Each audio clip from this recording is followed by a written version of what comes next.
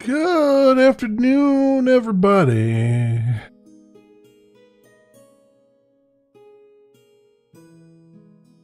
It's Sunday afternoon, my friends. And, oh, wait a minute, hang on.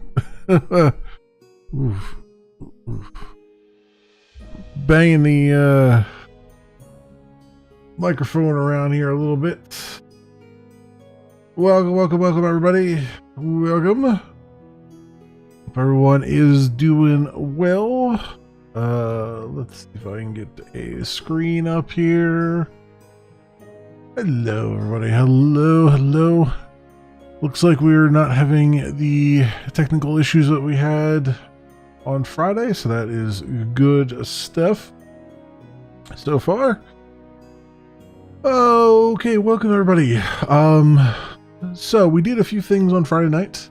We actually got our email templating system in place for most part.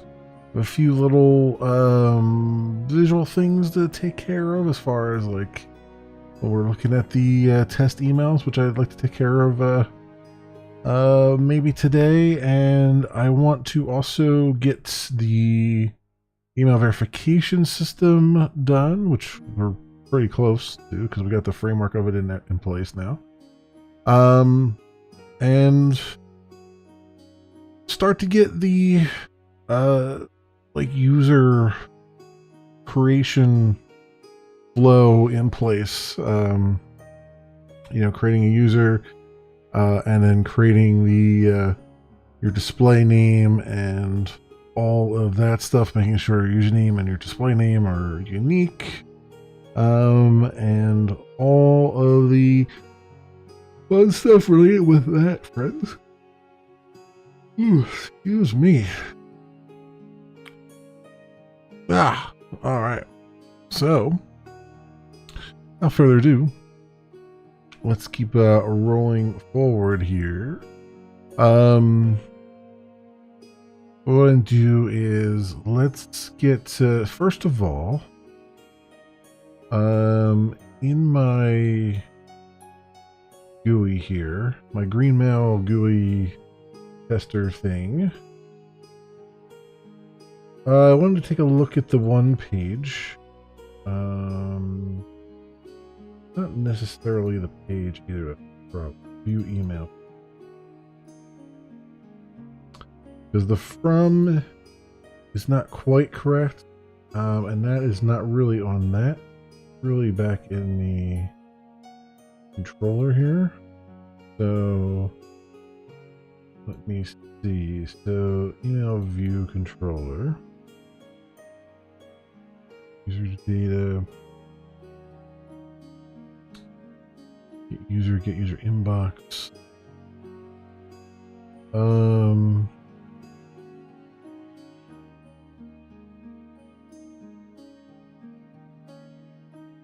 User email. So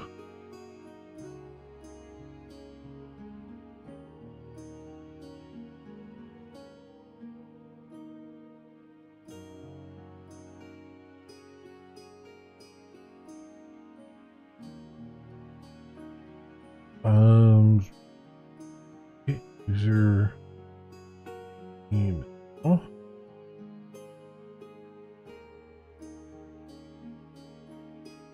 Inbox. Get messages.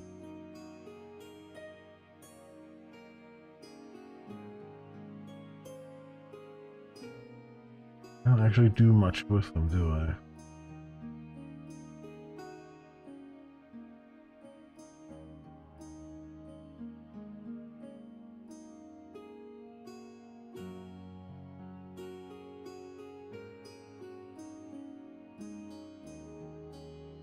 When I go and view email here, what am I doing? I'm looping over inbox messages.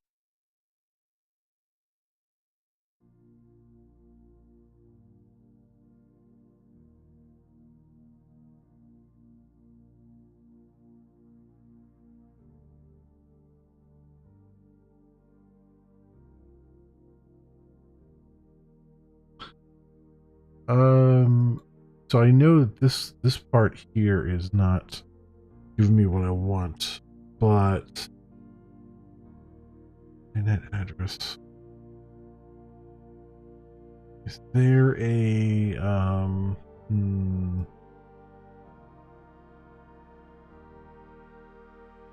Java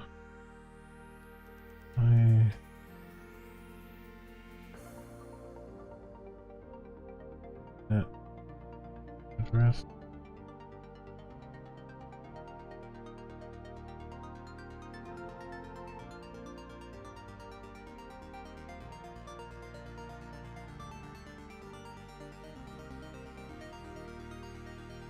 No, I thought it was a mail.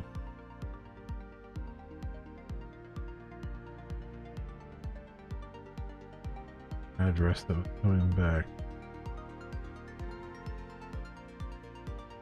Java.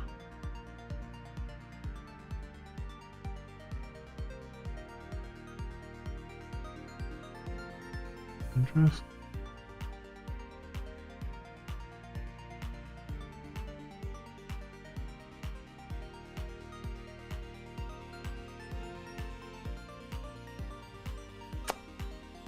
Not it. That is not it. All right.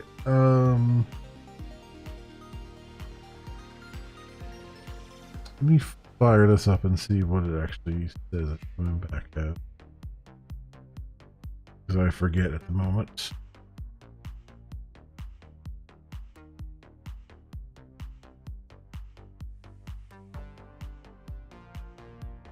I can try and actually see the from address rather than the object representation that we're getting right now.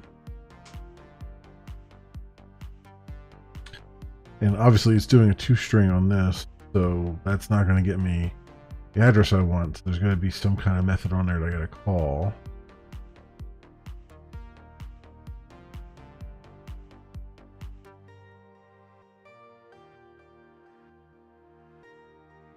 So we'll fire this up and do a test email again and see what I can work on this other side.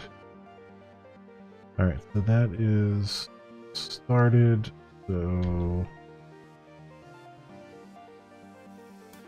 post 8443.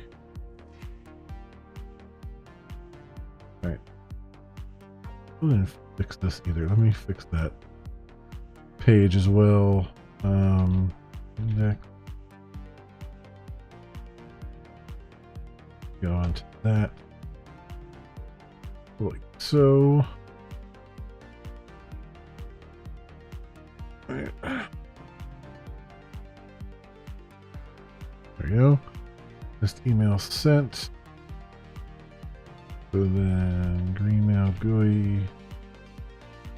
We have one message. Card of mail, internet address.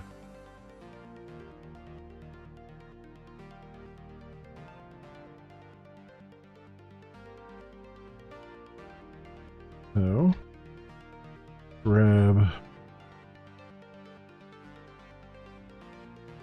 the Java doc for that and see what we can call on it. Get address. Okay, so if I say over here,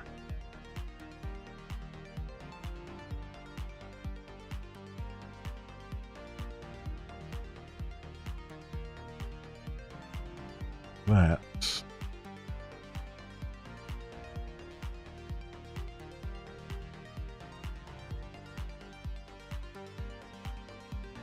didn't like that at all.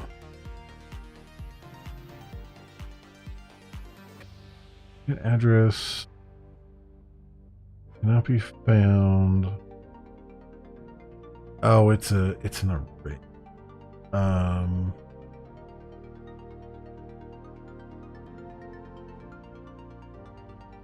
What if I do from 0 address?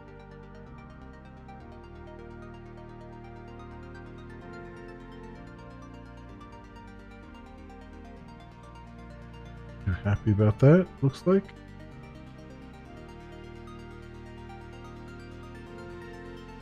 Accessing member address is forbidden. Okay. Get address.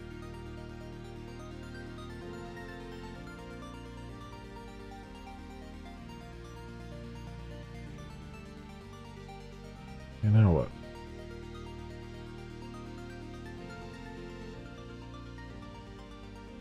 What is your problem now? Calling method get address. Forbidden on type internet address. And time leaf expressions.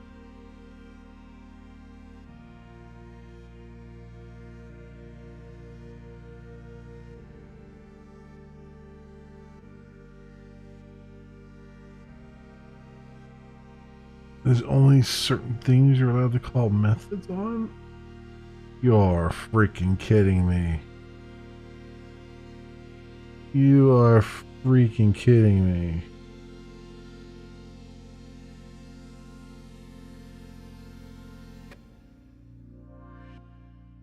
You are freaking kidding me.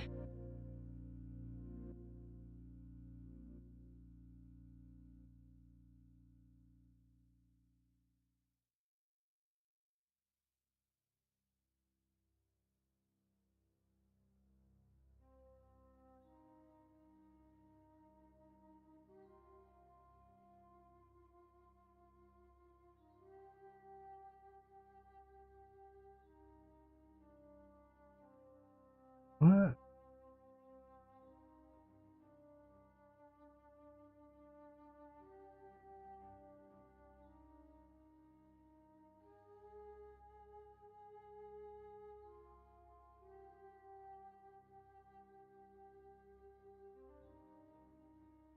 Map, remap. Okay, it's not what I'm looking for.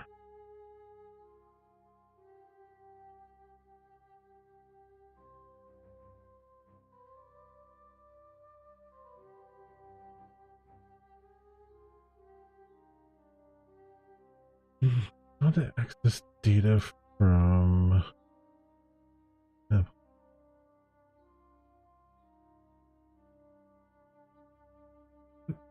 um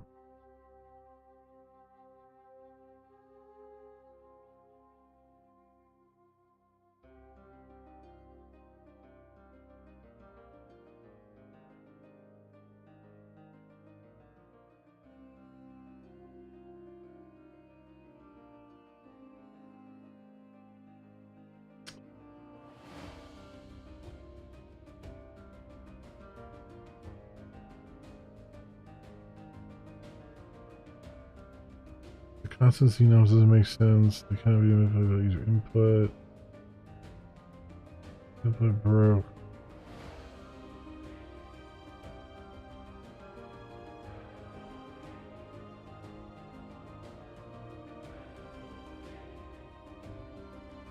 Each with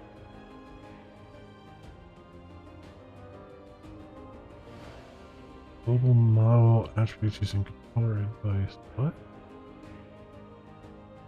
List.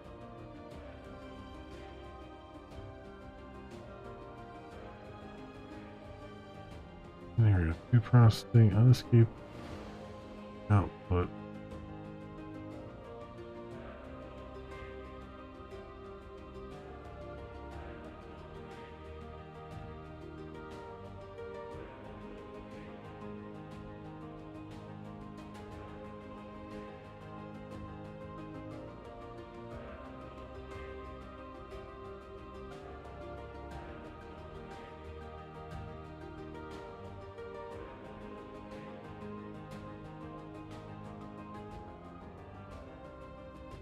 Series.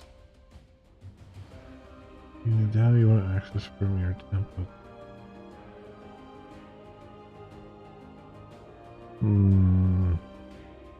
Okay, that's really terrible. The more I use ThymeLeaf, the more I'm thinking it's pretty terrible as a as a view could view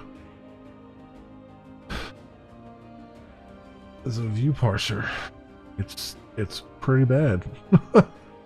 Which I guess explains why the Spring developers have been pushing it so bad, because it's terrible. Like, they literally had to get rid of everything else from Spring to force people to use this, because otherwise people were like, yeah, no thanks, I'd rather use something that's actually useful. So this is annoying. So message, my message.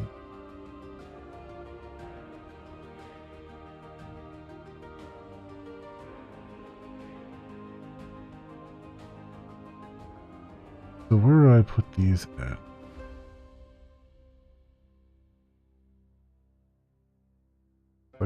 I'll get messages, set inbox messages.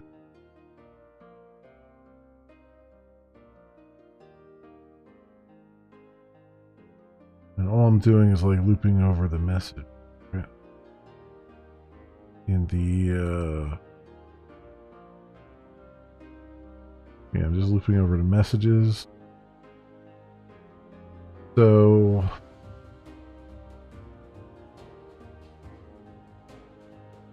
is there a is there a stored message? I wonder. I guess we'll look at what's on stored messages inbox.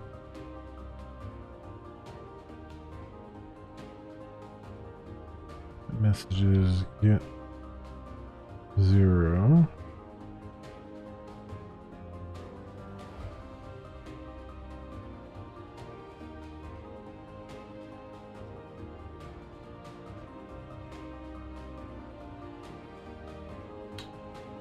Get my message.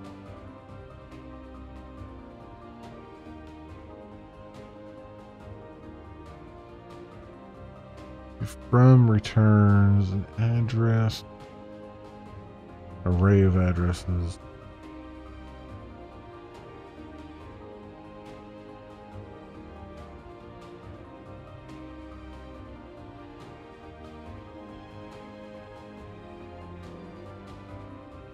Sender is the same thing.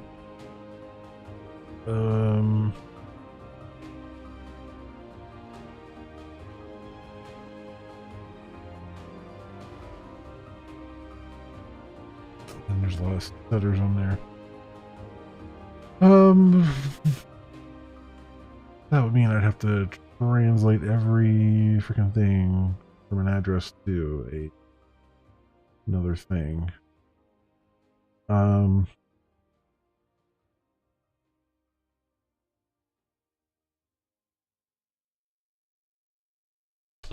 Or provide something on the model, I guess. So if I go here,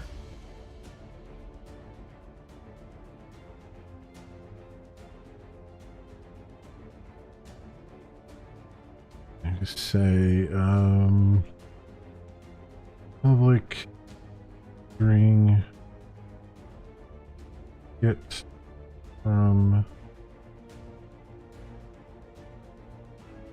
or get sender from address. And then pass in a address.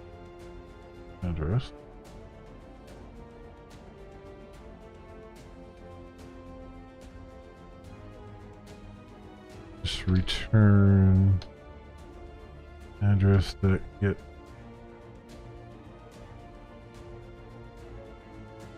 no.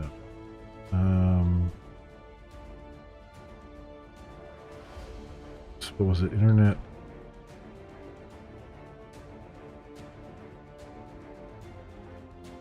address.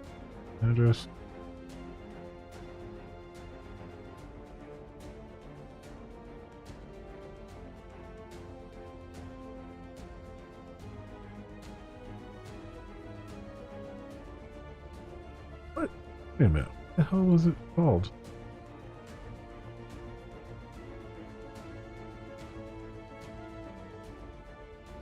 Yeah, it's called internet address. Not get address. There we go. Just get address.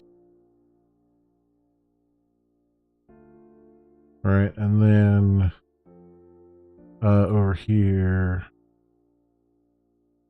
right there, that one's fine. But over here, we'd say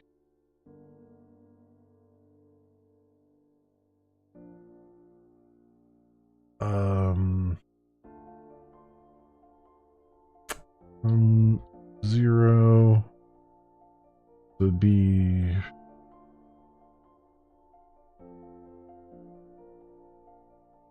user data dot from address.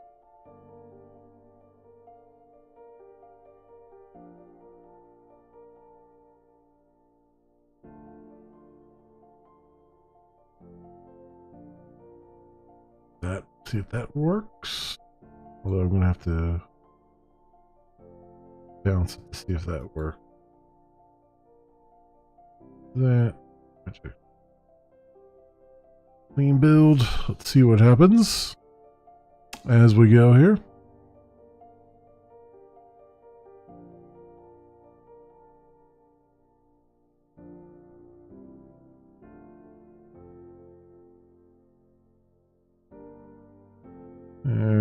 Okay.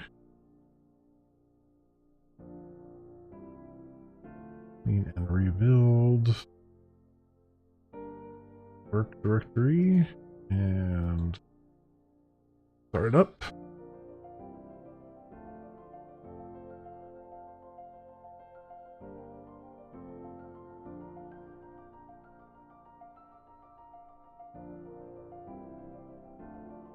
All right, good. Over here. The test email. Then back here. On that. There we go. Now it's showing from correctly.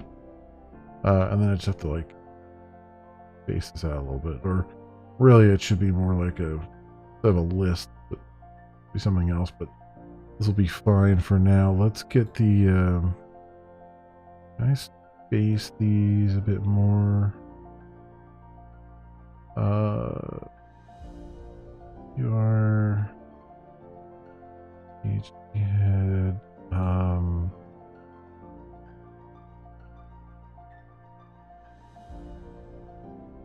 They're good. What does Bootstrap do with the table here?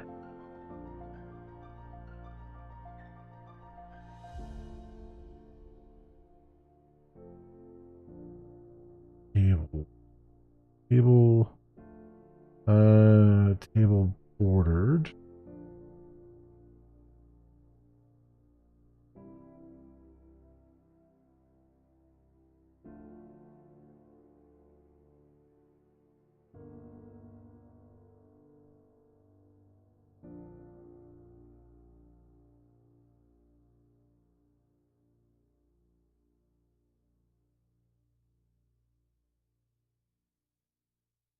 Group divider. Table group divider.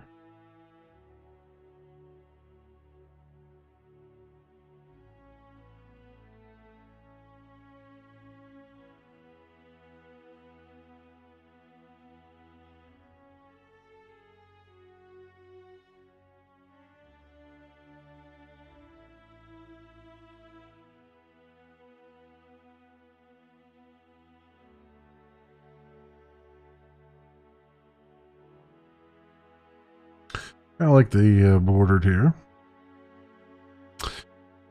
Hey, Nuaru. I am just kind of playing around with making like a Twitch like streaming service, basically. So, very, very early on. Just kind of getting the initial basics in place and taking my time with it. No real plans to do anything with it other than just put it out there and let others run with it if they want to. Straight table. I think I want to do table bordered. I think what I want to do.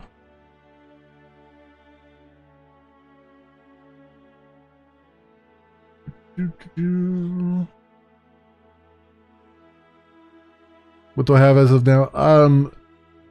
I have a home page. I have a home page, and I have I'm starting to work on like creating users. That's about it.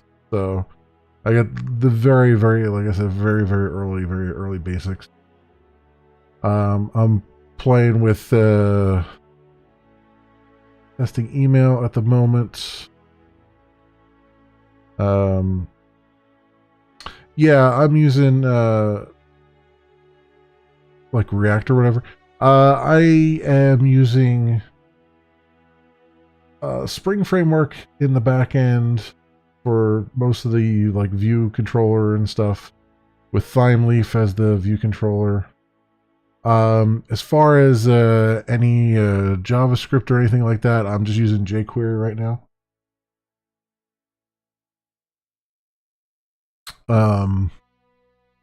So nothing too crazy. And I'm using Bootstrap for the layout. I tried using what was that other one I was using? Free something or other.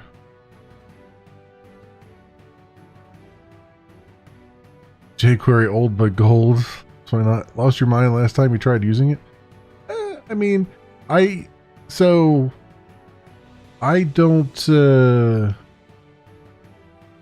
believe in having everything in JavaScript. Let's put it that way.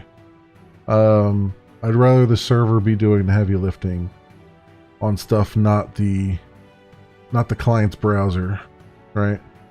So things like React and Angular and all that stuff, like where they're putting your MVC model directly onto the browser, just seems like a recipe for disaster, because you're relying on people's computers to be halfway decent to run your website at that point, you know? Do I program as a job? Yes. I am a Java programmer, full stack, by trade. I've been doing it for about 20 years now. So I've been around the block a little bit. And yeah, some of my skills are a little bit old school, but from what I've seen, everything comes back around again. Everything's circular, cyclical, you know. Everything that was old, someone rediscovers and says, "Oh, look at this. This is fantastic." And then you're like, "Yeah, we used to do that 10 years ago."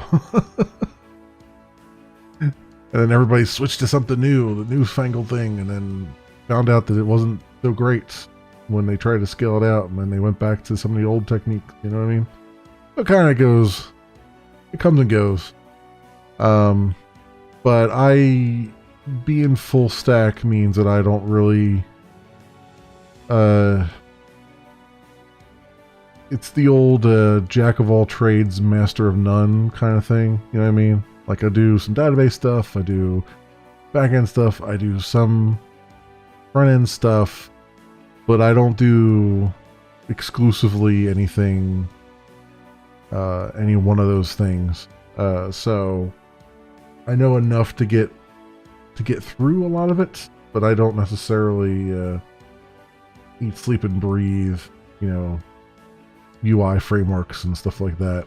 Mostly because I don't need to. It's like one of those things where it's like, I need the page to work, and so you use the tools that you need to make the page work.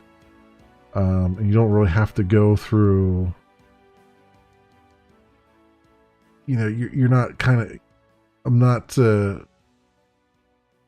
I'm not gaining anything from having complicated UI frameworks necessarily, right? It's you have a server, use the server. The servers can scale, clients can't.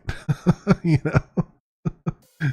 So that's the way I kind of look at it. Not to say that there's anything wrong with using like React and stuff like that. I just have never encountered a reason to deal with it. And jQuery, despite its age, it gives you just enough sugar to want to use it over just plain JavaScript. Although I know a lot of people who just would rather use just plain JavaScript for everything too, so you know, it works. Yeah, I mean it's a thing. It's a bit of a shortcut, but not much else, you know.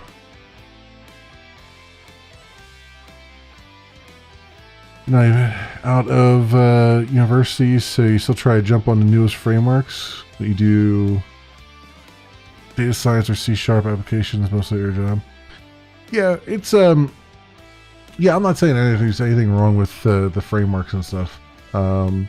Especially if that's what you're gonna like specialize in. If you're gonna do like mostly UI stuff.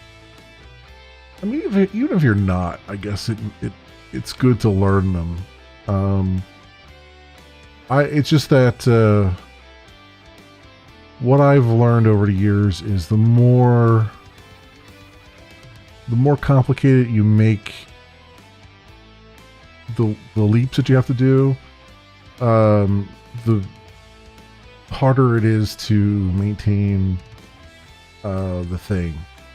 Like I worked for a company years ago that used Flex, so it was Adobe Flash for the UI stuff, and you know, it was fine. It worked good. You know, it had all the widgets and everything you needed, but well, we all know what happened with Flash. You know what I mean? Like when the internet moves on, they take no prisoners, right? And so you end up with a lot of this. You end up at some point going, all right, well, now what do? We have to change everything in order to stay up to date. And it's just that's the way it goes, right? With the UI stuff in particular, there's been probably the most upheaval the last 10 years, right? It's like constantly introducing new things, different ways of, doing it, different ways of modeling. You've got your full page apps, you've got this push for serverless stuff now, and it's okay. It's certainly keeping a lot of people busy, and it's keeping a lot of people employed. But I wouldn't say I have not seen a tectonic shift, right? Like let's look at the serverless stuff for a second. In theory, it sounds awesome, right? Because we're not paying for any servers. Everything just runs, from everything just runs from the client and all this stuff. But with the shift to cloud and everything, it's just, with the shift to cloud and all that stuff, it just kind of, it makes things, I haven't seen anyone going, yeah, let's now get away from cloud again and go back to hosting our own servers, and let's make it so that we don't have to host our own servers at all by going serverless and stuff. Like, I feel like something else has to happen in order for that revolution to actually make sense, that kind of thing. Maybe mobile, stuff. You know, everybody suddenly switches to mobile and nobody does PC stuff anymore. I don't know. Something like that. Why don't I create groups for these tabs? I probably could, but to be honest with you, I open and close so many tabs. At the end of the day, I'd be spending more time grouping them than than when I use them. Like I open up 20 tabs to do queries for like one thing, and then eventually at the end of this, I'll end up closing all of them and getting back to something else. You know, and some of these are just things that I leave here just as notes to myself that I got to get back to. So yeah, I'm one of those guys that just has messy browser tabs all the time. You know what I mean? That's the only, there's no grand scheme behind my madness. It's just plain madness. You know? It's just pure madness. And this happens a lot. It's funny too, because everybody, my colleagues and stuff, whenever they see my computer, they're like, how do you deal with all these tabs? I'm like, I use them, and then at some point I'm like, hey, I should probably get rid of some of these tabs, and then I clear out like 20 of them. You know? and then 2 days later I'm back to 50 tabs again. You know, it's just, you know, what can I say? How many tabs can one have open to Stack Overflow, right? What can I say? I'm a tab junkie, because I'm always afraid that I'm going to lose something, and then I have to go back through the freaking, either through the history, browser history to find it, or bookmarks, and like navigating the browser history has always been a pain in the butt. Like if they would do browser history better, I'd be less inclined to leave things open until I'm sure I don't need them anymore, you know? You just close the whole browser, too much effort checking each. I hear you. There comes a point where you're just like, you know what? Just get out of my life. And then you're just like, clean slate. All right. Yeah, and what's funny too is I'm surprised they don't have this, but they do have it. You can say like close tabs to the right and stuff, which is something I have used. This here is something I use in Eclipse all the time, because Eclipse is another one where I'll open up a file. Like I got 18 other things that are off the screen here, right? Like just from me just navigating through files, I just leave them open. And then at some point here, I'll just go and say, all right, close all the others and just make them all go away. Once I get to like 30 or 40 here, I'll end up closing everything and starting fresh. It's just the madness of my brain. Why do I even keep these open is a good question, because all the time I'm going Control Shift R, and I'm just opening resources that I already have open. So what is the utility of me keeping them open? Nothing. It's just I'm a messy person. I am a very messy person.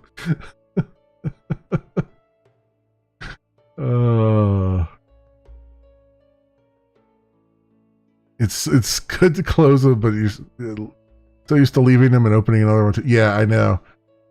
And what's funny too is, like, I have the one that I keep open the most is the externalized messages here, for obvious reasons, because, you know, you're doing something up here and you're like, oh, I need another message, and so you add it down here.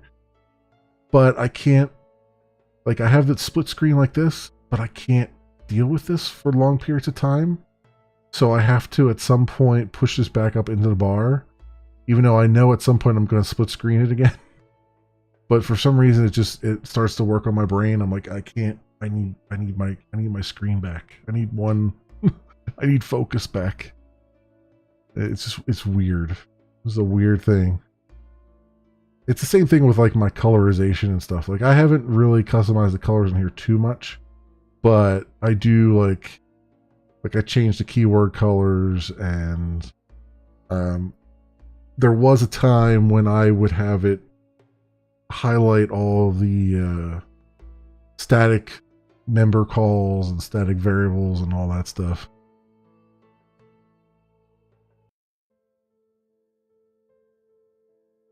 So you usually go for understanding when Googling some kind of code, or you just try to get the immediate problem done and just copy paste everything you find.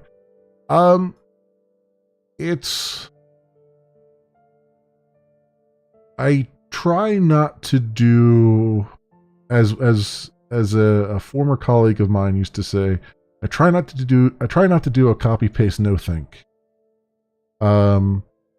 Because you're likely to copy something either that you don't need or that's not quite doing what you need, but you have it there, and now that it's there, you're afraid to get rid of it because things are working, right?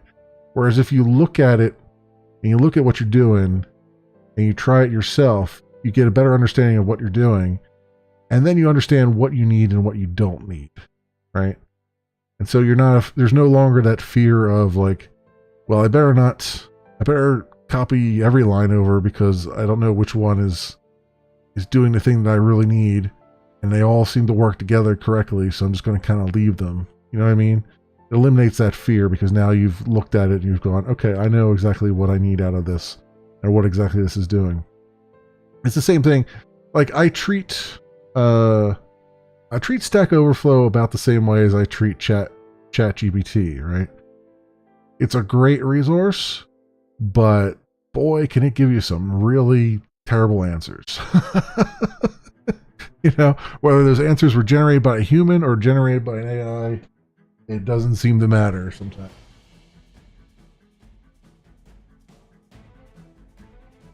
Sorry, just checking my bandage there. Still on?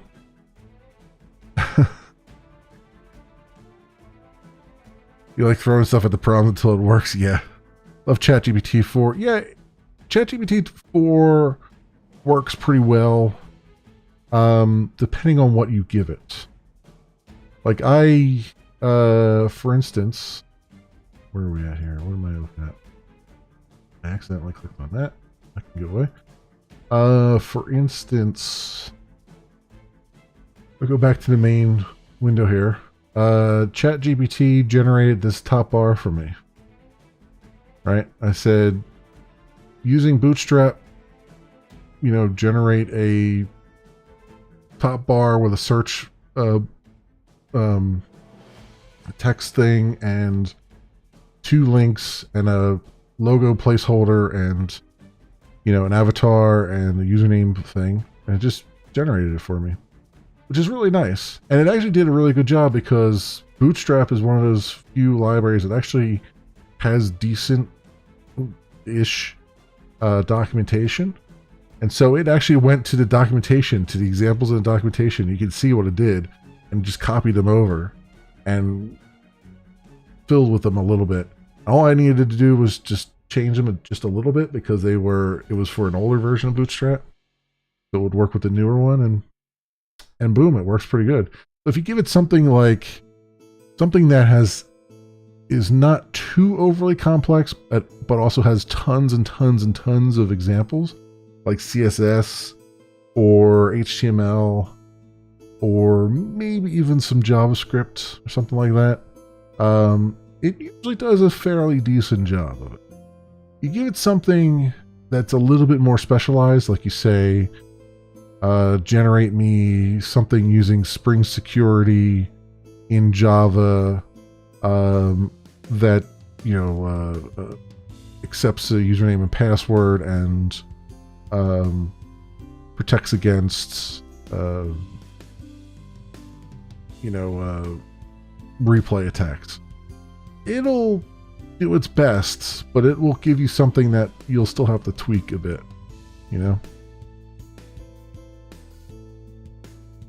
Prompting has a learning curve as well, for sure. Why not upload this series on YouTube? It is. I'm streaming both to Kick and YouTube. This entire the last 14 episodes are out on my YouTube right now. Memory Leak Death ReallyGeekDeath.tv. Actually, I think I have a thing here. ReallyGeekDeath.tv/VODs. Let me see if I got this working. Does this work? There we go. That works. Boom.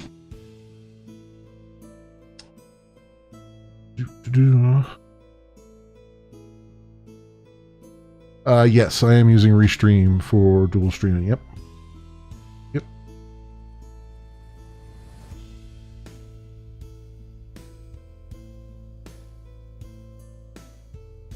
So that first link is my main YouTube, which doesn't have any of this on it, unfortunately, because that's the one where I edit things, and I've fallen behind on that. But the second one there, the VODs link, is the one that has all the live streams, including the current one that's going on, and it should all be in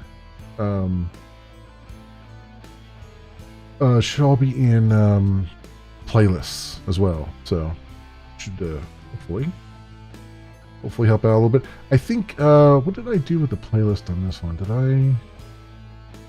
I start a new playlist for this one, or did I?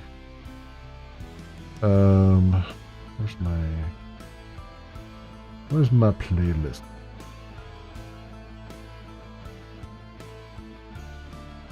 Did I start a new one for this? I think no, I have. So my software development playlist has 81 videos. It's got not only this series, but it has when I was doing stuff for Glimish as well, which is another site that's going out of business at the end of the month.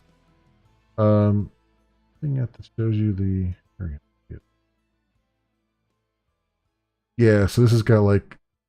So this has Elixir stuff in it too, from when I was doing Elixir for Glimish.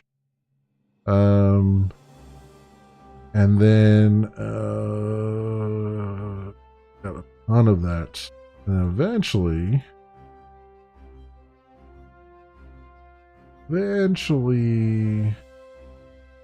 you'll get to yeah, here we go. Going a streaming service. Maybe I'll add these to a different playlist as well, so that they're easier to get at. But yeah, this has got like literally all of my development stuff that I've done streams for, at least. So that's where we're at with that.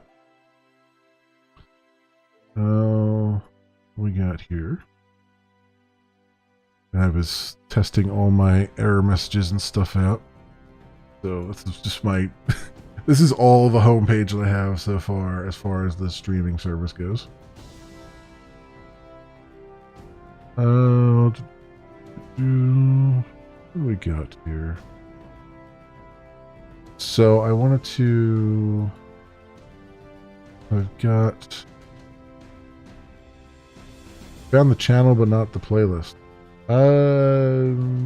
Should be software development. Let me see.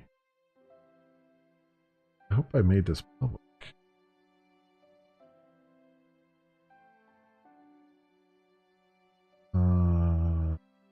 Should be. Yeah, it is. Let's do.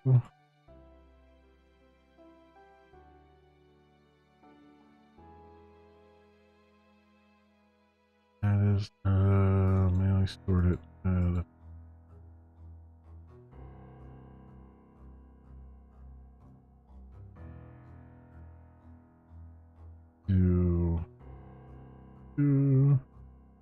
Where was the,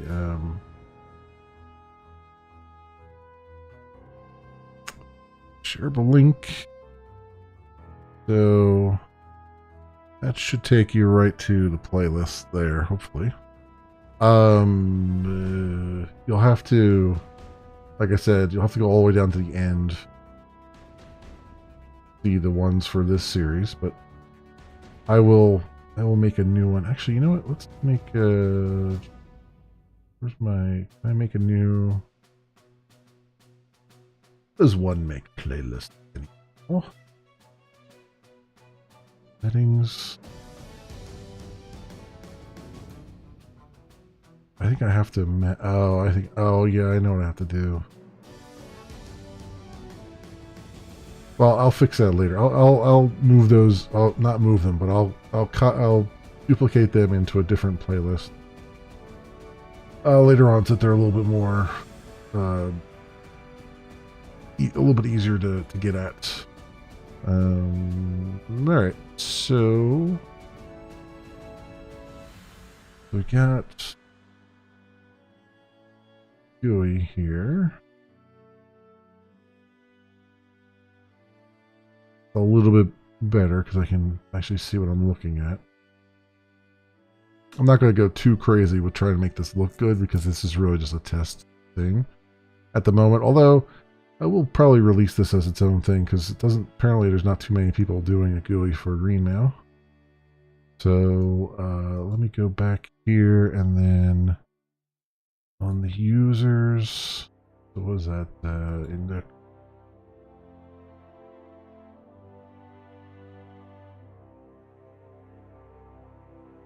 GUI to table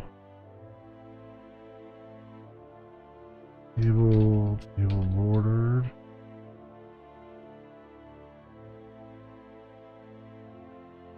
Right, and hopefully that will look better. It would be nice to show this clickable.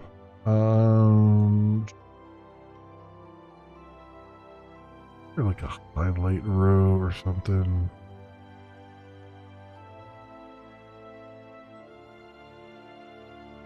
I guess I'm not too worried about that at the moment.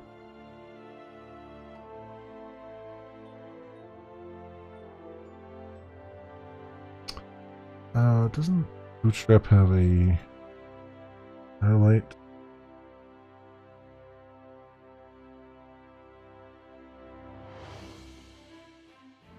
I guess I can apply a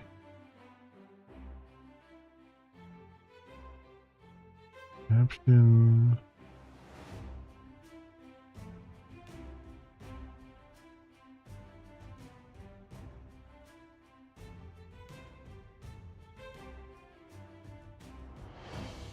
Table highlight a table or row still. Oh, table act. Table act. Okay, so when I roll over it,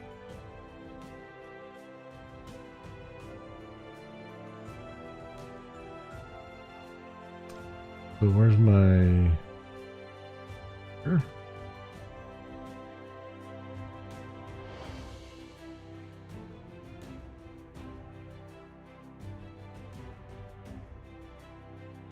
Selection. That's on click. I do. Oh, Biter Bundin, what technology stack am I using for the project? I am using Java, Tomcat, and PostgreSQL as a database. That's my tech stack right now. I'm currently running them on Windows, but in reality, it would be more of a Linux operating system thing. I will at some point. I want to learn. I've never done anything with. God,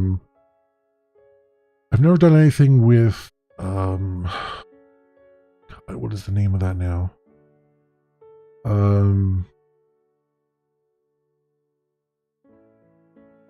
Docker. I haven't done anything with Docker, so I do want to set it up so that it can be like deployed via Docker and stuff like that at some point too.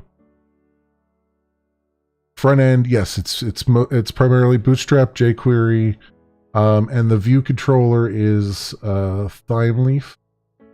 For the so I'm not doing JSPs, I'm doing ThymeLeaf for the HTML stuff, which is this guy here.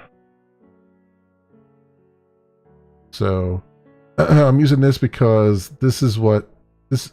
So Spring Framework, which is what I'm using to do all the model view controller stuff, and the web services API and all that stuff. They recently, within the last 2 years or so, they had a bunch of different view controllers that they supported. Flyleaf was one of them, and I think there was a bunch of others. Velocity, a few others. And they kicked everyone to the curb and just went with these guys. So this is like the only one that's kind of officially supported. The other ones have their own support they now have to maintain. And so I thought, well, I'm not, at work, I use Velocity, and Velocity is great. It's really good. It's a lot easier to deal with than this thing is.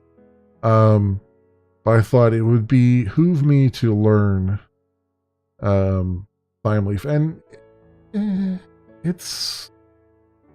it works for the most basic of things. But as soon as you try to do anything even remotely complicated, it starts to be a real pain in the butt. So, but yeah, no, jQuery is my go-to for the front end. You can see I'm already using it up here, just because it's pretty simple to throw in there. I don't plan on doing anything super complicated with the JavaScript. The way I generally do websites and stuff is most of the heavy lifting is done on the server side. And the UI is just kind of there as a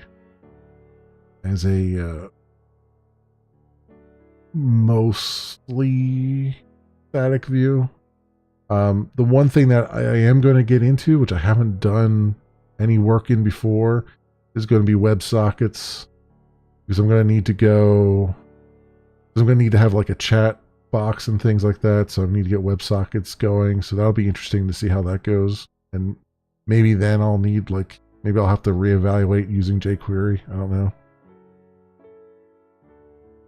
What drove me to use Java as the backend as opposed to Node or even Python? I'm familiar with Java. That's really the only reason. I could have learned Python.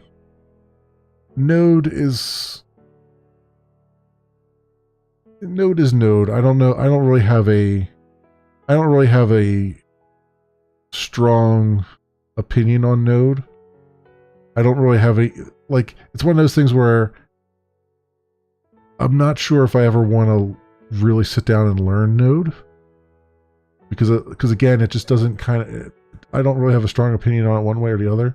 I think of the two, if I wanted to learn something new, which eventually I do want to learn new stuff too. I mean, I learned Elixir on stream, so I mean that was kind of interesting.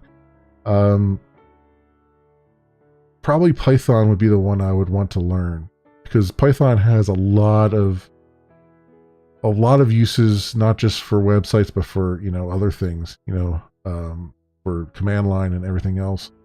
And I know of a few companies that use Python in their web stack. Like they use that as their back end go-to stuff. So I find that kind of exciting. You know what I mean?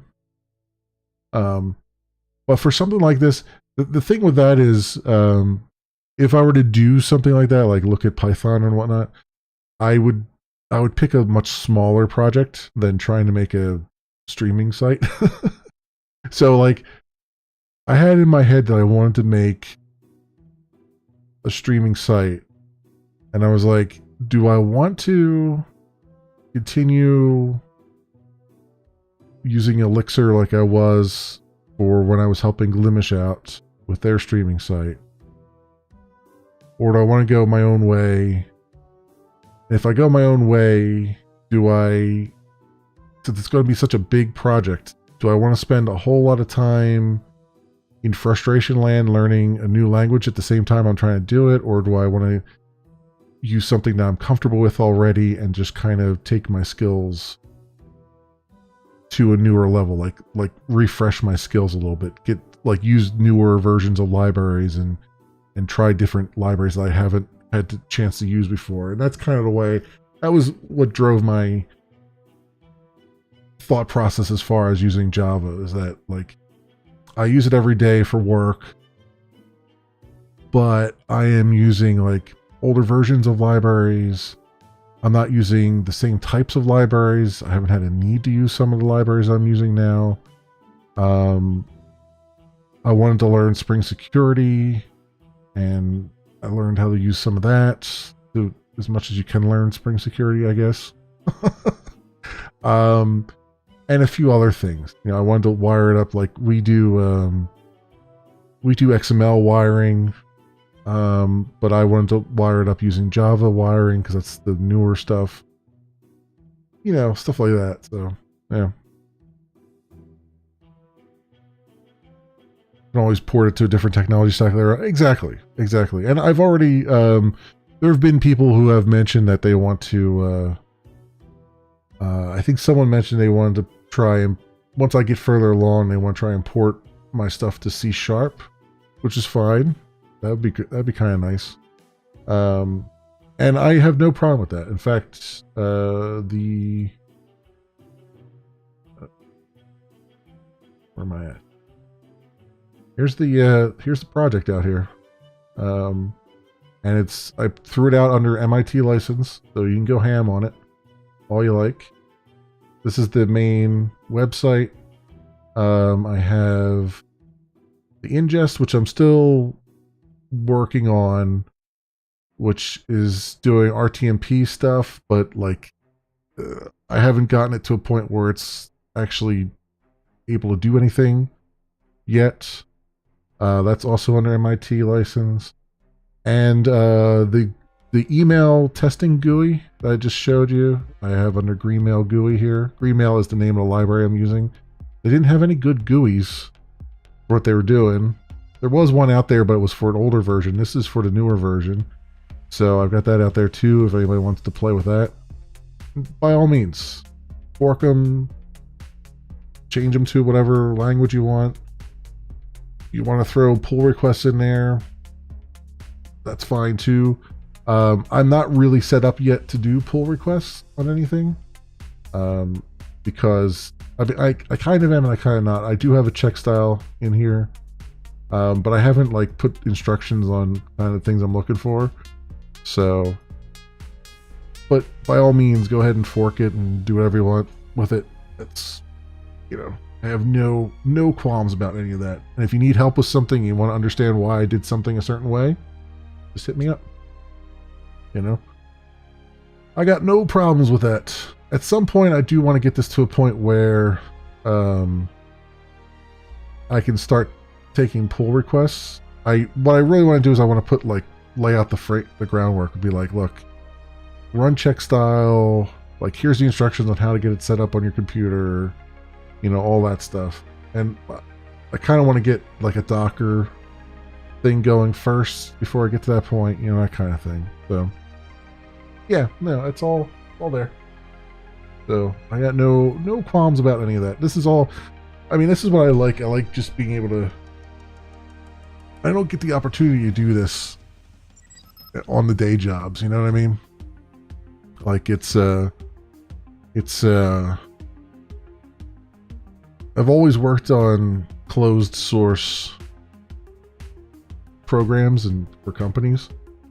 So it's been the last 6 months, 7 months, whatever, has been really cool to be able to just kind of sit down and just do my own thing and have a stream where I can do it. Like, just sit here and code, you know? It's kind of nice. Get some stuff done here and there, but mostly it's just to kind of chill and chat, you know? So I'm not under any like I'm not under the gun to get like a deadline done. You know, this is just, it gets done when it gets done. If I get nothing coded someday, I get nothing coded someday. No biggie.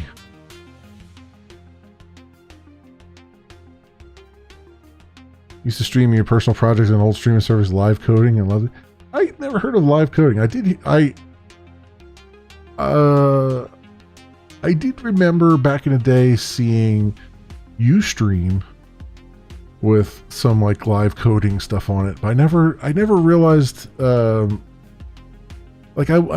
it's funny because I looked on Twitch a few months ago and I was like, I wonder if there's anybody really doing anything under the software and game development category. And there was a lot of people under there getting a lot of views and stuff. I was like, oh, this is really interesting. It was cool. I didn't think anybody would, like I always shied away from it because I was like, it's kind of boring, right? It's like you're just watching me type some stuff in an editor, and occasionally there's some pretty pictures, but mostly it's just text in an editor.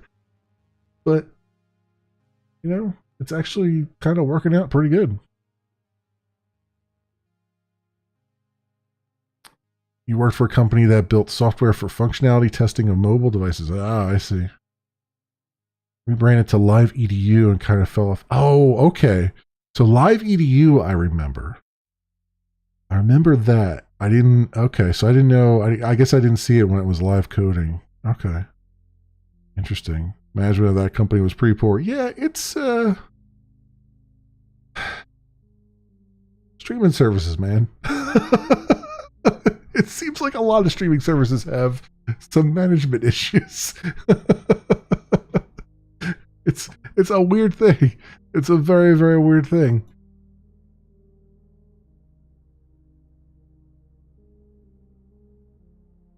Oh man, I don't get it. It's but then again, I don't know. There's a lot of that startup mentality too, I guess, where you've got a lot of people who are.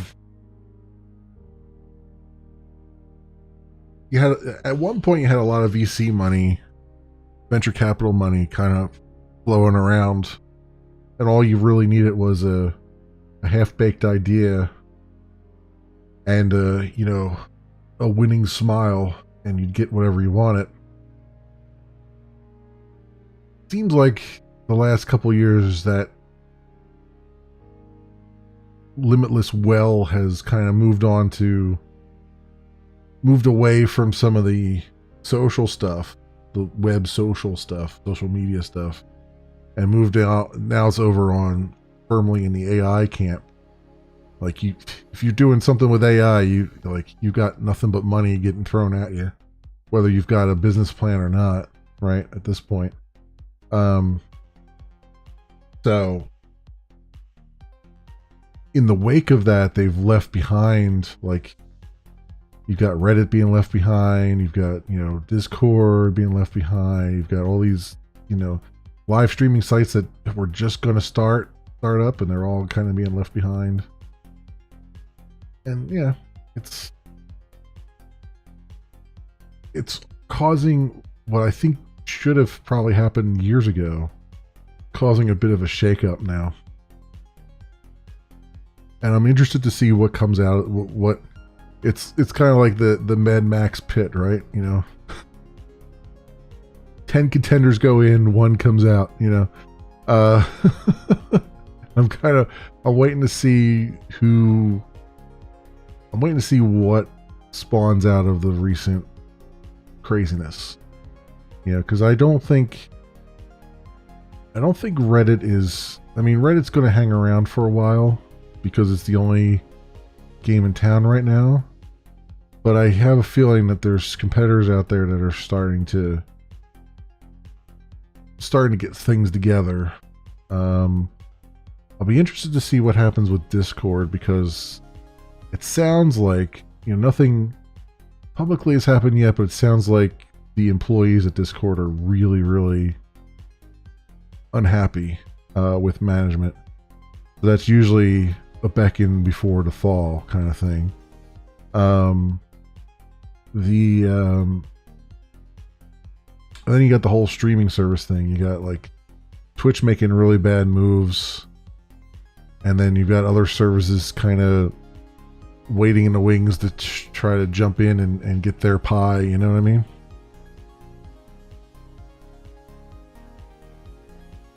Ton of stream services now, but it's always fun to see how long they can make it before they get greedy. Yeah. I'd like to think that it's just pure greed, but I get the feeling it's more fundamental than that. Like, there's a class of business person. There's a class of suit. Let's be even more acerbic. There's a class of suit that doesn't know how to monetize community, right? They see customers consuming data, but they don't see a community helping them make money, right? Instead of partners, they see just consumers, right? And so because of that, you're seeing this big disconnect between, you know, what the corporate says and what's best for the communities.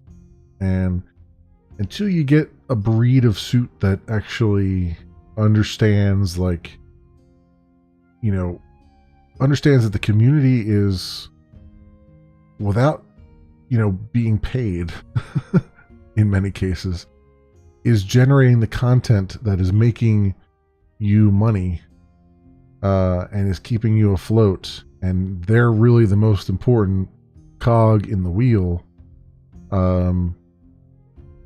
You're going to get these disconnects like this where they try to monetize out the wazoo and then forget that forget their core business, you know?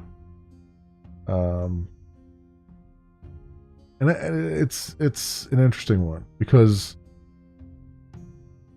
you know, not to say that what Kick is doing is going to work, but I think Kick is disrupting the normal. You know, you have those disruptors that come in and they just kind of shake things up a bit. They don't necessarily succeed, but they shake things up a bit and they make it so that others start to kind of run with some of those ideas and try to iterate and try to make something better that actually is sustainable. You know? Right, exactly. And I think that's the thing, right? Like there's no way in hell that Kick is going to make money doing what it's doing right now. But what it is doing is it's forcing a change down the pipeline. And I think someone else is going to come by, and, you know, I'm not saying that Kick couldn't be that someone else, but someone else is likely going to come by and iterate on the ideas and find a way to make them sustainable. And I think once you get to that point, then we'll all have something really good to celebrate, I think. But that's it's, who knows how that's gonna happen. Who knows where that's gonna come from, or why, or how. All I know is that I am a code monkey through and through. I'm not a spreadsheet monkey. I'm not a hashtag monkey. I'm not a PowerPoint monkey or any of those things. So I have no idea how any business can run in this particular environment and be successful. I just know code. That's all I can do.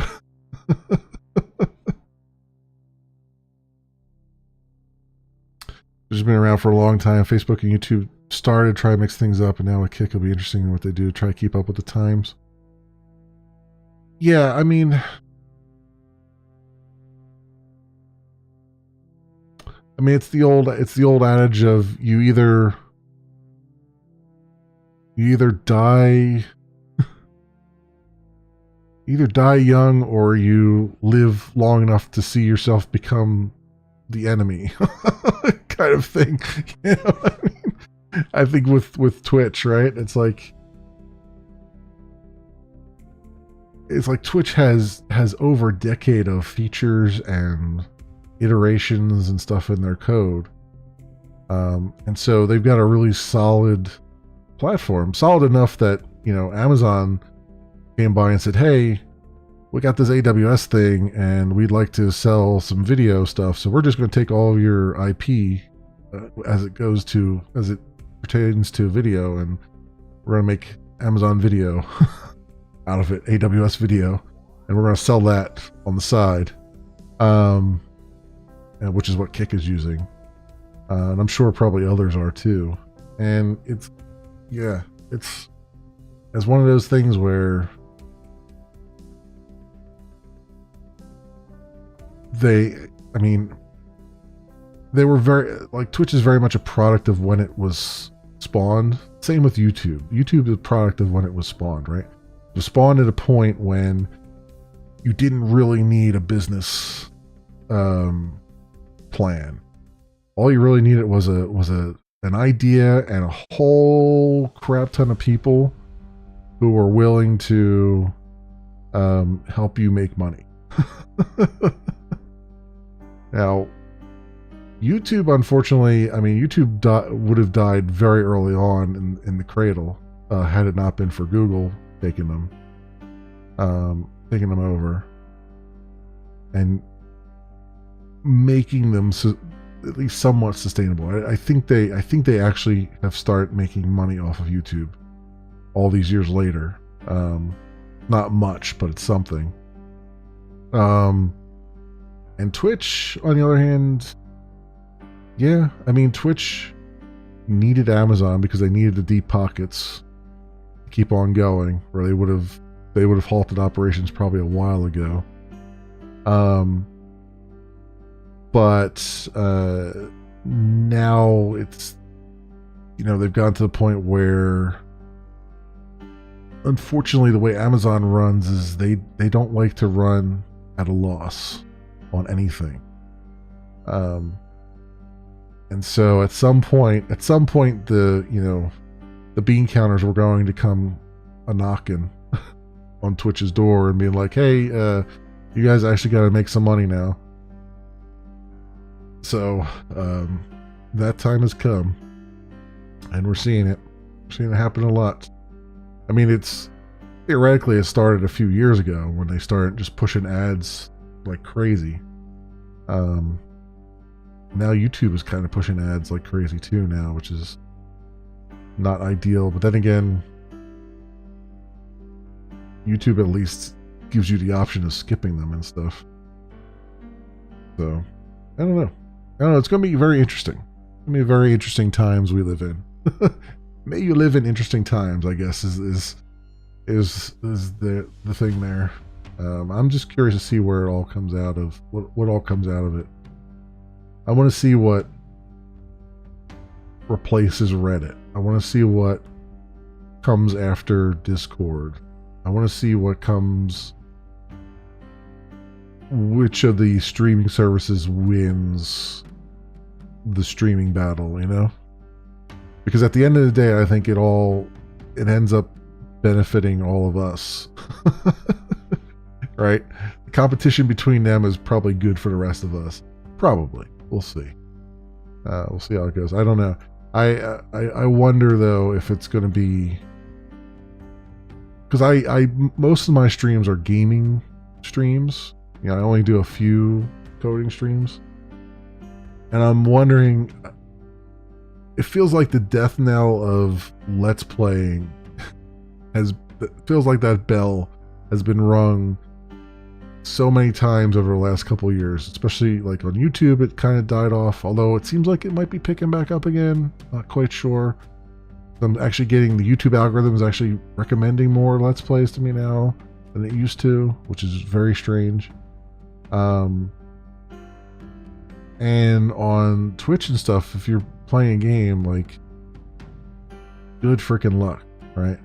But if you're doing like just chatting or you're doing something else, you have a better shot. So I don't know where the audience viewing is going.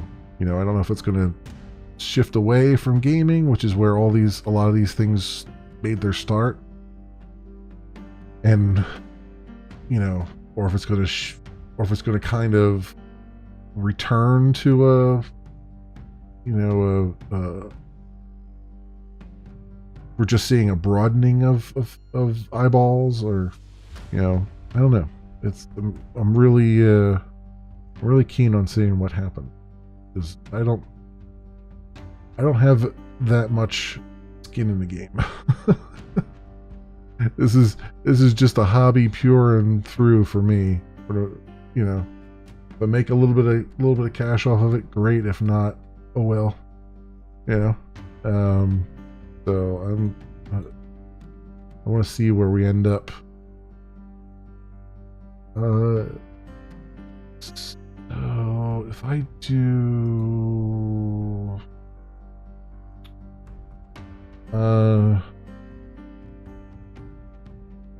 jQuery hover evil bro.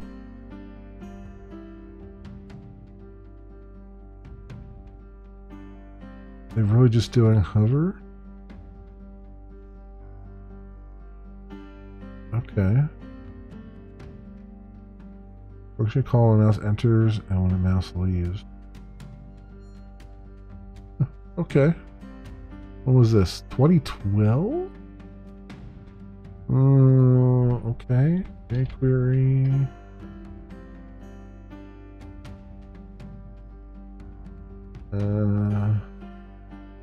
Make sure hover is still there. It is.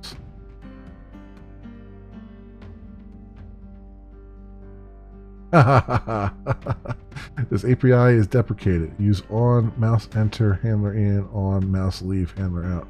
Yep, that's what I thought you were going to say. That's what I thought you were going to say.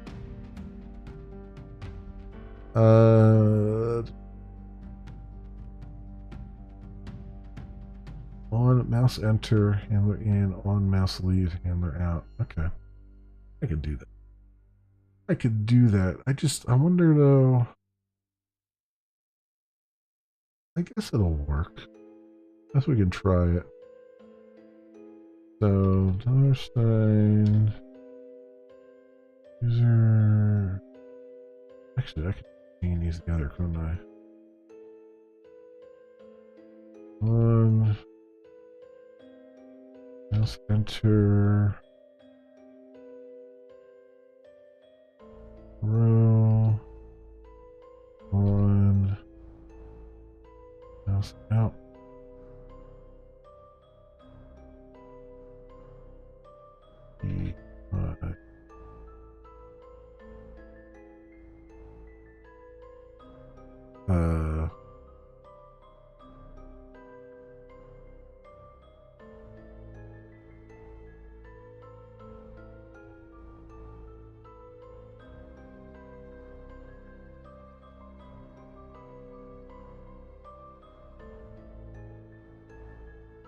I gotta find the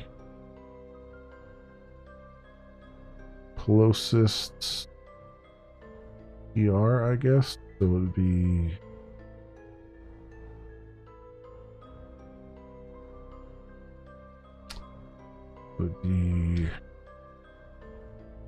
this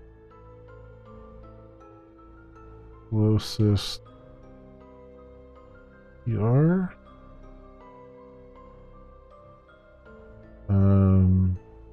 But add class.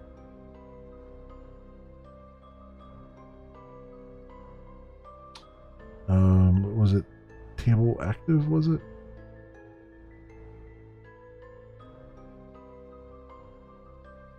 Table active.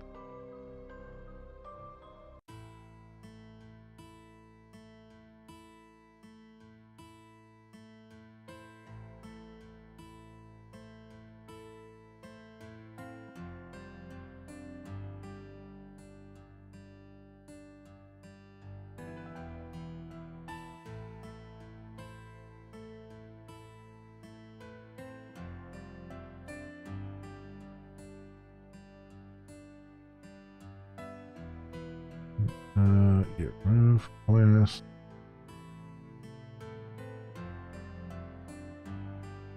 Active. Let's see if that even potentially works.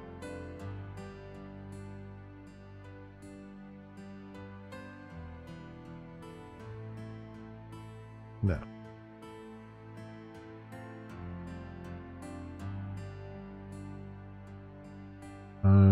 Oh wait, did it? It did do it, right?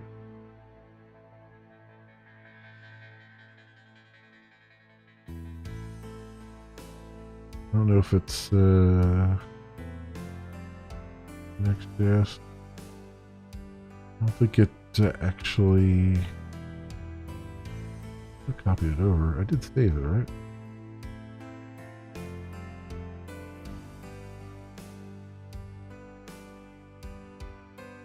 Is it not copying the JS files over automatically here?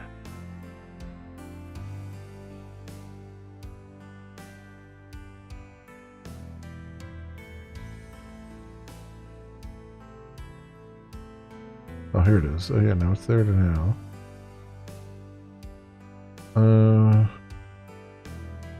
Let's see if these are even getting called. I have a feeling they are not.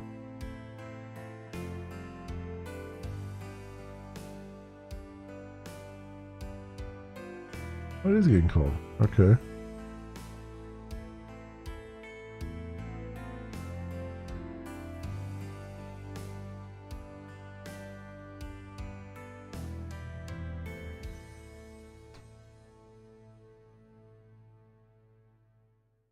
Closest TR add class. Copy. Closest TR. Let's see what.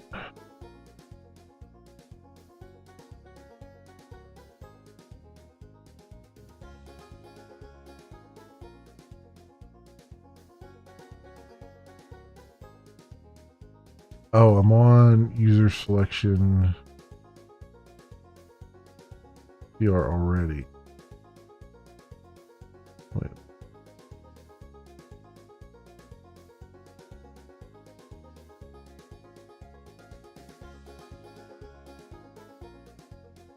Oh, I'm on here already. So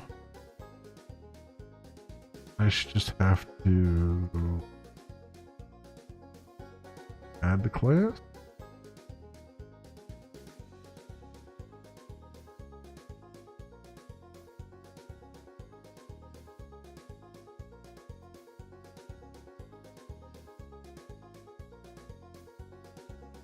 Which it did add there. It did add table act.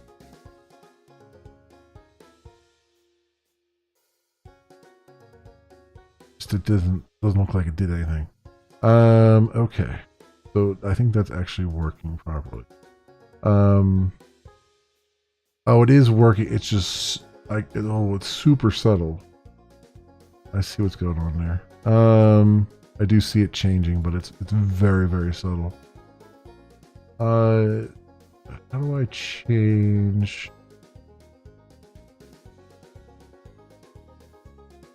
the table active color?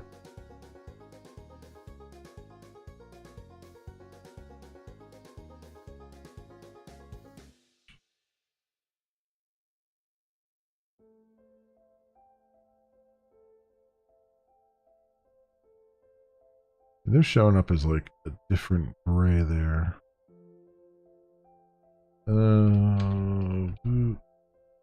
Bootstrap table active. Oh.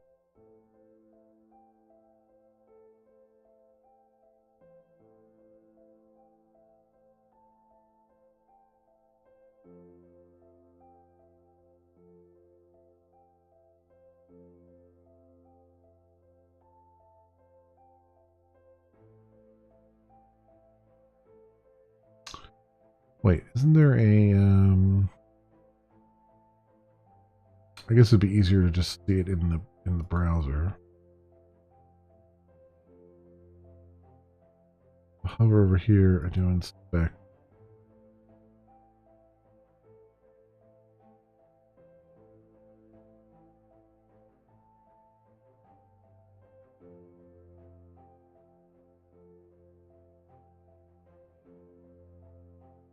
The table active.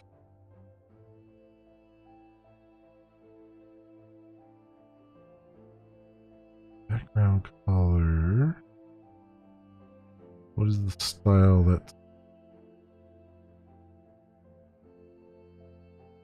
table border color table active BS table active color.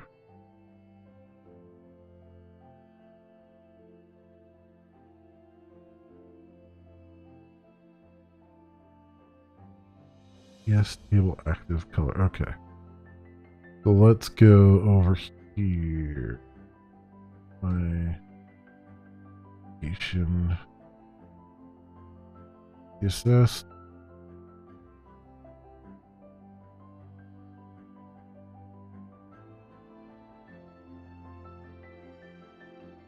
Yes, table active color.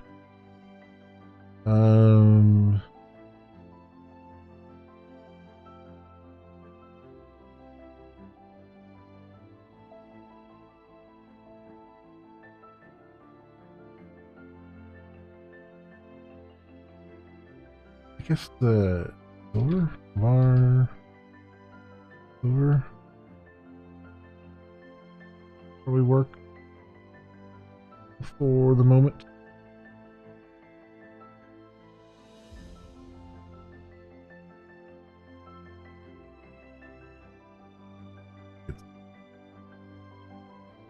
Load CSS again. Go here. That open.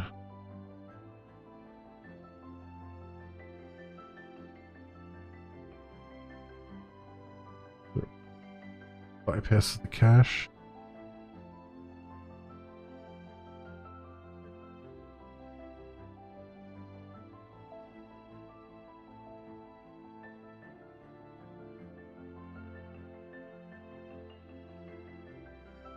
All right, where's the elements?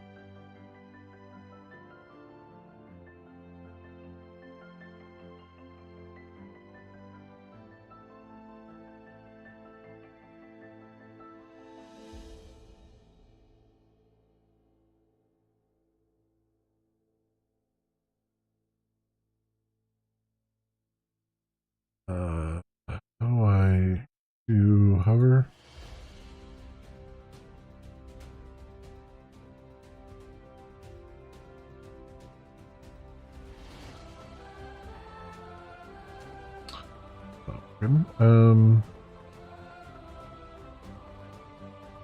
Just put our table active.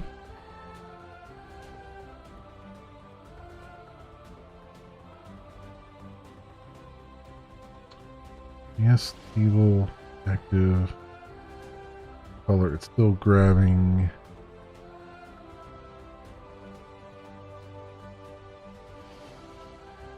That one.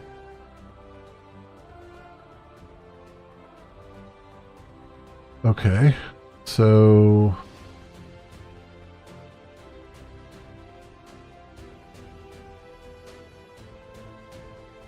let's see if I can get it. Let me see if I can force it to.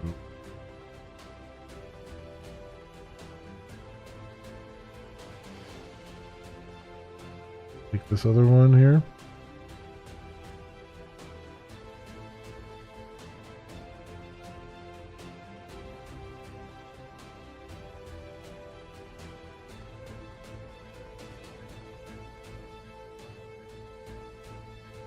Maybe.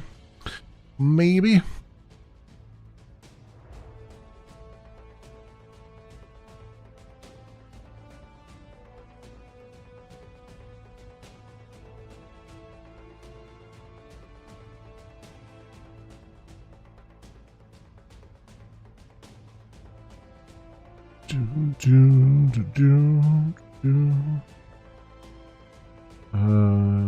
Okay. this up.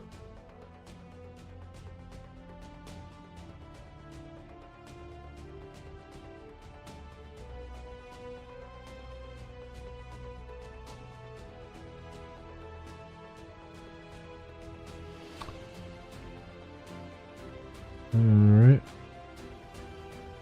I have nothing there right now because it restarted. Send test email.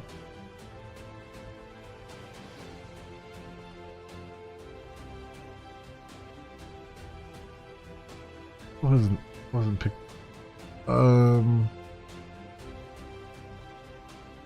Which is interesting.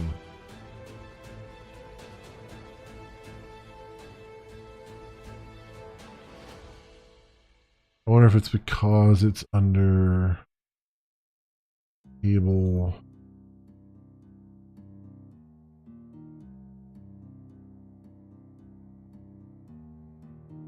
You know, like table bordered.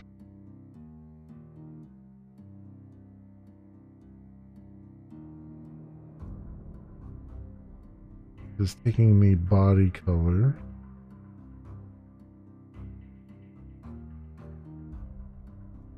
From root. Okay. That's why it insists on taking the body color for it. Which is why I can't override that color.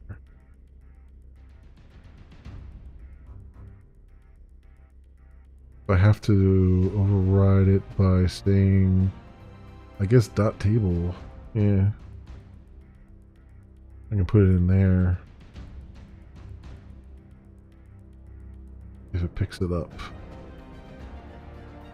That's...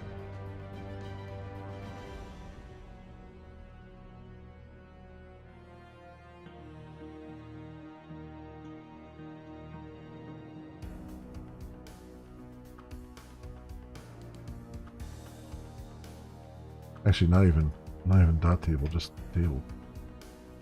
Well, no, I guess I better put dot. That'd be the class table. Yeah. Alright, let's see if that will override it. Okay, well, it's definitely a different color. It's not...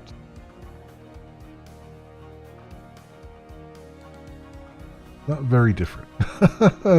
So... pick a different, I guess...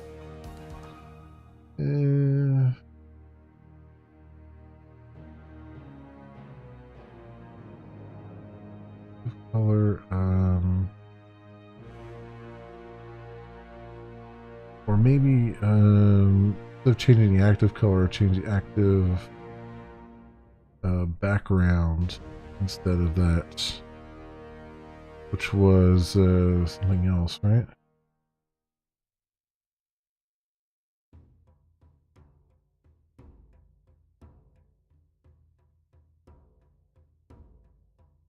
Table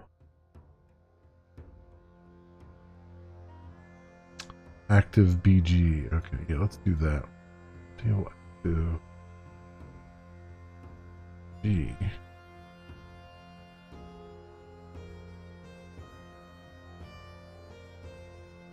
Okay, that's better.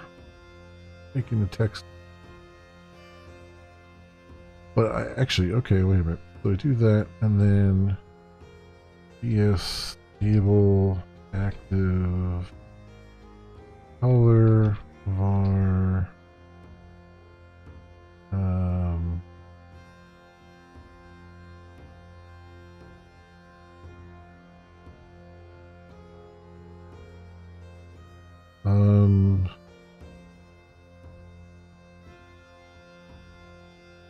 I guess just I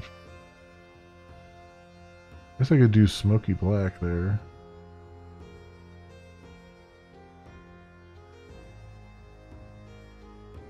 Smoky black.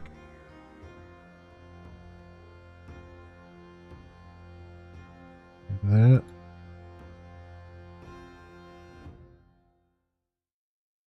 That works. I can see that's highlighted. Cool. This is not for naught either, because I can now apply those to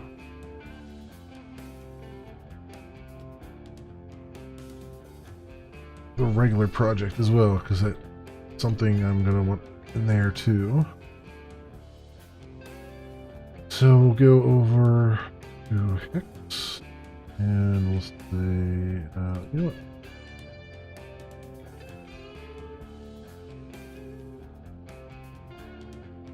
Oh. Cool. We got that worked out for both of those. For hovering. I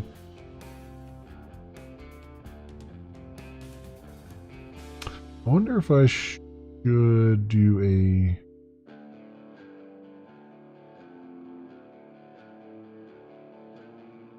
Yeah, you know what? Let's do... for a regular hex there, I'm not going to do it for the other one, I don't think, but for here...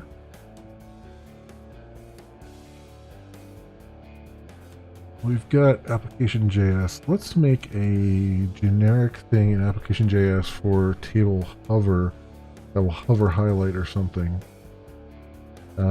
So we'll say $, table hover highlight on mouse over highlight row on mouse out on highlight row.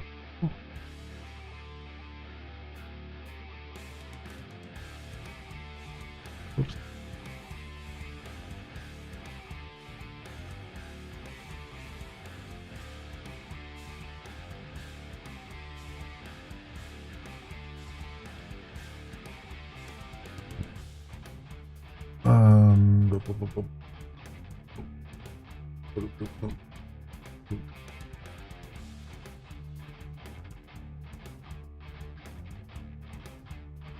In this case, I actually do need to do the closest DR, because these will be on top of the table.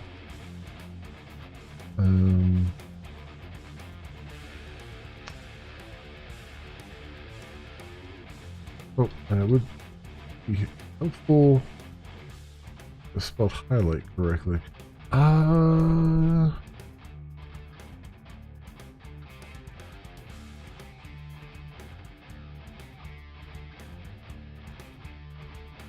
Actually, what I should do is target it here.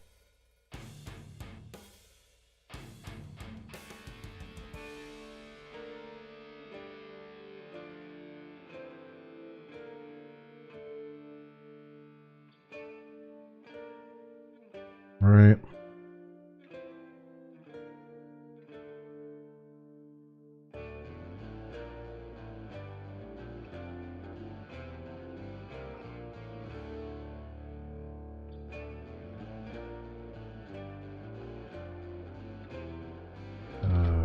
Table active.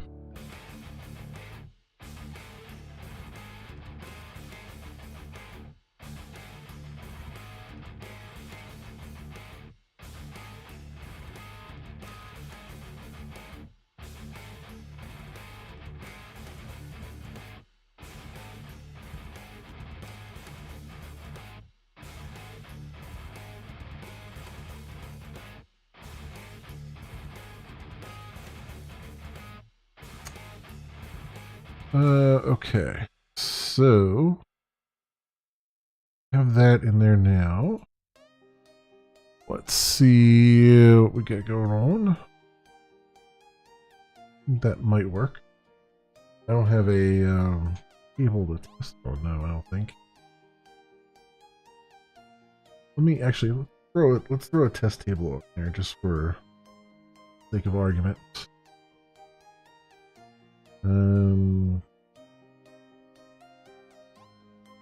And that for right now. Views. Index. Let's let's just see what we got here. We'll do.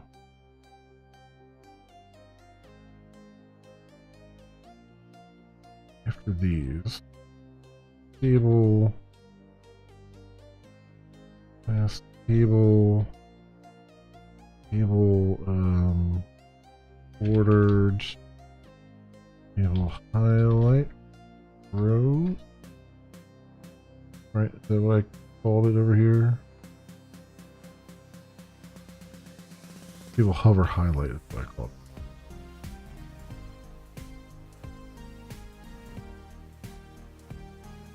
Highlight.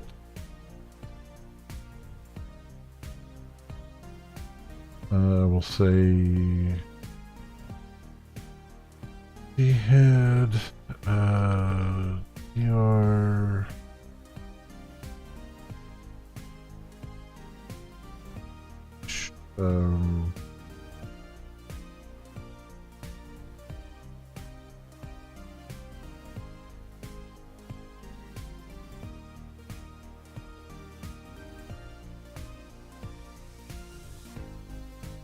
all right. Oh,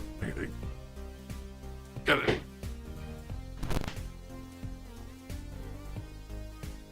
Some water here.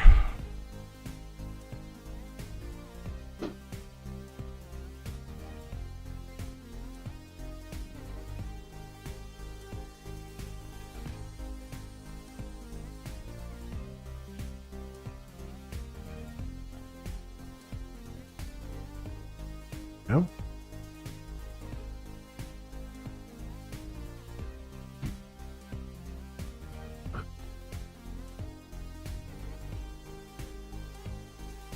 Trying to enforce a reminder to stay hydrated here.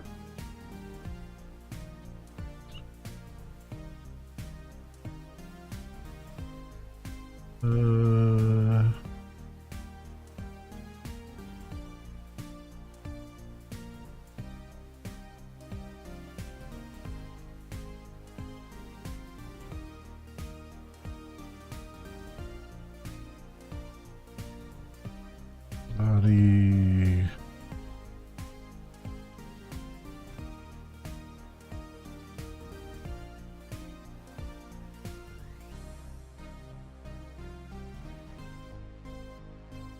One.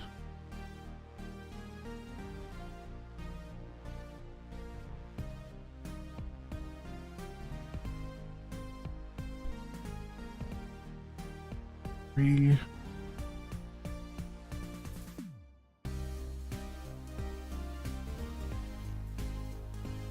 All right, and now I'll just cut.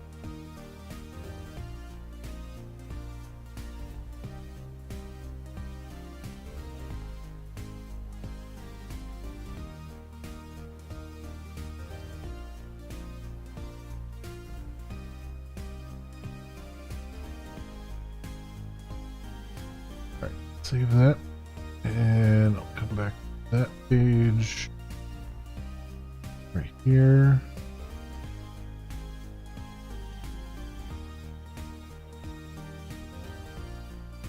Doesn't look like the over highlight is working.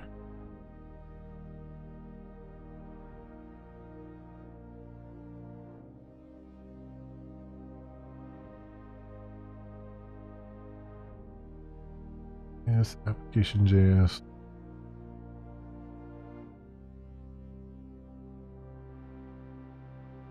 Highlight row. Highlight row.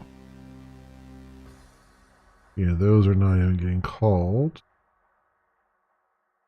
So likely it's my selector here.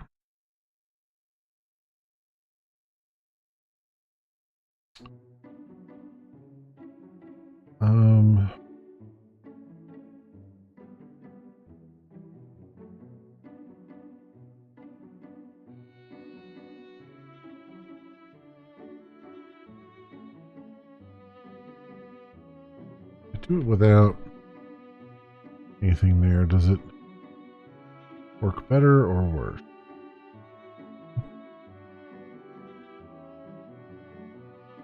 Works not at all. The answer to that.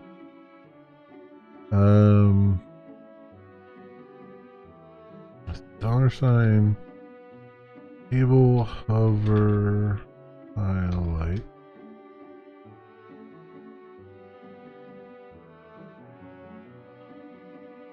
Find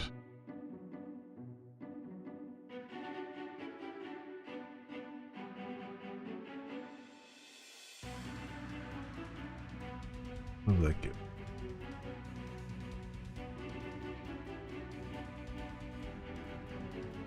It gets me all the table rows. Okay.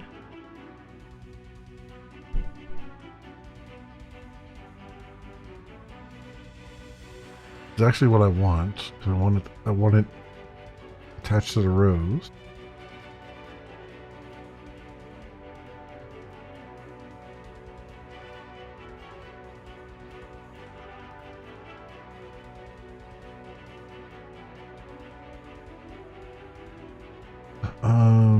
Hmm.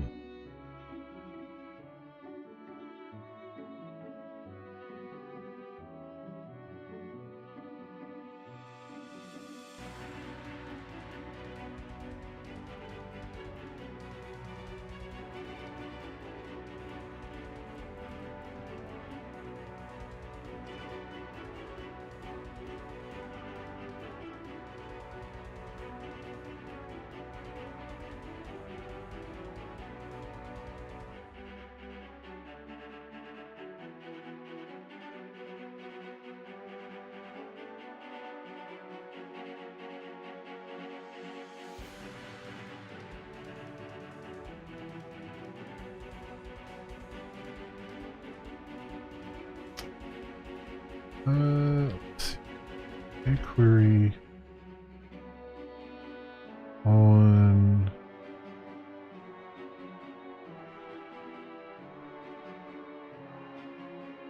mouse over table row.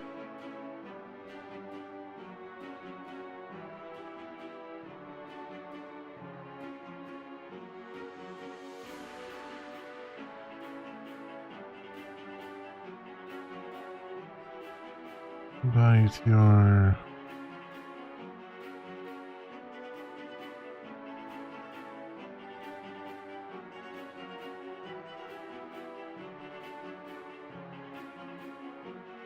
hover.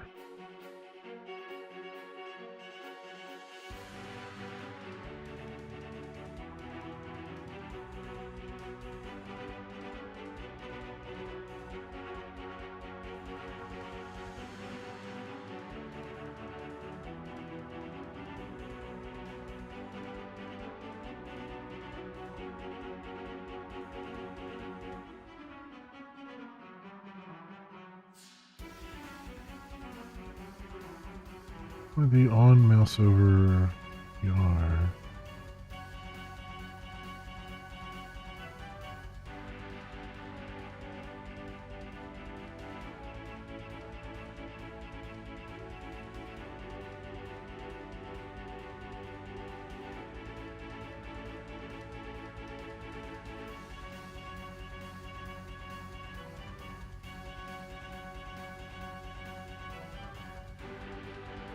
A lot of them have it just where they're saying not first, which is to not do it on the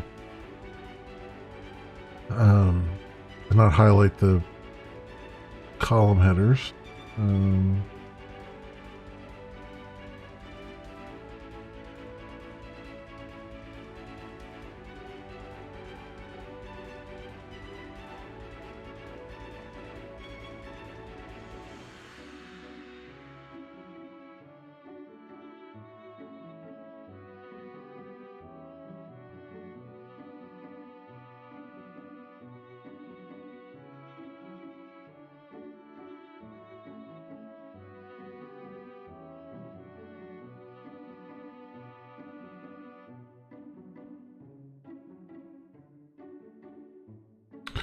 It doesn't automatically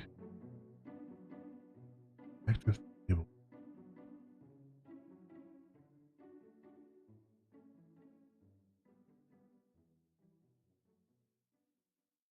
Oh, it does have a table hover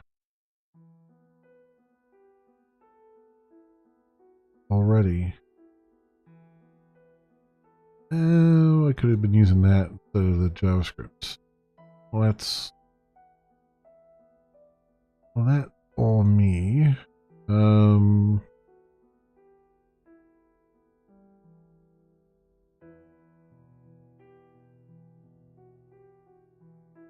I just said table hover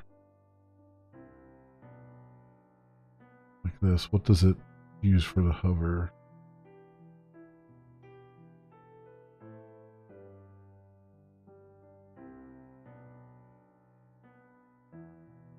Using something different for the hover here.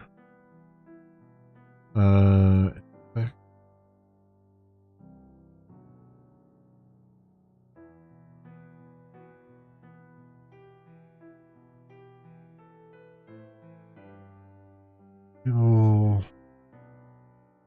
I guess it's table hover color and table hover background. That makes sense. Okay. So application table hover. Actually, I want both to be the same. Probably.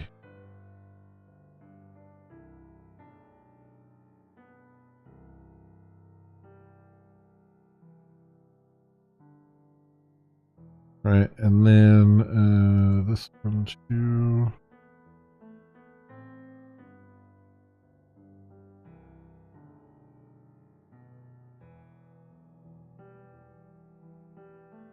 Then I don't need my crappy JavaScript. Oh, that.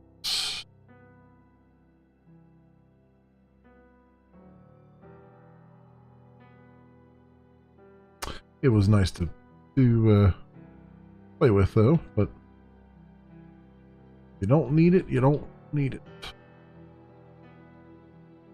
That over here. There we go. And send test email. GUI. Need to change that over here. Another index HTML. One of these. You'll hover.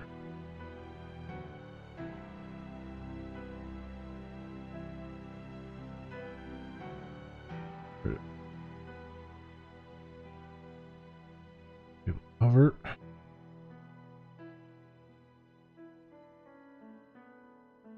Boom. There you go. And we have 2 emails there. Nice. Okay. So here we go. I guess I can get rid of my all my tests there too. This hover looking good. That's good. We got that working. Just didn't really take much. It's fine by me. Now I do want to get the actual email stuff going. The actual email validation, verification, blah blah blah happening. So we'll go in here. That's not. Let's clear out all these. I can acquaint myself with everything. Let's go. What to go to? Front end controller.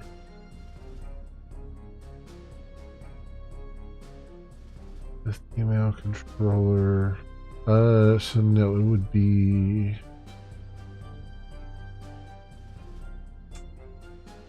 registration user, registration controller. Register new user. And then get encoded image, create new user.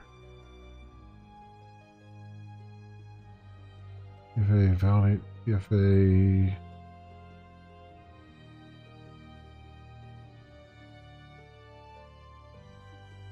Redirect URL. Great.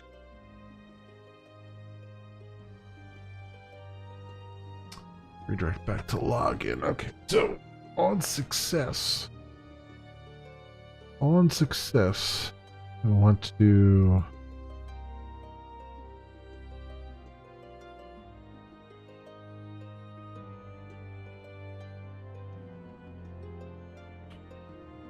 create PFA.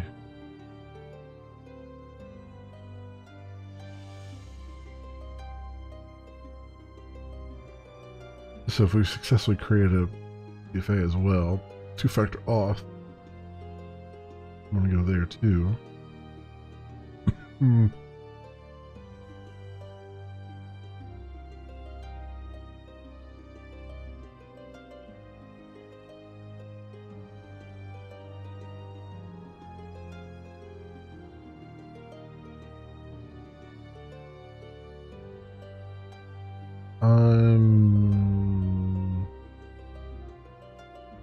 So let me, I have two pathways here. Let's try to combine them at the end here. We'll stay private ring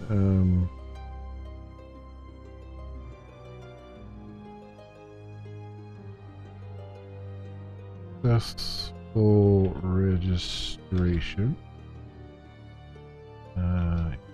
Servlet request. I actually need that. All I'm going to do is return.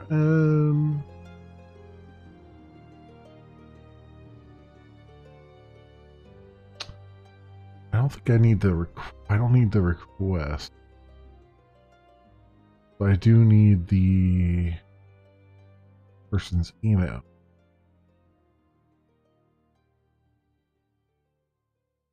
Send it to, which I haven't actually captured yet, but so it'll be your registration model. It has the CAPTCHA answer in it. Does auth have anything in it? No. Okay. So probably take the user registration model. Well, actually, probably just take the email. So, but we'll say user registration model.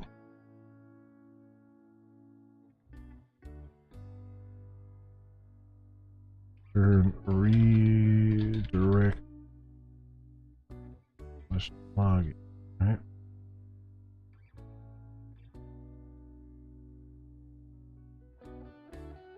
Yep. So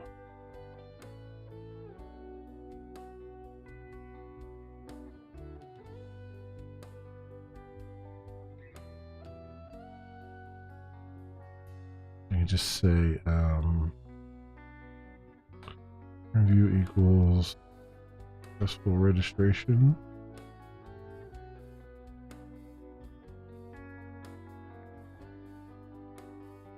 Yeah, the validate stuff. Oh, I need to regenerate the model in there too at some point. I'll have to work that out.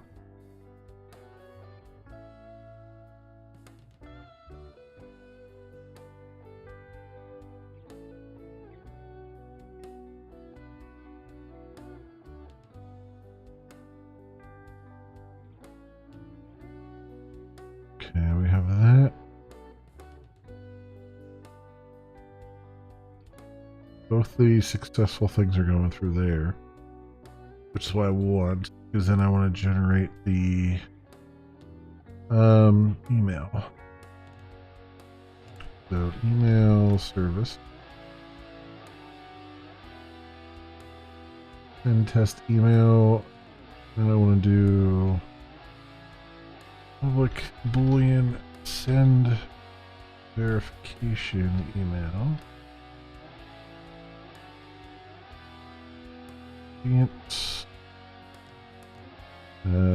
Email template.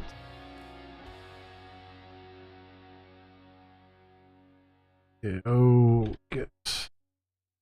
template, email, template type, verification.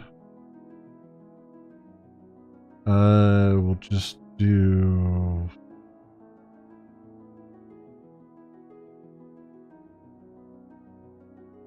locale US for the second here, because I'll need to pull their locale out of. I will need the servlet context, because I need to pull their locale out of it. Shouldn't be too terrible. Hopefully. So got that. And then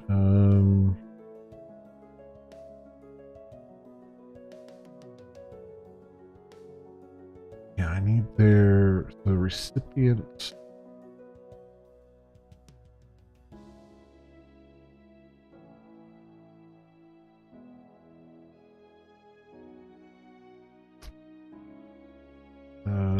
Display user display name.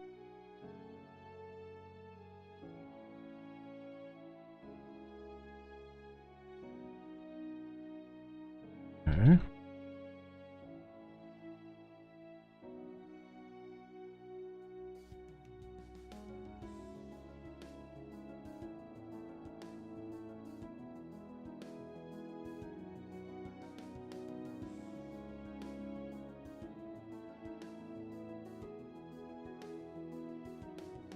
Your display name in there.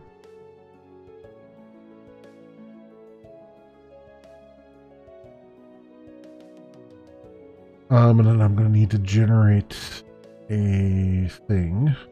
So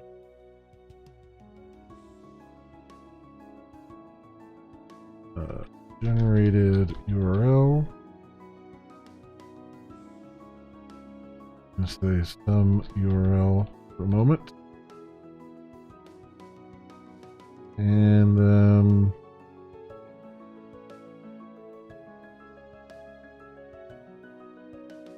bring first template part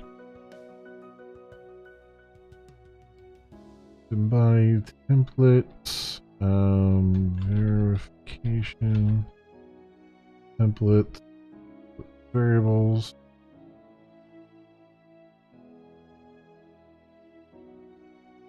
Send a message to the recipient.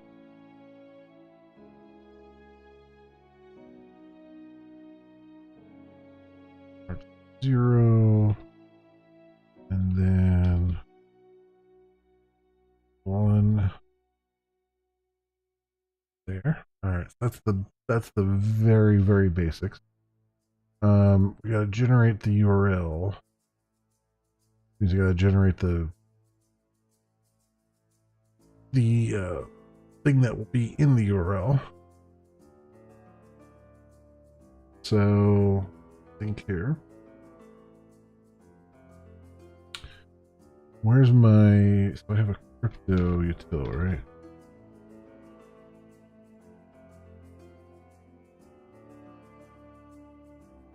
So generate token.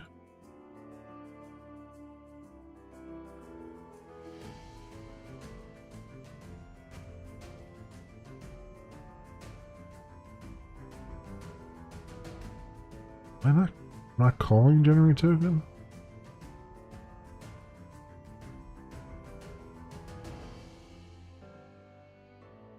Why is that? Oh, because I decided at the last minute I didn't want to do it that way, but I can still call generate token. Because in this particular case, I don't have anything I really need to test it against. There's only going to be a random token.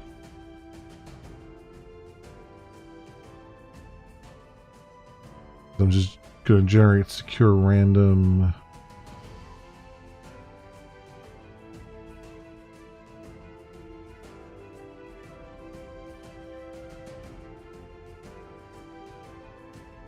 Yeah. Generate a token of a particular size of random nonsense.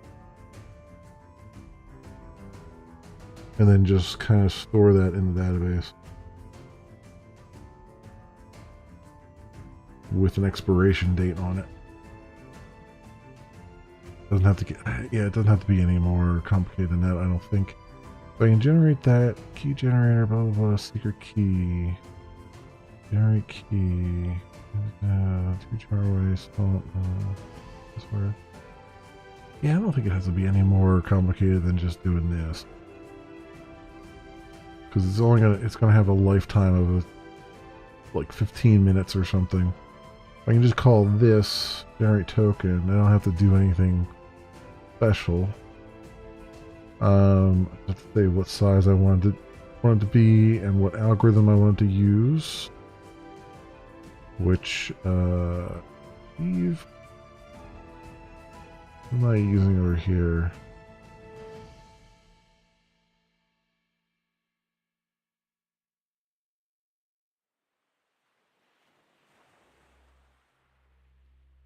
Yes.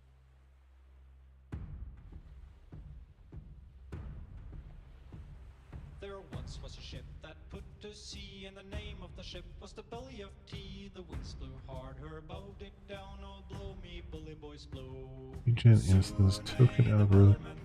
So wait a minute. Key generator get instance algorithm. She had not been 2 weeks from shore when down on her a right whale bore. The captain called all hands and swore he'd take that whale in tow. Soon may the wellerman come to Probably bring us sugar and tea. generate key. One day when the tonguing is done, we'll take our leave and Generating a random. the boat had hit the water. The Needs to do something here. and caught her all hands to the side, harpooned and fought her when she dived down low.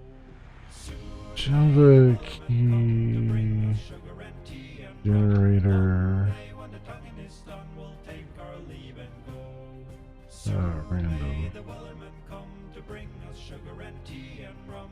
One day when the tonguing is done, we'll take our leave and go. No line was cut, no whale was freed, and the captain's mind was not on greed, but he belonged to the whaleman's creed. Method to see early share type of arguments. Soon may the wellerman come to bring us sugar and tea and rum. One day when the tonguing is done, we'll take our leave and go. Key size argument uses secure random implementation, highest priority installed. Tea and rum. One Random tonguing is done, we'll take our leave key and size of 512 bits. However, default key size of HMAC is the same size as the output, so it sounds very reasonable to assume constant value should be voided. Chosen. What?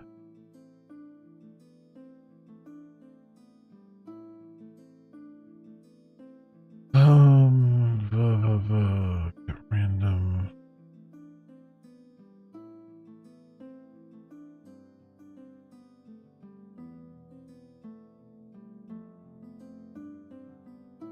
I mean, I could just, yeah. I'm just getting an instance of the key generator. I could just generate a SHA 512.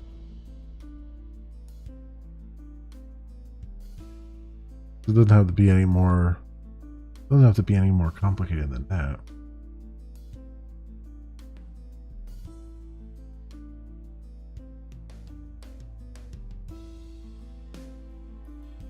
Sure. All right. So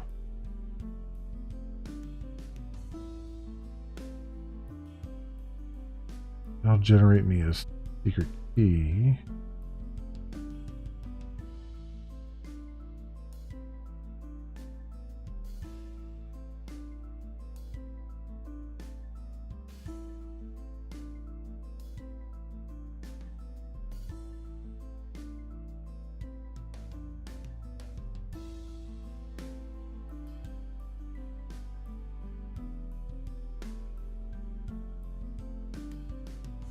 That's only getting me the key, though. It's not really getting me the cipher.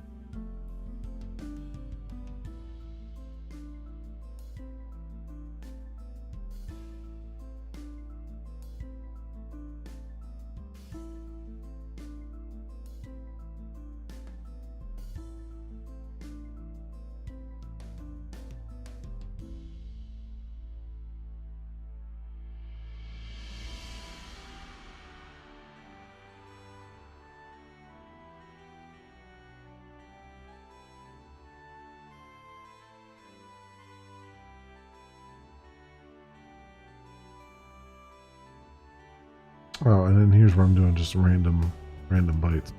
Okay, so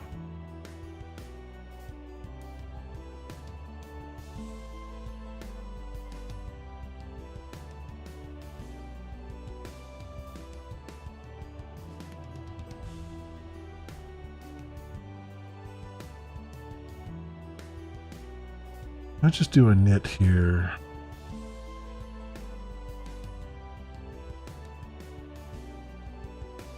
What does a knit have? Cipher.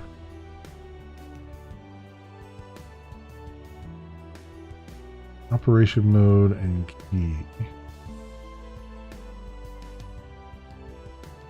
Probably all I need.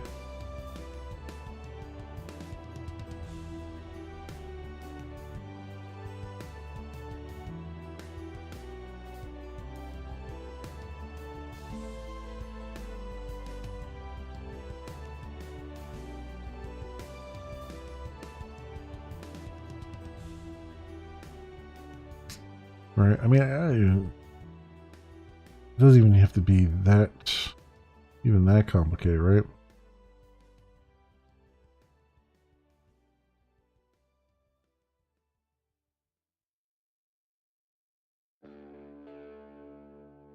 Like, I could literally just generate.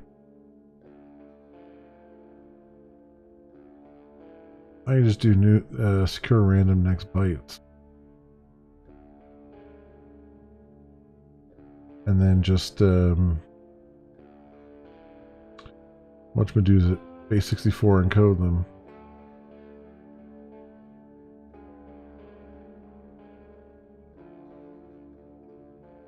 Because for this particular case, it's just like we're just checking an email.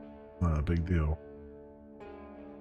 So we're not even really checking that the email is the right email because there's no way to necessarily check that. So sure. I can just do that, so I can just kind of skip all of that stuff. And just do what I'm gonna do.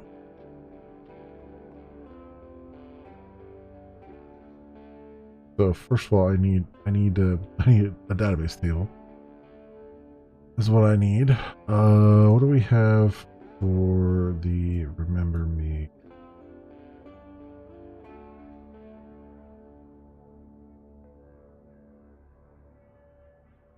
Scribe. UID. Yeah, I'll need that for the user ID. Token. And then the expiration date, basically.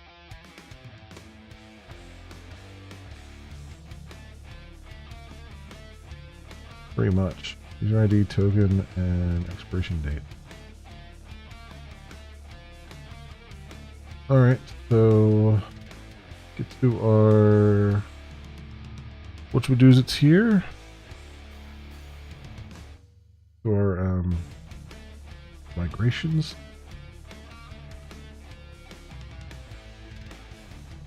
Basically, I'm gonna take the remember me migration and copy it. And changes to it.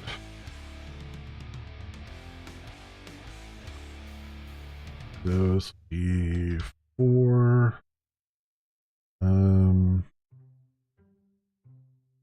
email verification. Cool.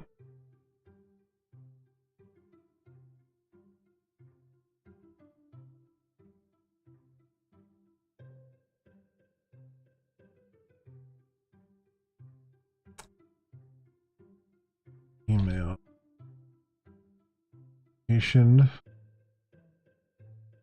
user ID token. We'll say varchar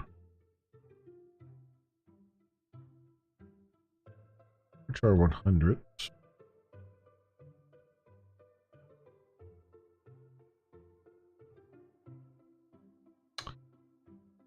And yeah, primary key be user ID and token.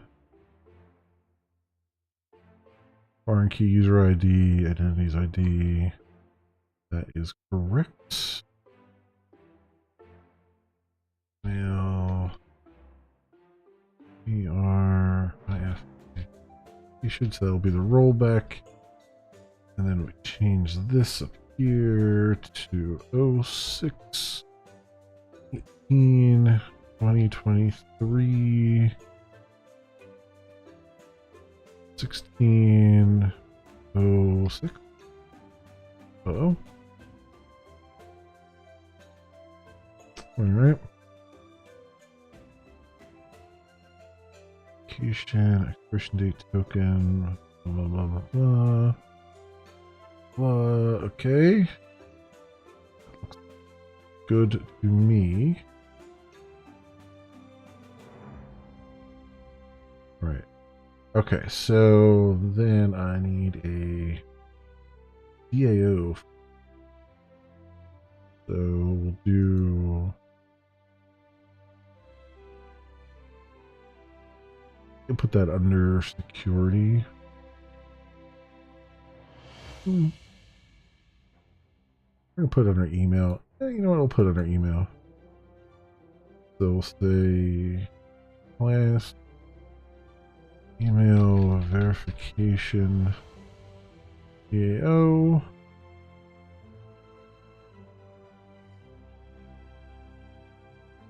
Repository.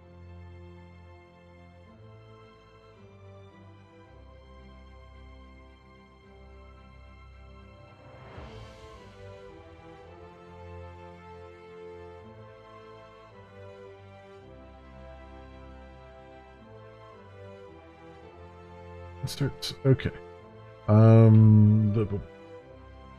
It's that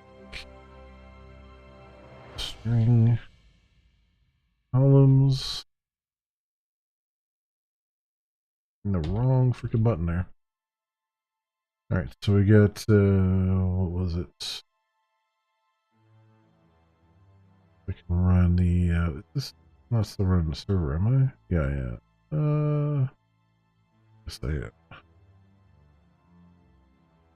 That down. Run the migration.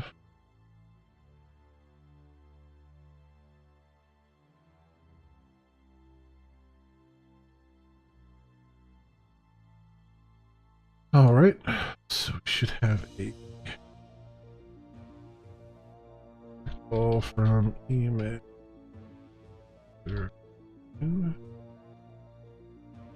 Ah.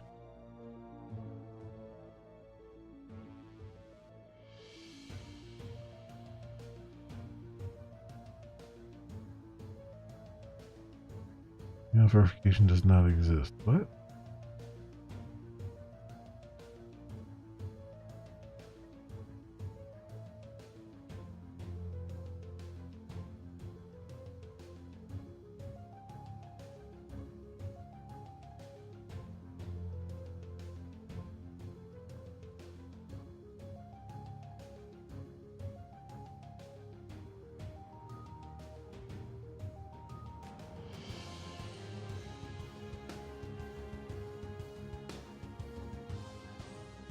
Didn't fail, did it?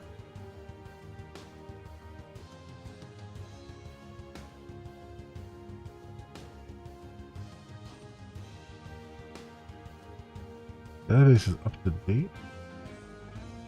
Oh, duh! I forgot. I gotta do clean. I forgot because it doesn't copy it over to where it needs to be until I do a clean.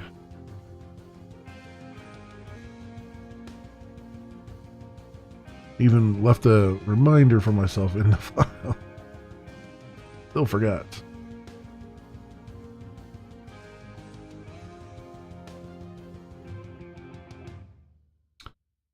All right, and now we should have.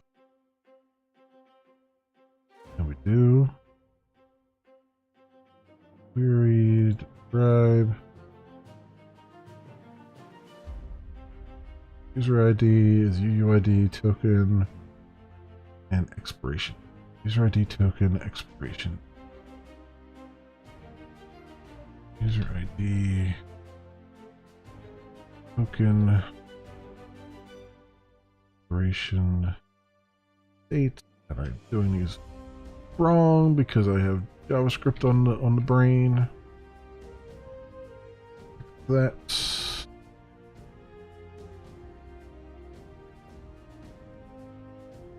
go. All right. So then, sir, time to take a drink.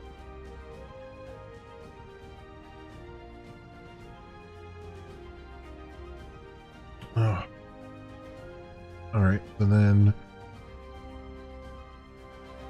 I want to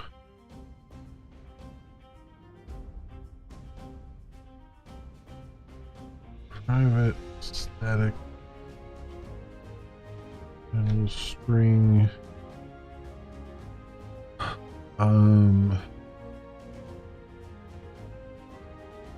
fetch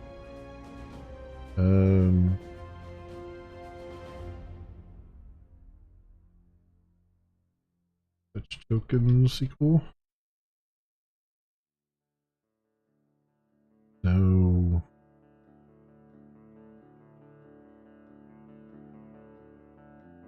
I guess check token.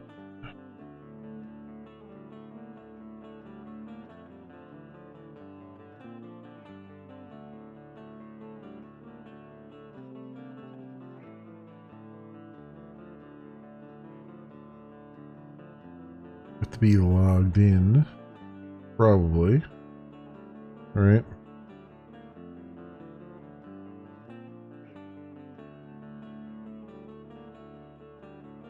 Otherwise, yeah, try and do that. So, what I would say would be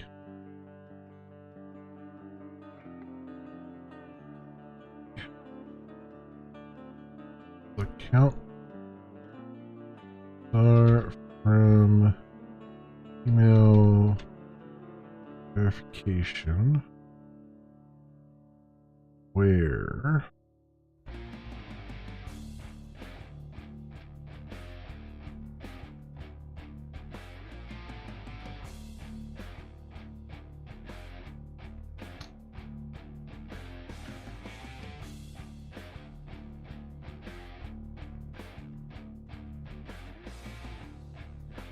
how do I want to do this? User ID I'll probably have user ID in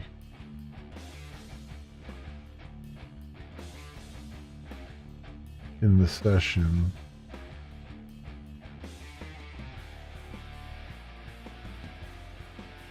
So we'll just assume that I have that. So where user ID equals that and token was that and expiration date less than now.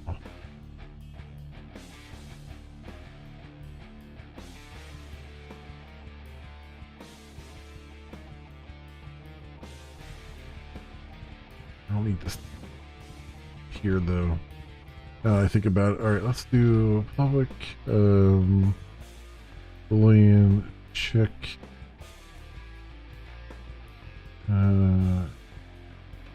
is verified. That'll be string user ID string token.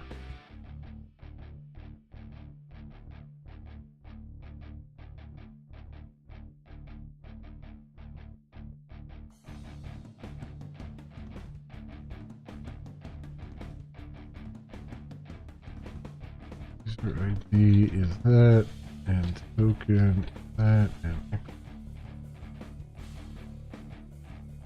expiration date is less than now.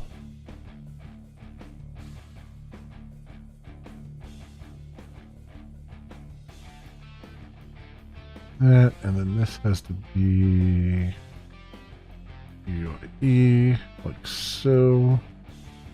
I remembered this time. Okay.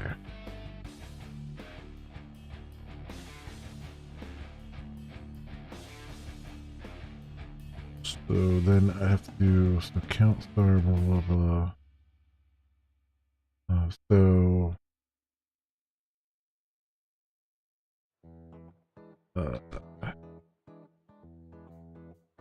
result is GBC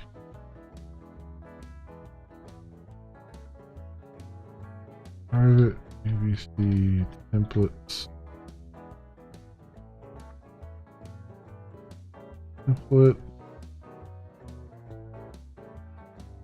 wired ABC templates query for objects equal integer of that class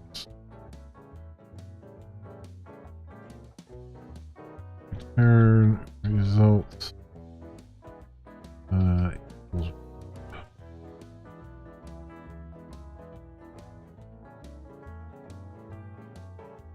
Okay.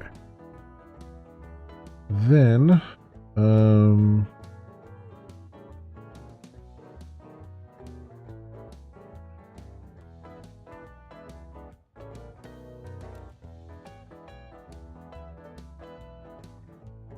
do public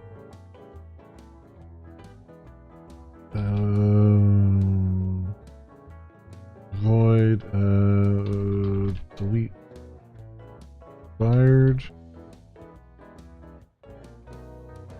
Say strings equal is select or delete from email verification where expiration date is less than now. And PC templates dot update rows logger info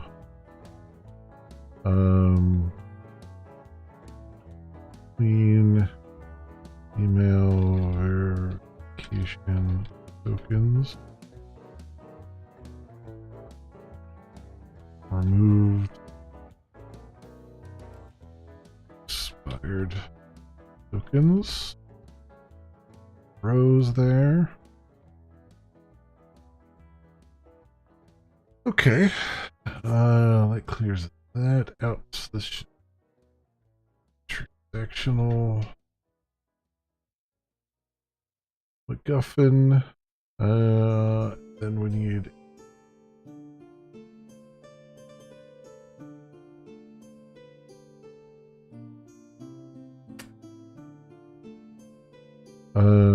create new token. So we'll say string user ID string token.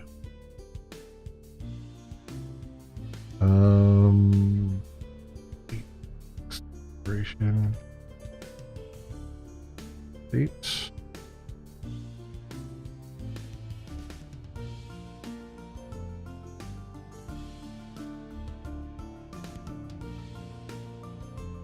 We'll go and insert into email verification.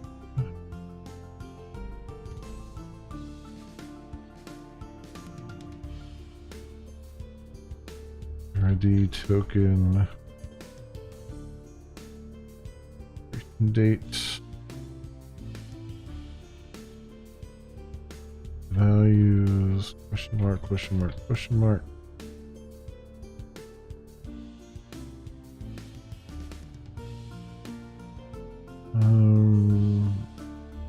rows template that date equal and then User ID token expiration date. Current rows 0. Transactional. Alright. We got create new token, we got delete expired ones. Verify that one.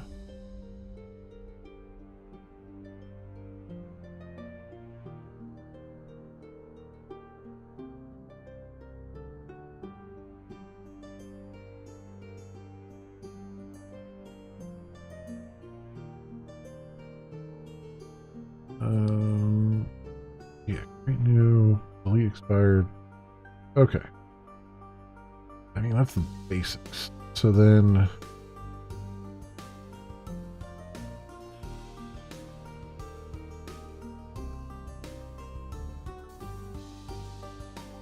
I'm missing something. Oh no, I think I've got everything.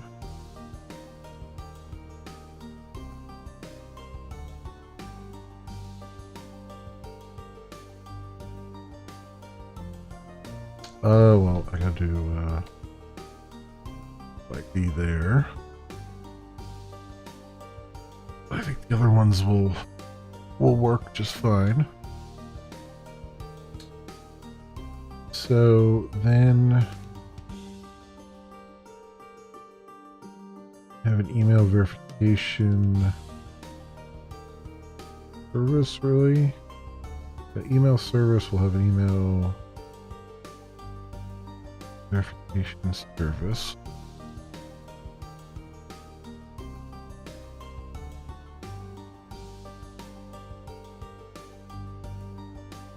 Just for convenient more than anything else.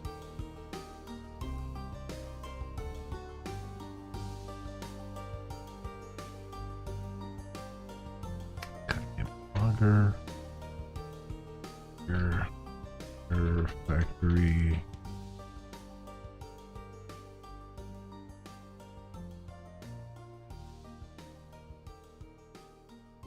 Okay, email verification service. We'll take care of actually creating the tokens and stuff. But it won't grab.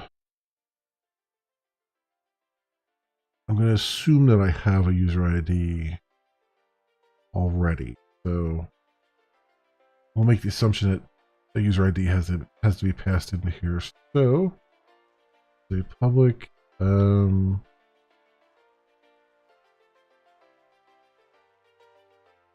Boolean create new verification token. Bring user ID.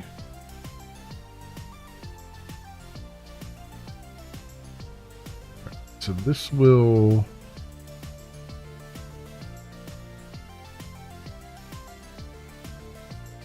what if the user has multiples? I guess it wouldn't matter. I mean, you couldn't have two that were exactly the same because I have it as the primary key. And I guess it doesn't ultimately matter because if you spam it, you still have to only checking against one. So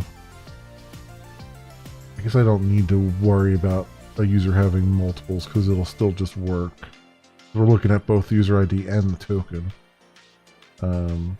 passed in. So create new would be, where do I start? So string token the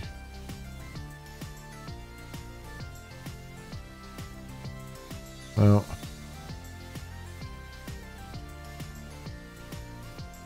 right token was new secure random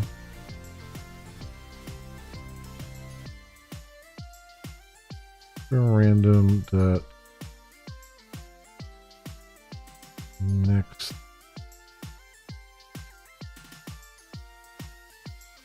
byte. Oh, it actually does. God, I New bytes 100. Let's make this a thing here. Private static final int token size 100.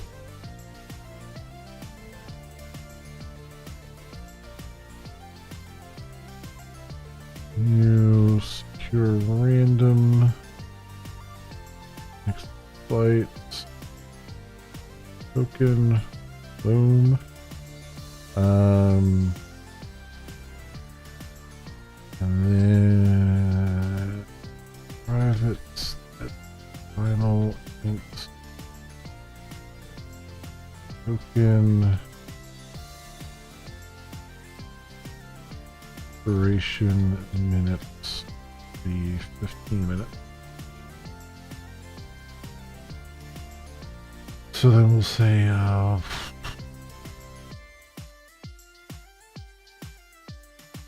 date expiration date equals, was it moment? Instant.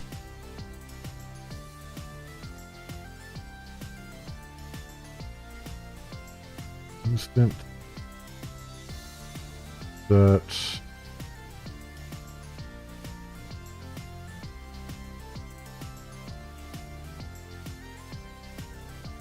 now that adjust the specified temporal object to have this instant object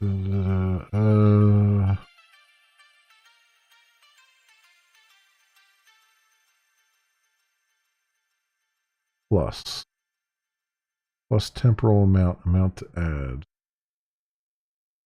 plus long amount to add temporal unit.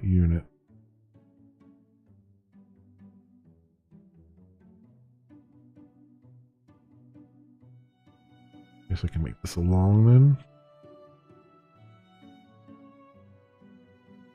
Token expiration minutes. Temporal unit dot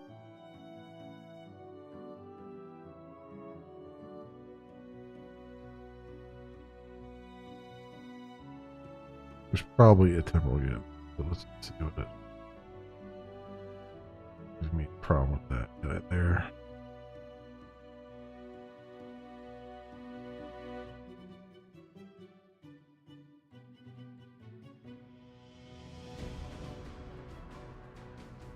Unit dot, oh come on, there's gotta be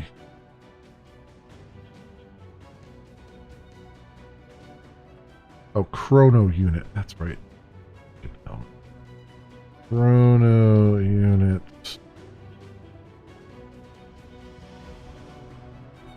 minutes.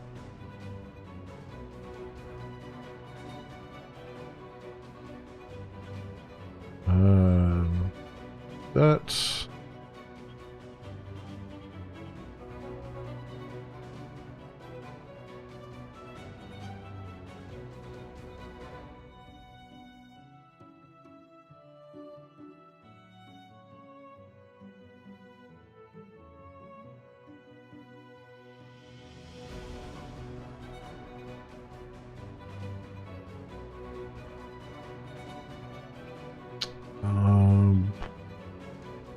how do I get a date of that?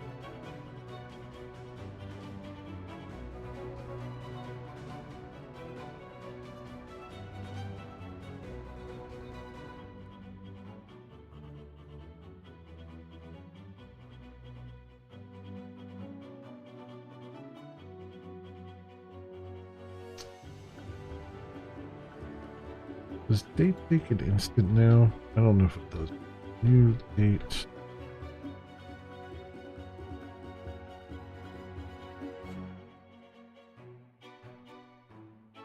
I think I can do date from instant. There we go.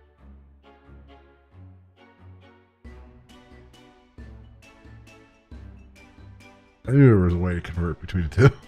Just the wording is so highfalutin. Okay. So then I'm gonna use things there. So private email verification DAO.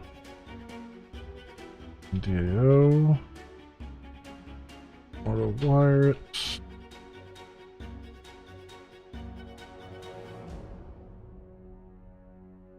Just say return verification. Verification DAO dot create new token. User ID.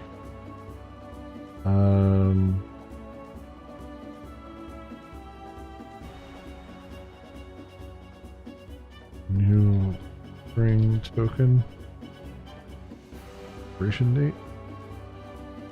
I think there's a way to do this.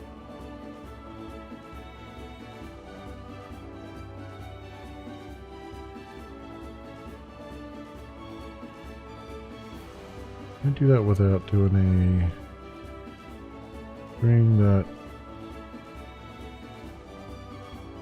No, I guess not. Oh, you know what? I need to base 64 that.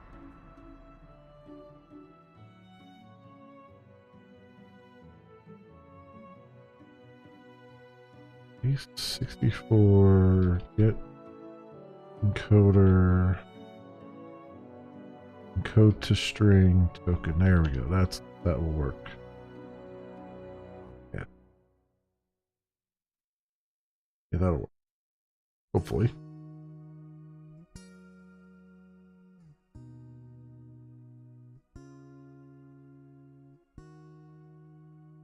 That will create the verification token, and then public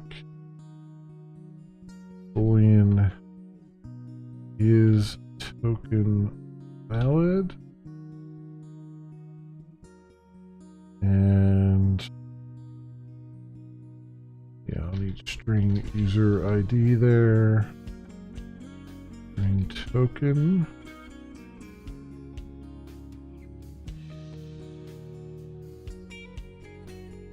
Okay, so first things first, let's delete all the expired ones immediately.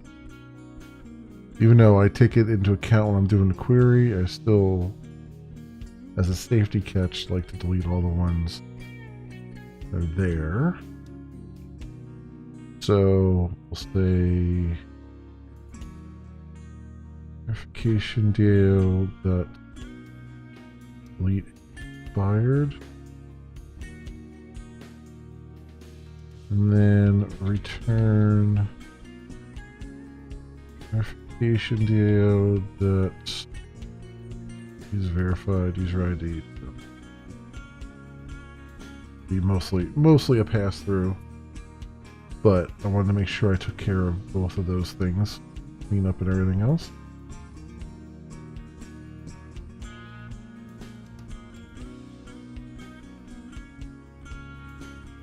Alright, so that's the service itself, and then we'll just need a controller to handle the incoming verification URL. So, and controller. I guess for now I'll just throw it under controller class. So we'll say email verification controller, and that'll come off of base front end controller.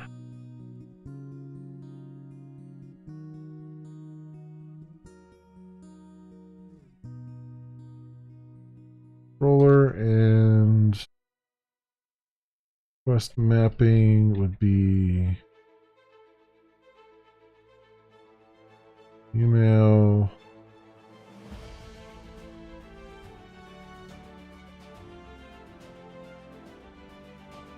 verify private all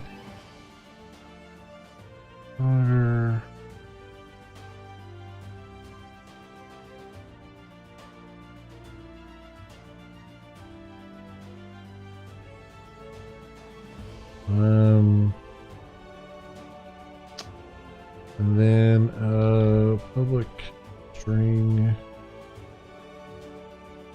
verify.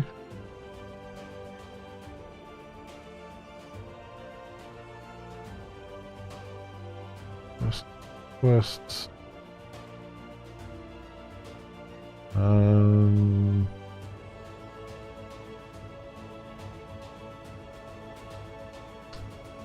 Get mapping on Flash there. And then I guess it'll just be the parameter. So request string token. This would just be at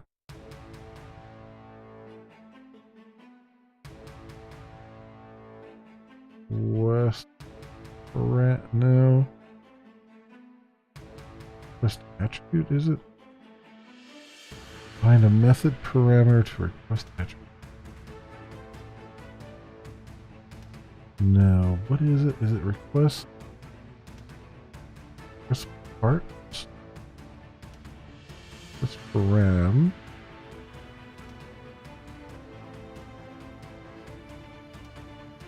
Is the normal one. I think it's request attribute.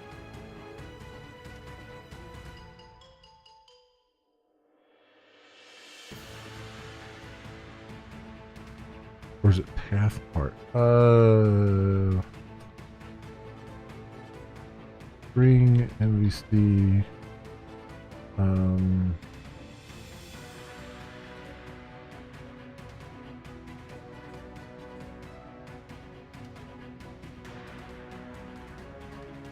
URL param.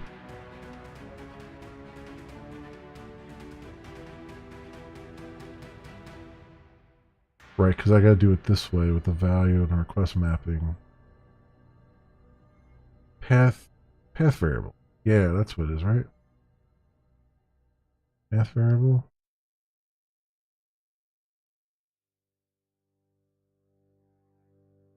Yeah, okay. I knew it was something different. Path variable.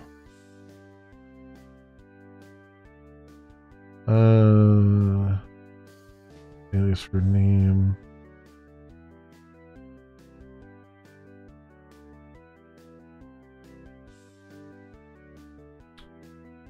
Name is just token.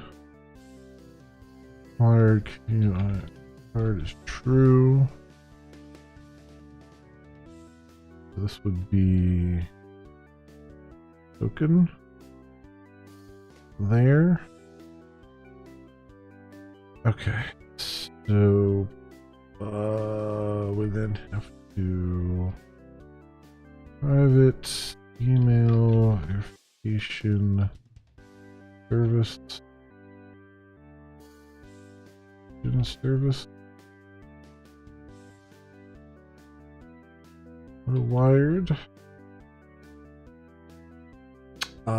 This actually requires you to be logged in, so I want to make sure that the person is logged in when they hit this, or that it challenges them to log in when they do hit it. So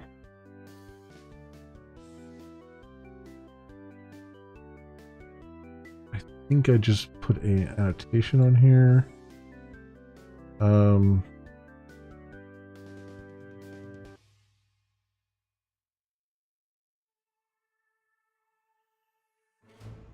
Spring security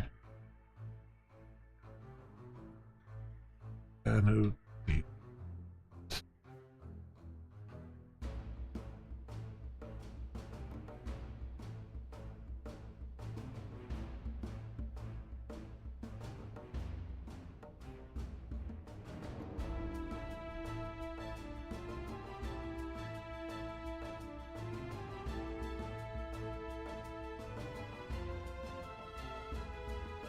At the request level.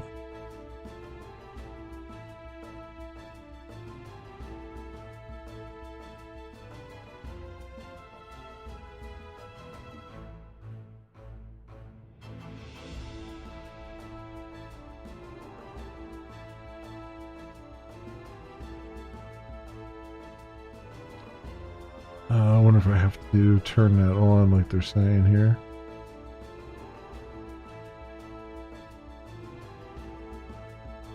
Method, enable method security.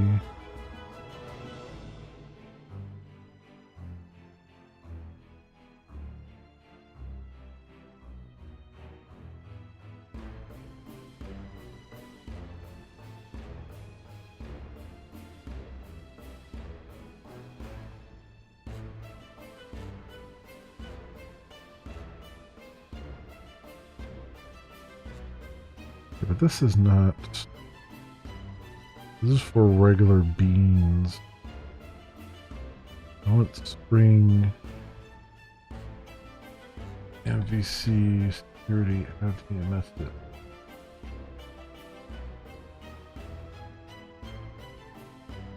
Using pre-authorized.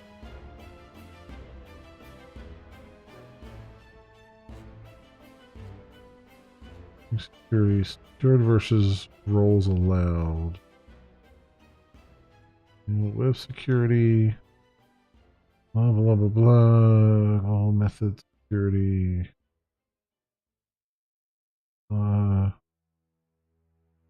Secured. We use secured on a method to specify a list of roles. We can access the method. If there are multiple roles, user can access that method. If user has at least one of the specified roles. We use roles allowed as similar way to secure. The roles allowed annotation is the JSR 250's equivalent annotation. Secured annotation doesn't support SPEO. Okay.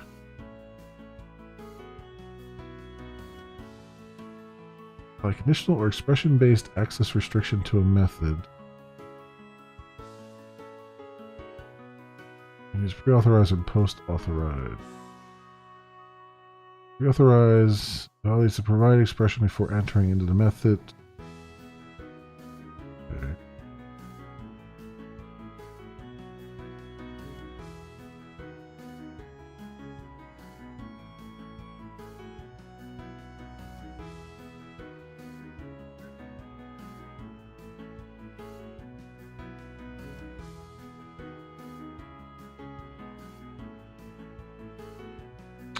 Okay, so I can just say roles allowed, I guess.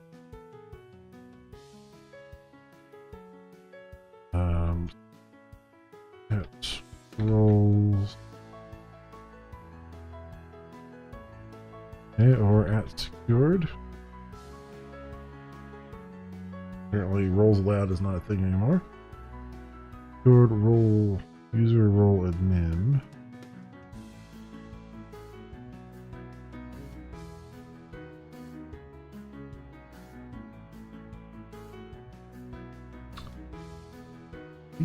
I think role users all they need, right? So X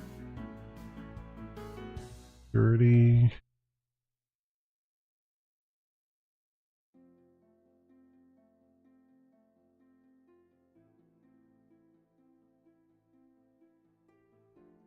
Login check admin. Yeah, role user. Have to have at least that to do the verification. So it should, in theory, hopefully ask you to log in if you're not logged in. That's what we'll have to test. Okay. Token there.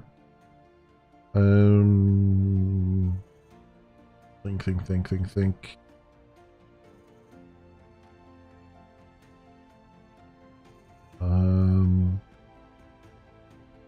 I just need to do the check. Gotta get the user from the request. Do I have something? Yep. User ID.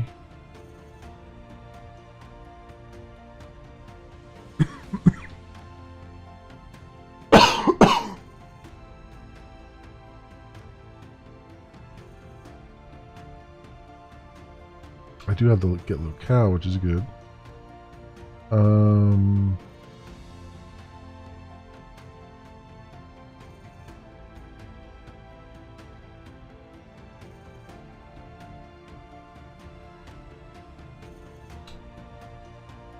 so Spring Security,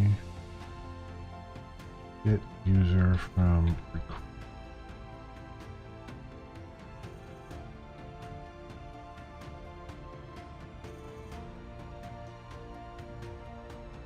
Nation, blah, blah, blah.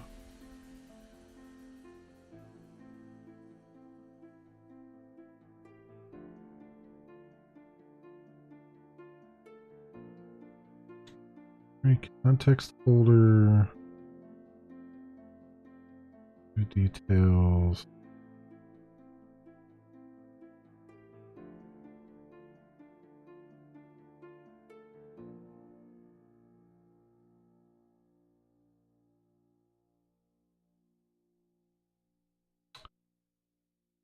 Interface into your controller.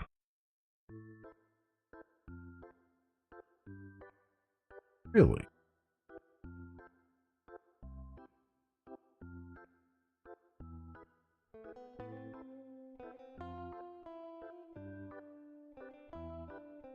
Does that actually work where I can just say, give me authentication directly on there?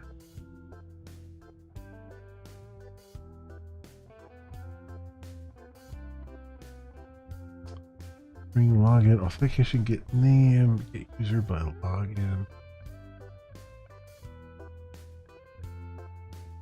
Use current security contact.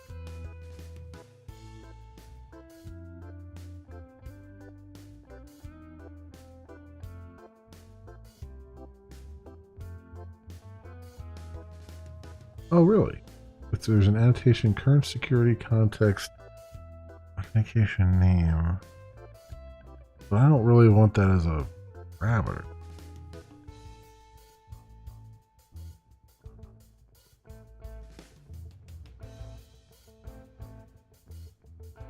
Execution principle.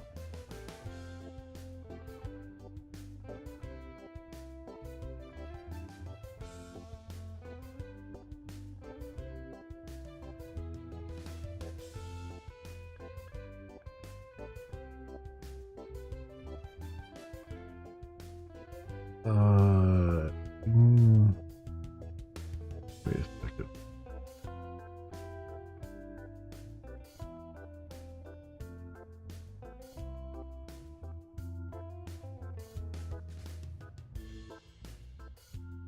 Right.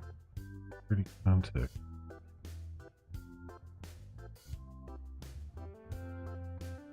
I guess technically it's just coming in as a... That's interesting and weird though.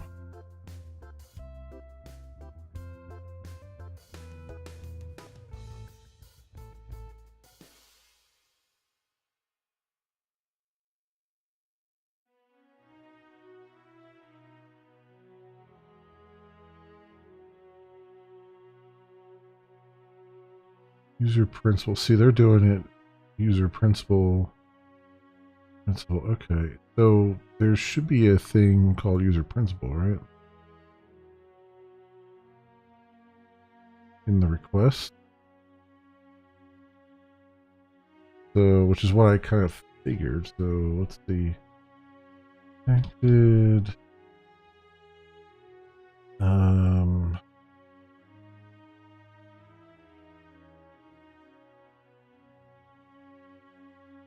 Bring get user ID. Request.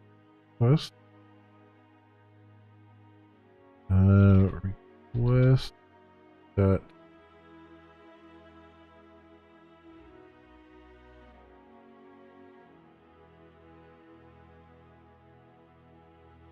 get.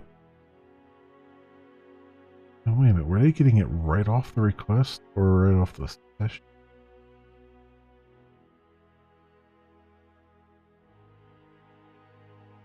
Because to me, it would have to come off of the server session.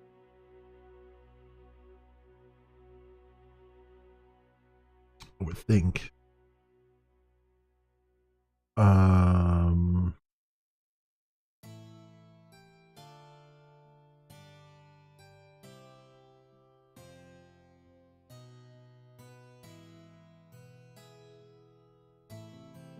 where was that at?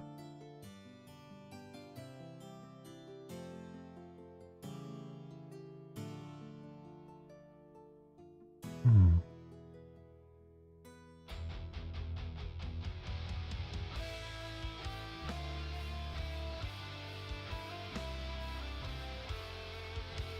So, okay. User principal. I mean, they're getting it right off the request.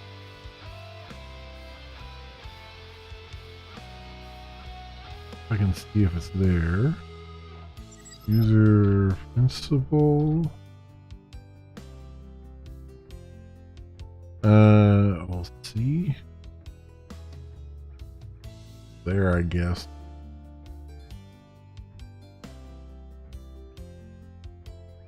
User detail. User details.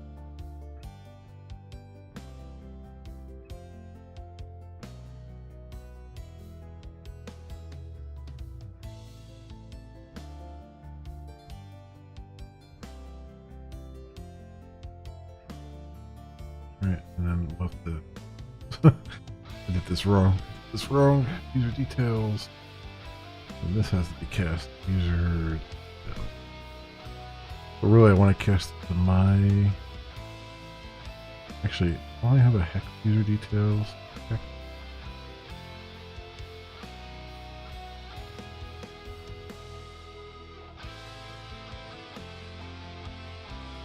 Details. Service. Oh, that's the right one. Let's see.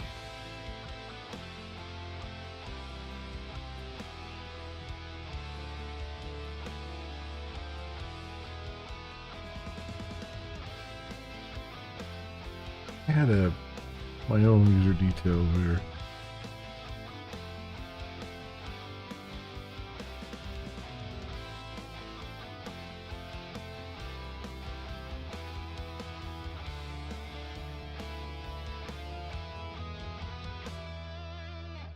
You? No.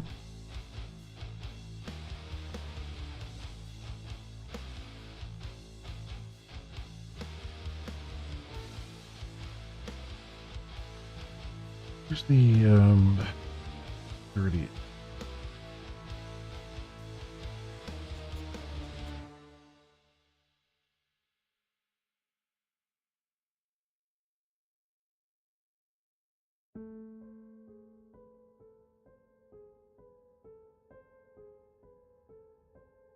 This return user details, user with username.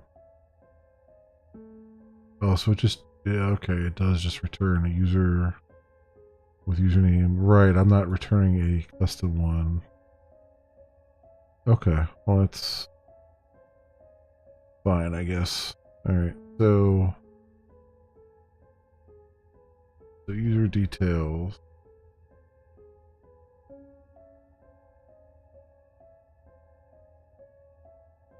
How's that get?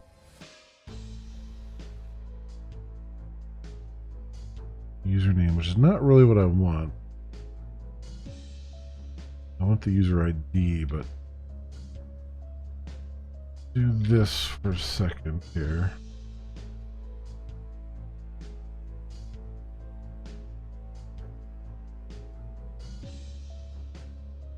You just check that out for a minute here.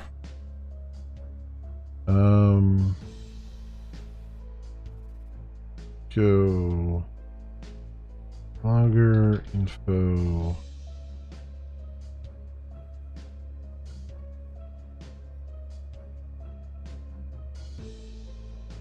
Username.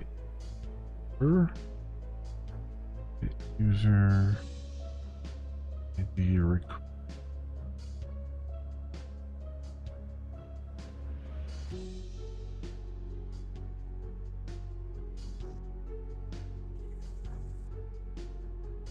redirect to there. Just for a moment while I test this out. It'll be the easiest way, I guess, to test it. Because what I can do is put a breakpoint here and see what we get. See what we got going on. Clean that, and bug mode.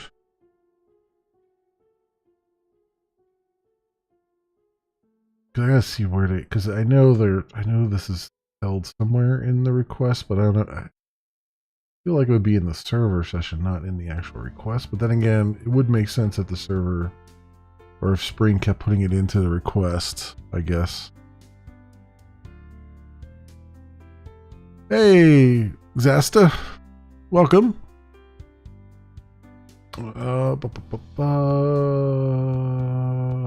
So where am I?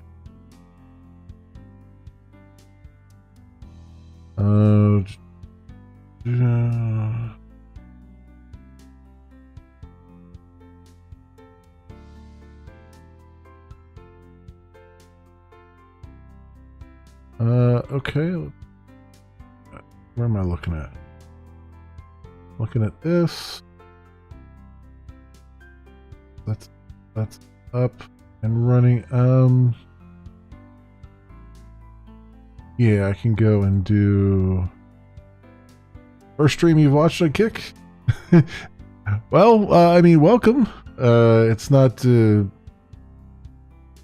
maybe not the most interesting stream you can find on Kick, but you know, just making stuff for funsies.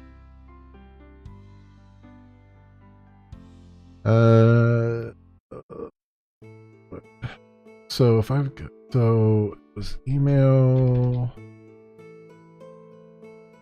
verify, blah. Right, and then that should kick off my, yes, my breakpoint.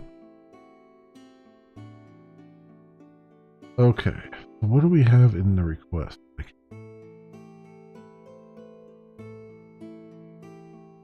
Not gonna be so easy to look at. Details is null, so we know that's not.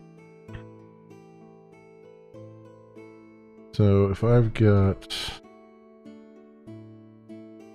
quest that get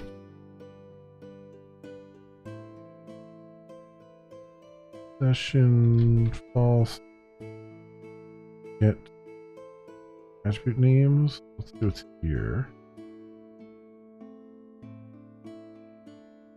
That's not me. Attribute names.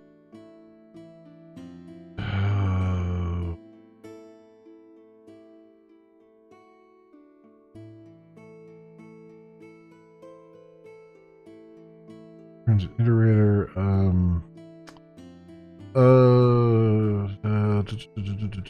what am I looking for? More elements? No, okay.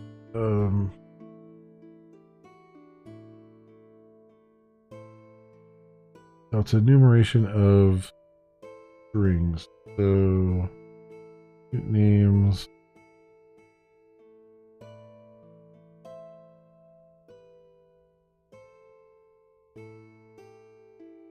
As iterator into a feature remaining.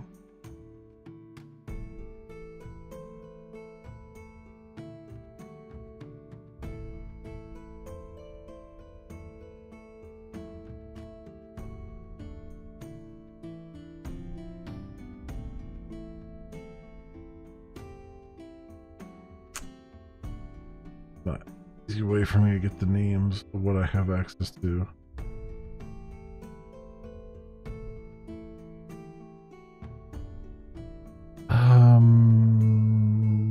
Actually, I could do. You know what? Let's do.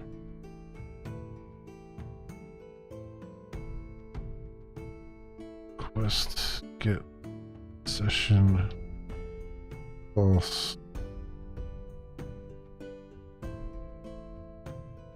Shoot names. Now I can look through them, right?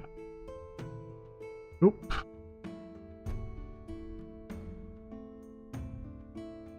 That is a nope.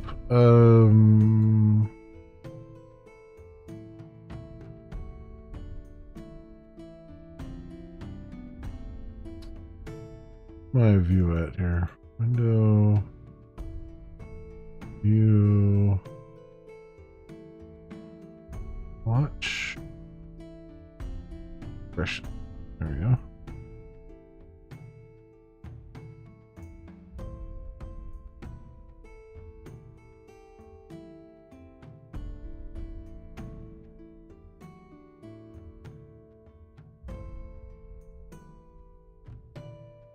What if I just did get session here? What does that give me back? Session. What do we have in here? Note. Attributes. This RF token.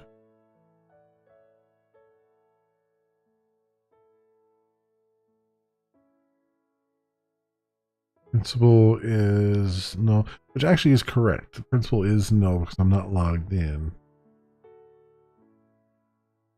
But should, I thought, force me to log in.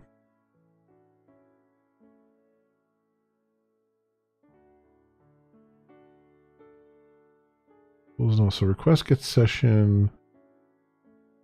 Principal is null. So if I did the regular request get attribute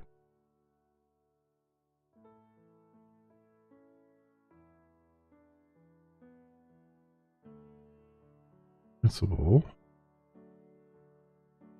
that's null. Was it null because it's null, or is it null because it doesn't exist?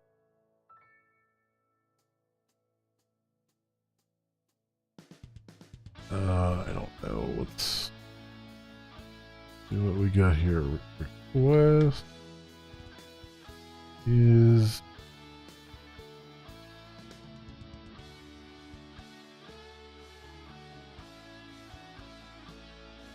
attribute user principal. Got here. That is null. I thought I got rid of all of this. All the crisp crap there. The user principal.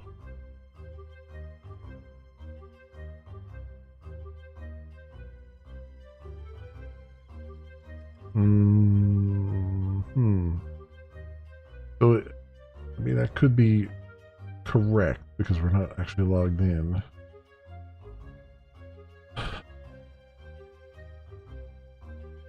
But I wonder.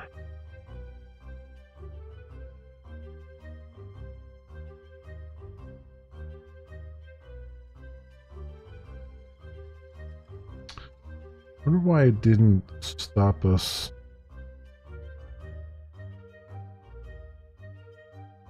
There.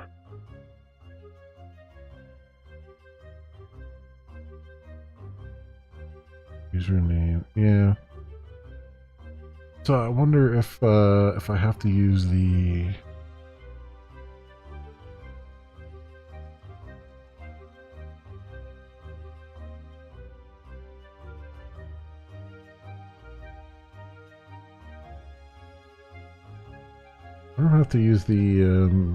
the pre thing that it was talking about that have secured the at pre authorized as role user.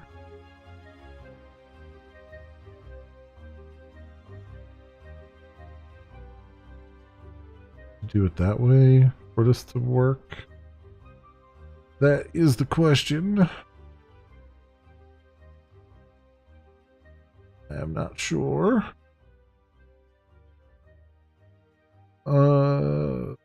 Stop that. So I'd actually expect it to not even get into the method body.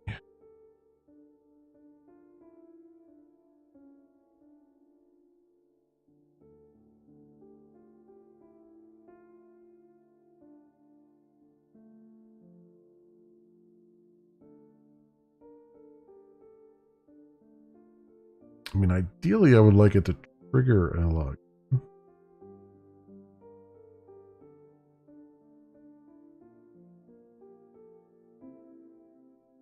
What is going on with this?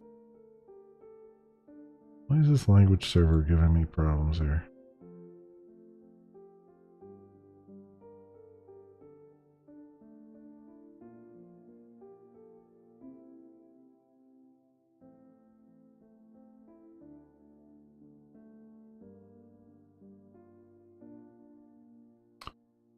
Start this up.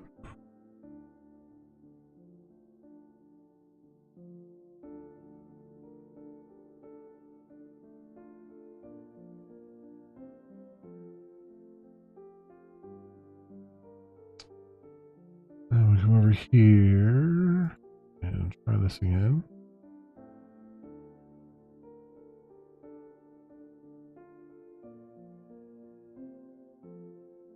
Looks like it's still giving me the same. It means it's still getting in there.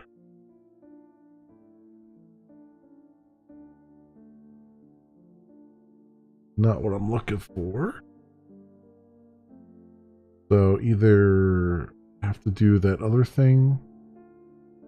Reauthorize. What does this say? Annotation method. Whether a method invocation is allowed or not. So when I do the security stuff here,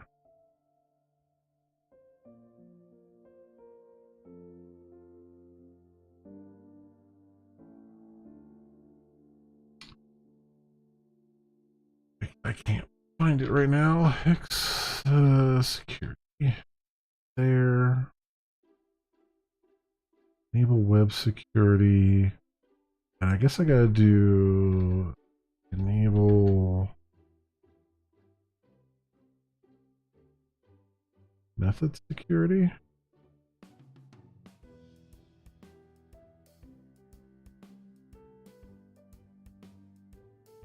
That, and then if I do the, if I swap this back to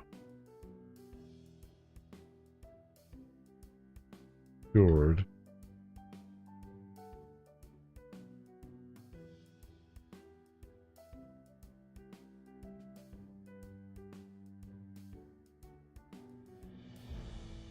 if that now kicks in and stops it.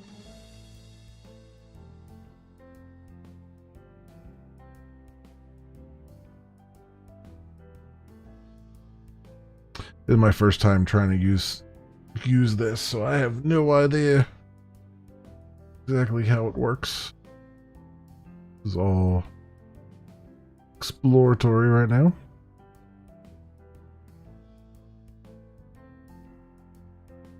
I mean, it would be nice if it works the way I'm hoping, because then I can, when you go onto the dashboard, I can kind of force a login on certain things, certain methods. What I want to be able to do, ultimately.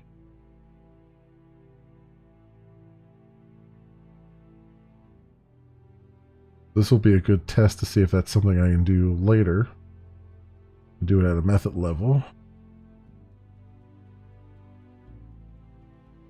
Or I have to find, or if I have to figure out some other way of going about it.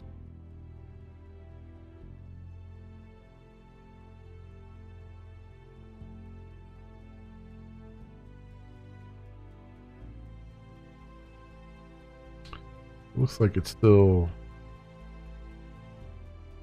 managing to get through there.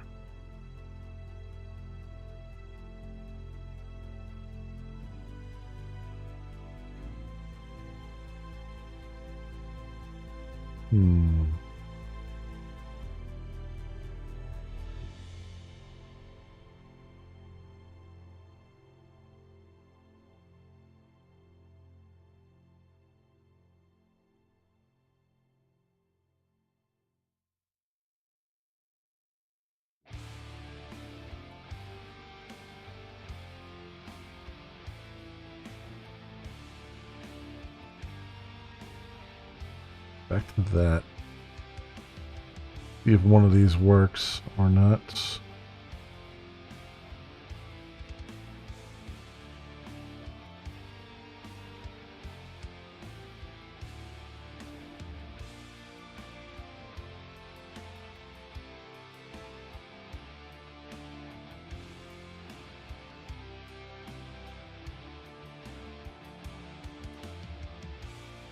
It's still giving me issues here. I don't know why all of a sudden this starts giving me issues, but really annoying. Trying to do something with JavaScript, TypeScript, language server, and it's failing.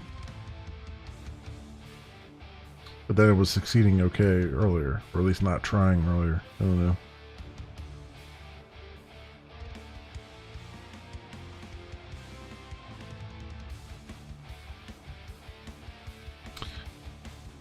Hey, Saint Lord, welcome.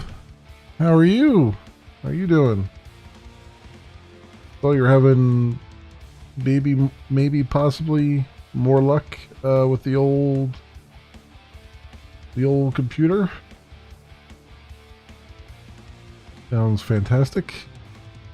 Still sick, but you're getting better. Cool. I'm glad you're getting better. Ah, yes. Asking me to log in. Yeah. Okay, that's what I'm looking for. Do I have a username? I don't think I have any users in the database, do I? Oh, I do.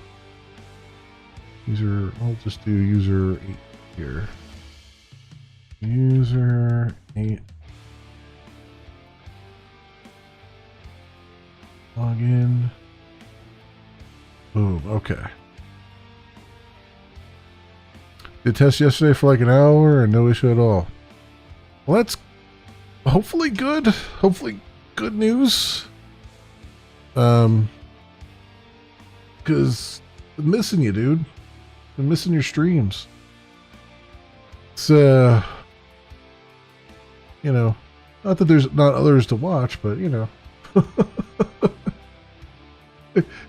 Got a lot of stuff going on. Listen to all you guys too. Yeah, no, it's no, I hope everything, hope you heal up. I hope your computer stops giving you problems and get back to the old streaming thing, man. Because it's I don't know if you noticed. I don't know if you noticed, but it's been a freaking deluge of people coming out of Twitch. The floodgates are opened. Like everybody's trying something else. Even some of the big ones. So whether it's YouTube or Kick or anything right now.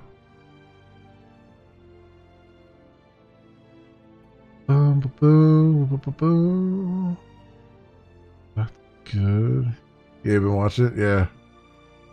It's a sight to behold. A sight to behold. I don't know who's gonna win at the end of the day, but I've got my popcorn ready and I'm enjoying the show for the most part.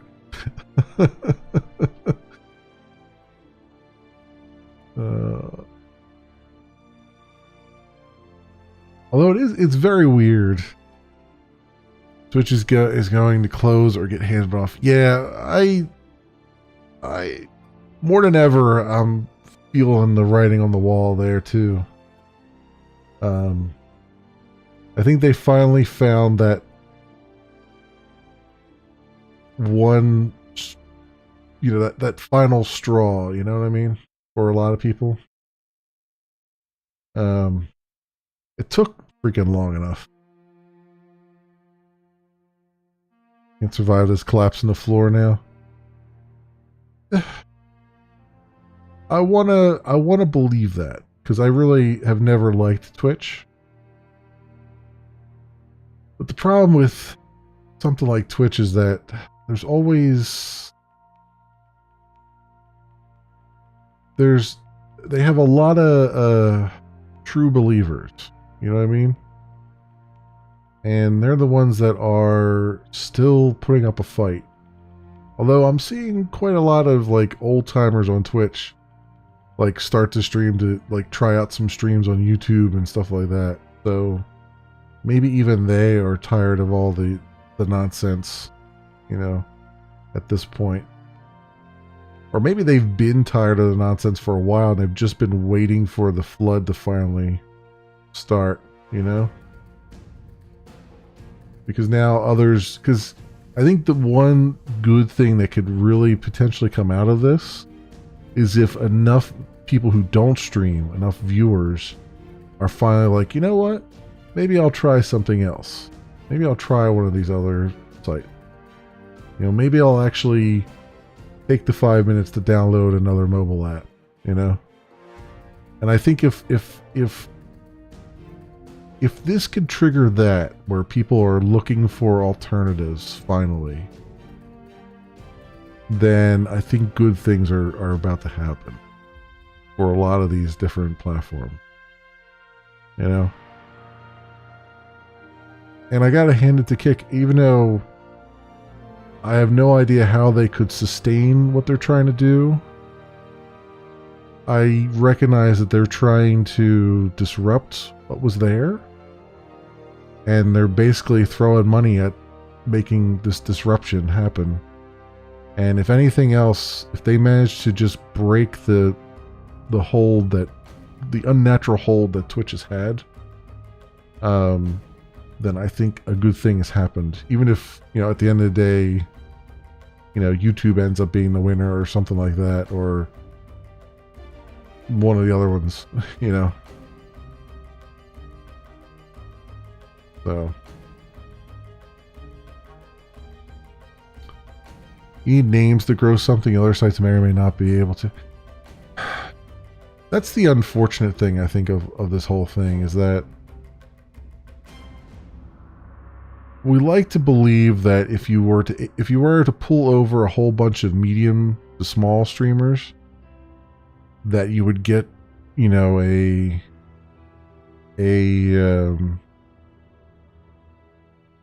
would have enough momentum to keep going. But honestly, it looks like you gotta give those big streamers their bag. Even though, the problem with giving the big streamers their bag is, number one, they don't actually support the small streamers, even though they think they are. And number two, once that contract is up, they're going to want either more money or they're going to walk, right? And the question becomes, when they walk, are they going to take everybody with them? And is that going to be another mass exodus, So they kind of have you over a barrel a little bit, which is the most unfortunate thing, I think, of all of that,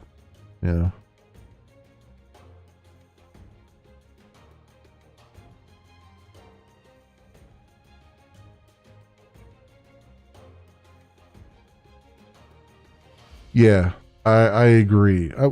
So the Google platform didn't have a chance really with no money. I don't know. I think YouTube is actually starting to make some money. And Google's got money. They don't know what to spend it on. I don't know. I think the problem with YouTube is that no one at YouTube has any idea what they want to do with YouTube. Right? They just don't have any inspiration.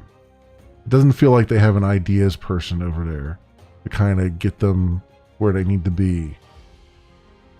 because really there's so many streamers that are just like, if YouTube just had a better interface, both for viewers and for streamers, like they would jump in an instant, you know, and had better, you know, way of surfacing. Because the one thing that YouTube brings that no other streaming service can bring is that they surface your VODs a lot better, because their algorithm is catered to VODs, you know, and clips to a certain extent.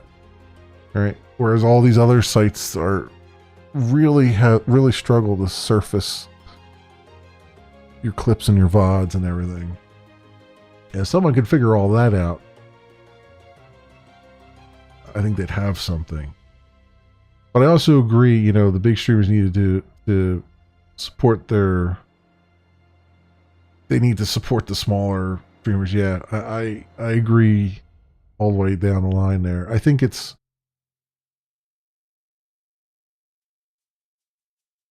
the problem. I think the problem is a semantic one too, right? It's like we keep saying small streamers, and to them a small streamer is not a small streamer to us. You know what I mean? And I think that's I think part of it's that problem, and I think the other part of it too is I think that back in the day when, you know, we were just making the transition from Justin TV to Twitch, and even the first couple of years of Twitch, it felt like streamers were more keen on helping each other out. Like, yeah, they formed a kind of a clique and stuff like that, but they were all sort of helping each other out because they were all like similarly sized. And it helped that Twitch at that early stage really was more attuned to their community, I think. Hey, Saint Lady. And I think what happened over time is that Twitch got further and further away from its community. And that community, you know, they got to a certain level where they didn't need other people? Question mark. And so their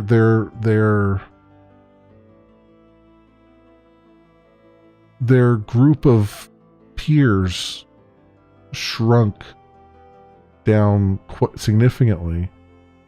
And now when they think about, you know, helping others, they only think about that small group of peers. They don't think about the wider audience. And then, of course, they go and, you know, whenever somebody asks for advice from them, like, how do I get to your level and all that stuff, they keep talking about, you know, well, you just got to help all these other people and help this person, help that person. But it's not the same dynamic that it used to be. It's more competitive now, I feel like, than it used to be. And that's the real issue, is like, you got these people coming over from Twitch who are now have that competitive mindset, and they need to kind of shake that off a little bit and get back to the, you know, high tide raises all boats kind of thing. You know what I mean?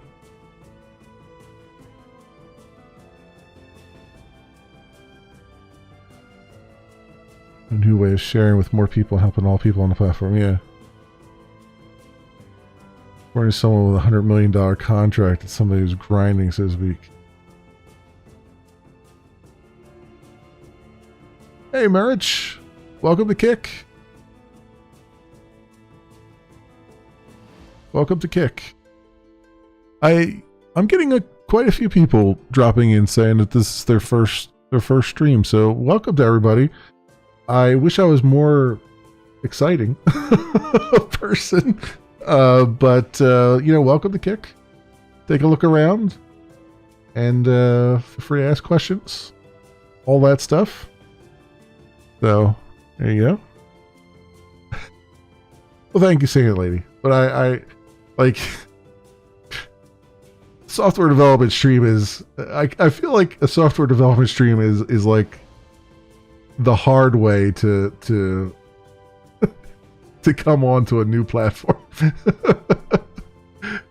Like if I was doing like a game stream or something, it might be a little bit easier gateway drug into the platform. But whatever floats everyone's boat is good. And you know, I do it as a hobby, so you know, it is what it is. Am I familiar with Web 3.0? Unfortunately, yes, a little bit. Unfortunately, yes, I am a little bit aware of Web 3.0. I'm aware enough of Web 3.0 to know that it is it's a solution looking for a problem. You know, it's everything it purports to solve are already solved problems. So really all it's doing is just kind of finding a way to make money off of a problem that's already been solved in other fashions. And that's not me being like, I'm not trying to be negative Nancy when it comes to that. It's just that there's a lot of people who get very hyped about the Web 3.0 stuff, and I've yet to see anything in Web 3.0 that makes me actually interested in it. You know, and that's coming from a technical perspective. Now AI and stuff like ChatGPT and stuff like that, I see some things over there that I think would be really, really good and really game changing. NFTs and stuff, nah, not really. It's old tech. It's old tech with a different paint job, and it's not really solving anything. It's just adding a layer of complexity to something that doesn't deserve it. You know what I mean? So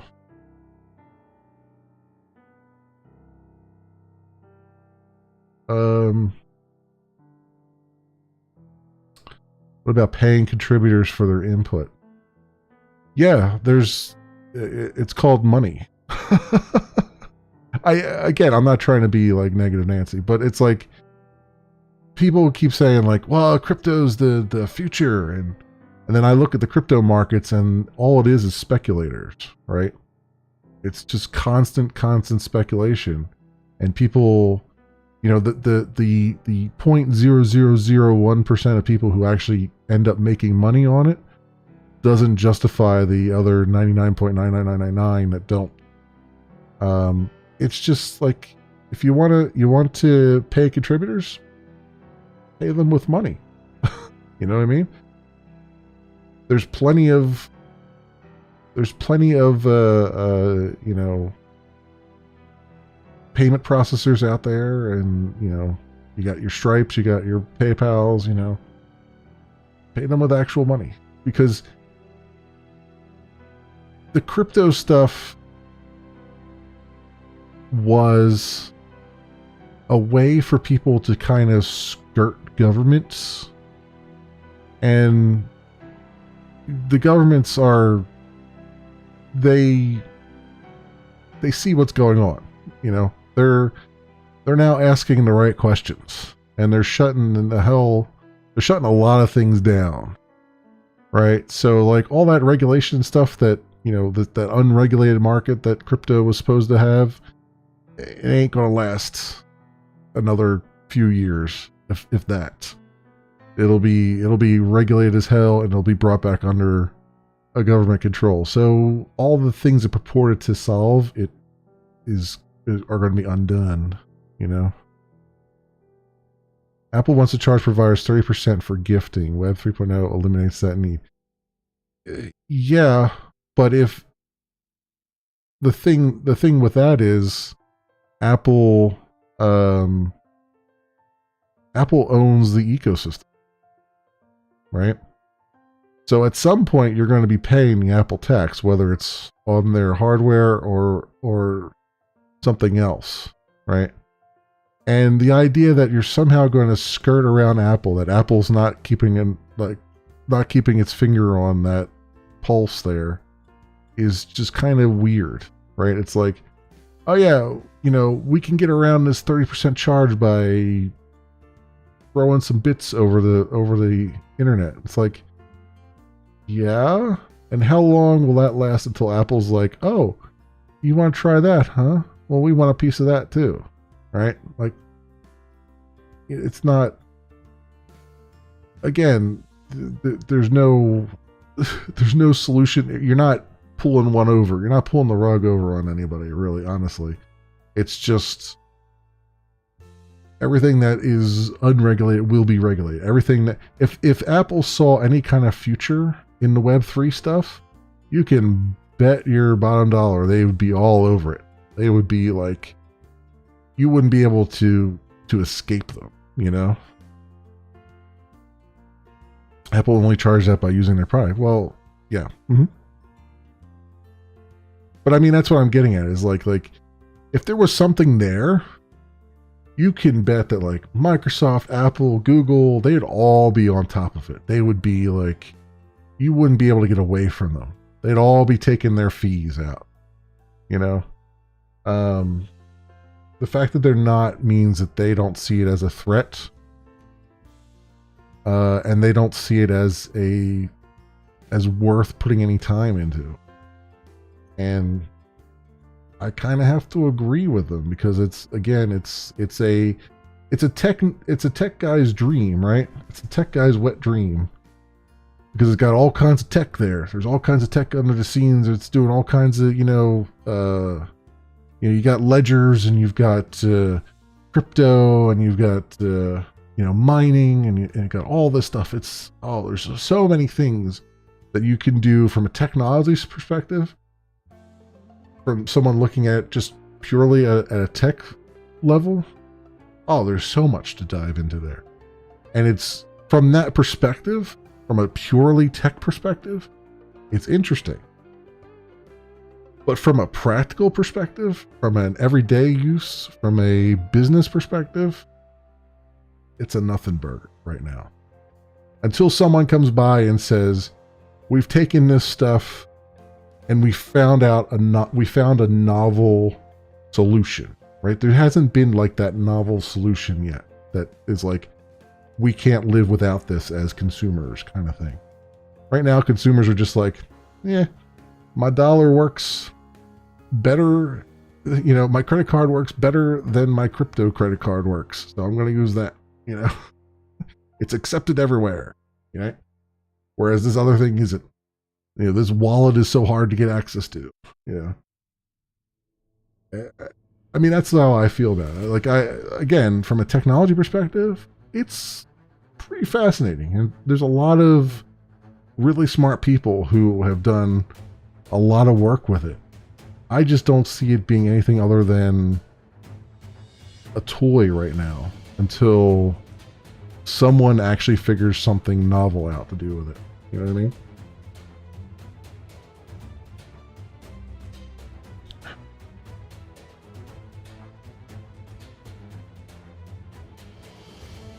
Apple and Google force providers to use their payment processors at 30% cost. Mm-hmm. Why Reddit is now charging for their API. When companies charge these inflated fees, it affects everyone. Sure. Yeah.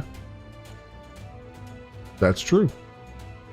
Apple, Google, and Amazon, in order to be listed on their stores, require that you use their API for payment processing. Right? And they scan your applications. And if you're collecting payments without using their APIs, they eject you from the store. They own the store, right?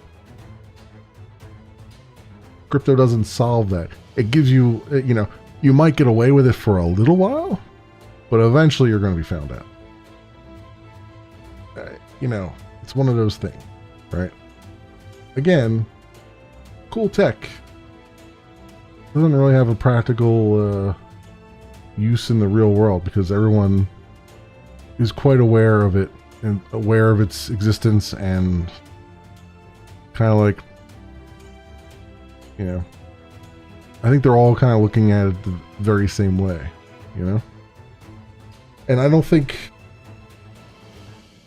think the worst thing that could happen to crypto is AI, because all the venture capitalists and stuff who were throwing money, first of all, they were throwing money at Web 2.0 and all the social media stuff.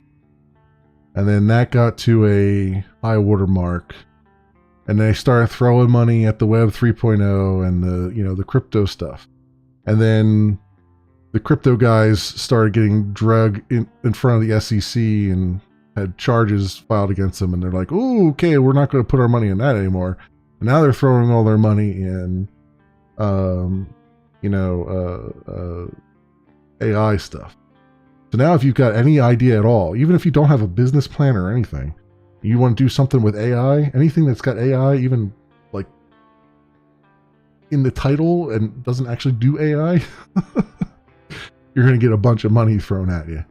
So that was probably the worst thing that could happen to the crypto guys, is not only is the SEC unhappy with them, and not only are governments getting on board now, getting on top of them, and taxing authorities charging taxes on them, but now AI came along and took all the venture capital money, right? So what can I say, right? What can I say?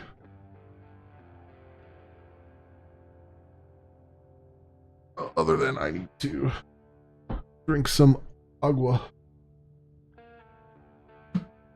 Starting this new thing where I'm trying to have a little alert now. I'm trying to see if it helps with my my leg problems.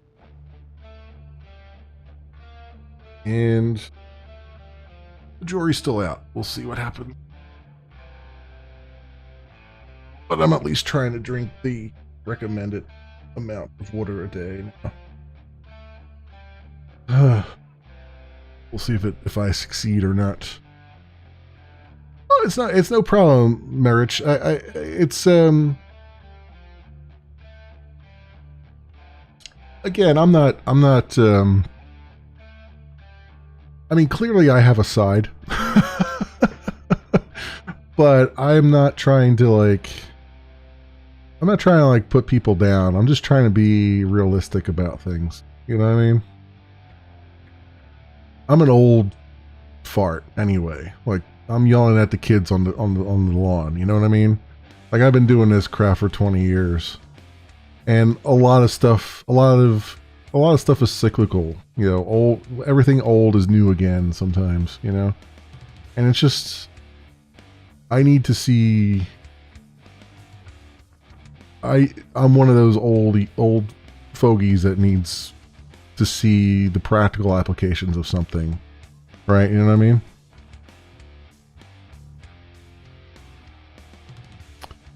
During my legs, say add pink salt to your water in the morning. It will help with the tingling. We'll see. Yeah, I mean, what I've been reading is that the reason, like, your body swells, you get edema, which is swelling, when it's a response to your body doesn't want to lose water. Like, it's trying not to lose the water it already has. It's trying to hold on to it, so it swells to try to hold on to it. Right. Dehydration, exactly. So my hope is that, from what I've read, is that as long as you at least hydrate, your body doesn't have to hold on to the water because it's got enough. I'm hoping it helps, but it's hard to tell because, again, I got this thing where it's like, like my legs only swell. It's actually my one leg swells in the summertime when it's hot, but in the wintertime it doesn't. But I have this thing where it's like my body's sort of internal temperature is off a little bit, or like your extremities are overreact to changes in temperature. For me, it's just mostly my leg.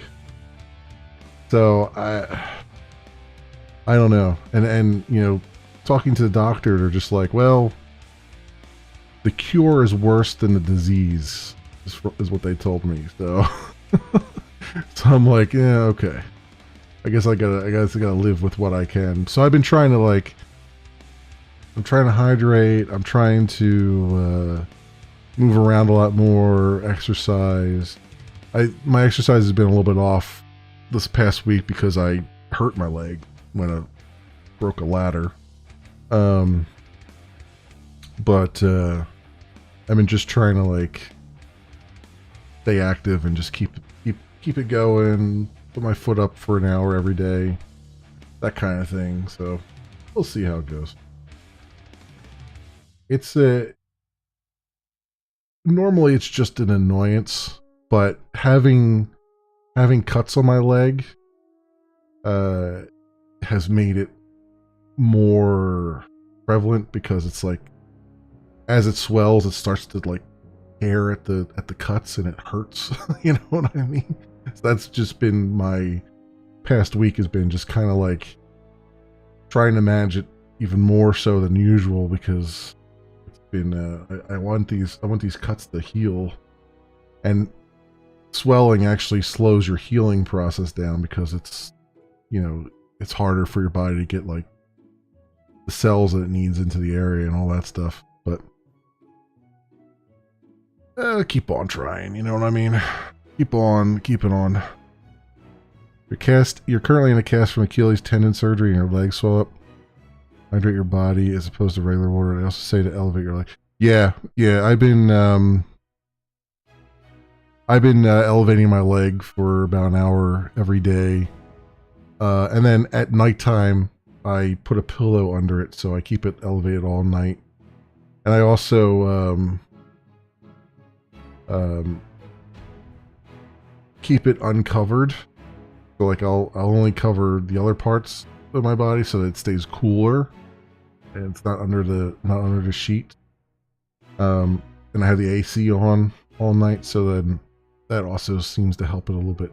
When I wake up in the morning, it's normal size. It's just as soon as I get up out of bed, it starts to really swell up. Yeah, ibuprofen. Yes, I have been. I've been this week. I've been hitting the Advil to try and help it a little bit, mostly for the pain. After today, it hasn't been bad at all, so I'm not gonna worry about it today. But yeah, I've been using that too to try to control it, to try to keep it down. So, but yeah, thank you. I appreciate the advice and stuff, because it sucks sometimes. You know what I mean? Trying to figure things out on your own.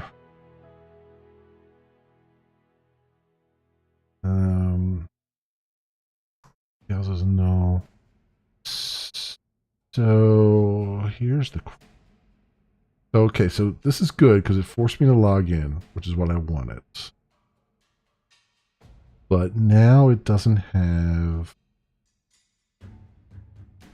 It couldn't find the user ID under the one thing, but that's okay.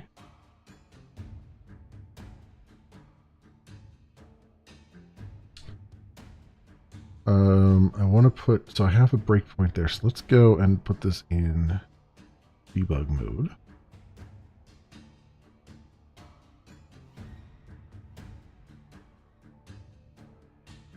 Let's go put it in debug mode. See if I can see if the principal is being filled out. If it is it on the session, or is it just a request attribute?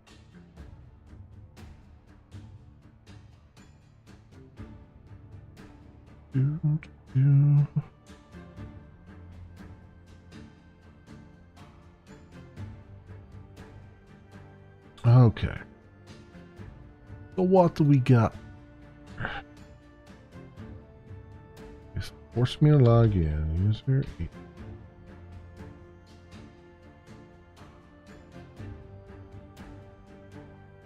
Alright, log in.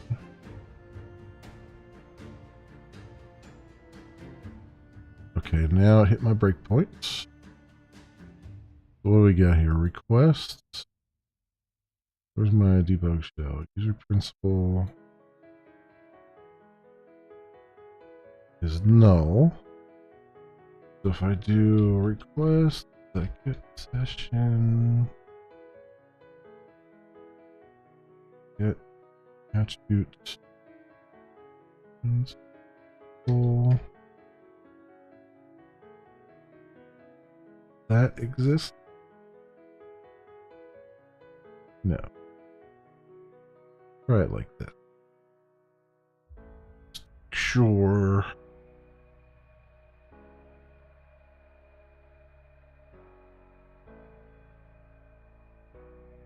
Okay, so how about just principal?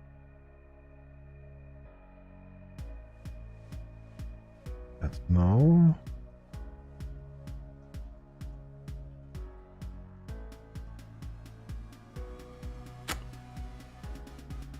Okay. Request that get. Oh, I can call get user principal? Oh, well, that would probably be useful. Oh, and that's user 8.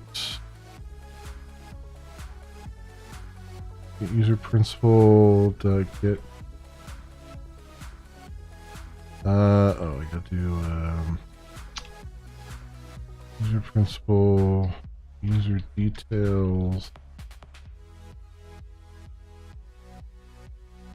Get username.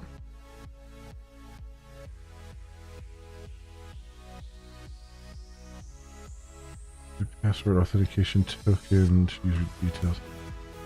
Alright, so user.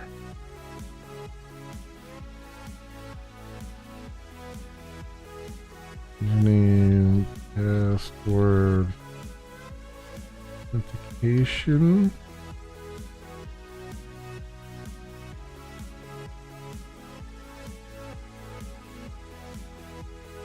I'll be, okay. Can't do that in the debug shell, but that's good. Okay, so I know, so I have better knowledge of where I'm at right now. Let's stop that together. Get out of debug perspective.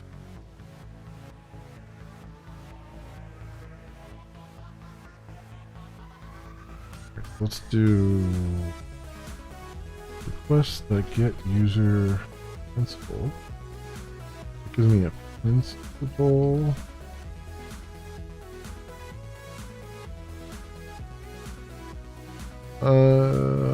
Thing. And then security.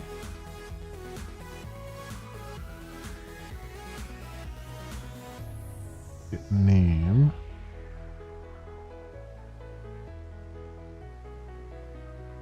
Name of this principal. Is that going to be the name that I want? That is a question. That is a question. Thank you for the follow as well. The Botrix alerts they're weird. Sometimes they work, sometimes they don't. But there should have been an alert on stream too. There was one earlier. Like every other seems to alert it. Anyway. So I got the right. Will this actually? Let's see. Clean build.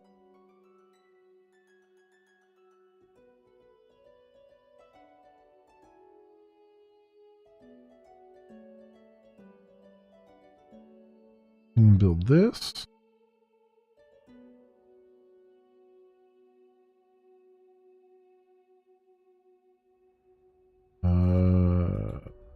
That out. Hopefully, throw it in debug again. Let's see what I've got here.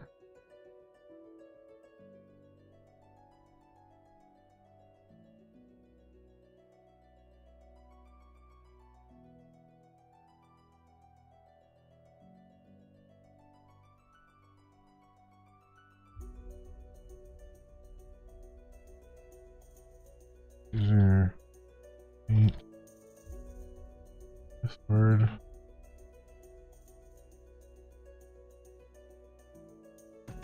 We're over here now.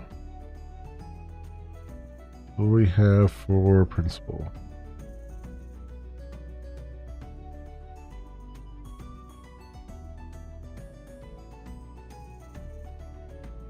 Oh, I have to do like a get principal. See here, debug shell.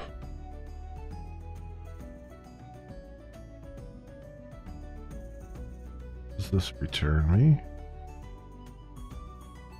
Oh, username. Okay, that is exactly what I want. All right. Unfortunately, it doesn't give me the. I'll just have to look up the user ID, I guess. It doesn't give me the other stuff. Maybe once I have a custom principal, it'll do that. Be a little bit easier to deal with. But okay, so that's doing that now, so we can stop that for a second.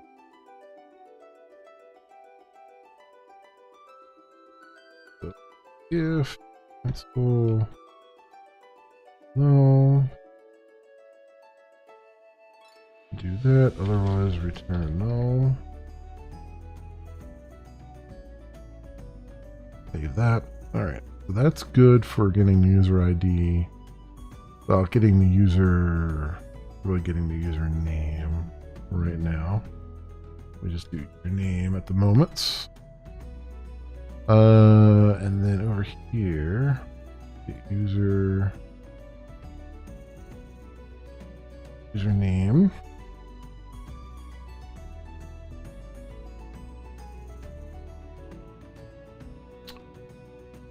And then I can go look up their ID.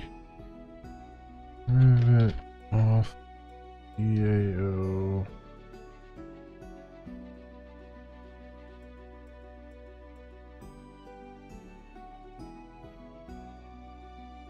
Right, so we say user ID is off get user ID for username. Boom. And actually I can just kind of do this, I guess.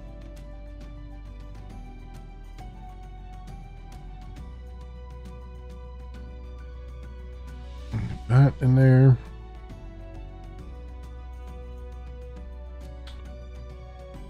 Run this with a try catch.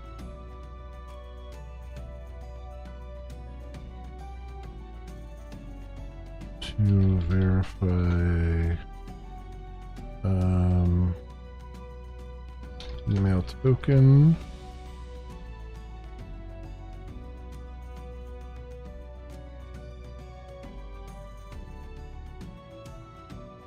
Error message.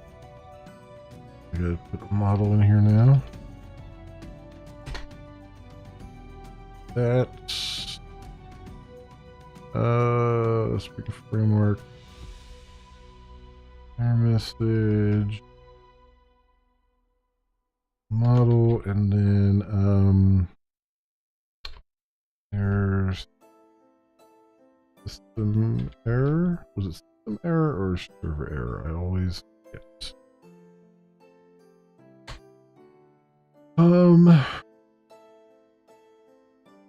System error. Here for a moment. Fixed error, system error.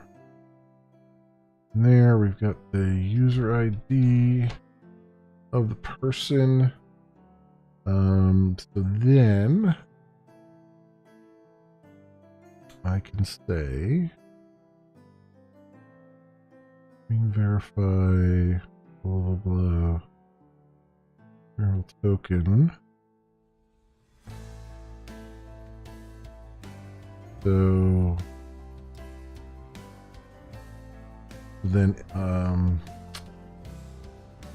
we're verifying the token, so I have the token. Then I have to say Boolean is verified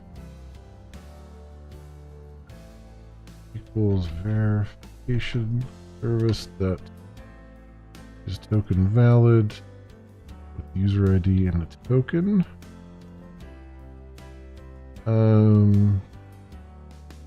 If is verified.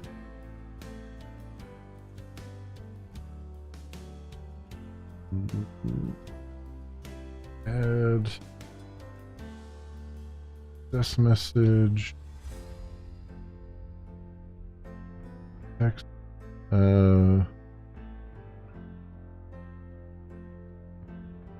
Email. Success. Email. Verify. Success, I guess, right?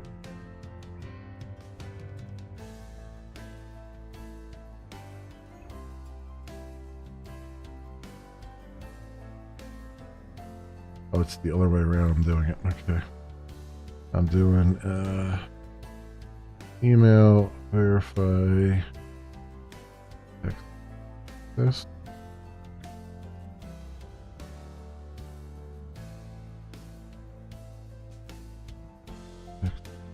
This email successfully verified.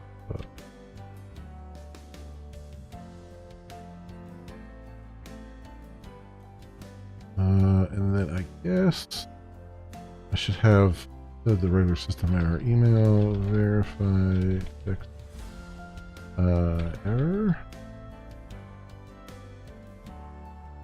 Email would not be verified.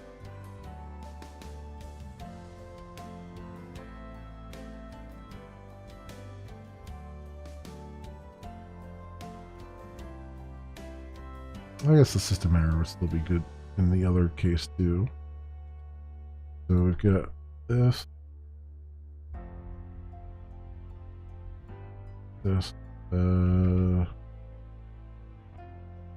else.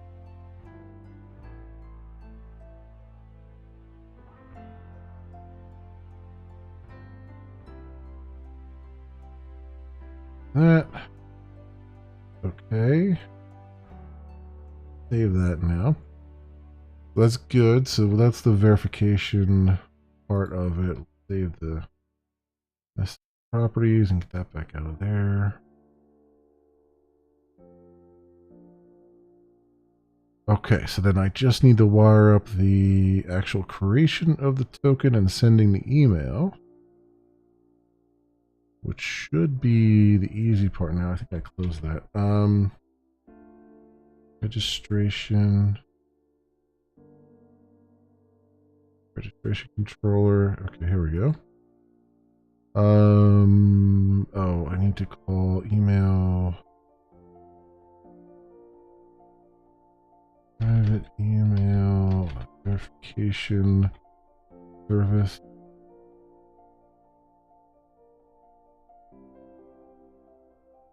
All right, we'll wire that up. Then we say,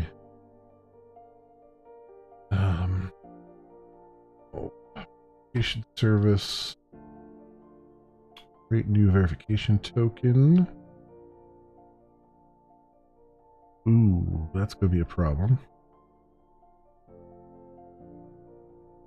Well, yeah, you're not logged in yet, but that's okay. I can take it off the model. I can say model.get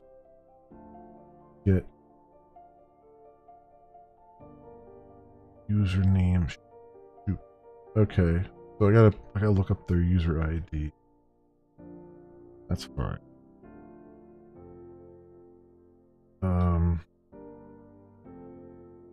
Let's think here.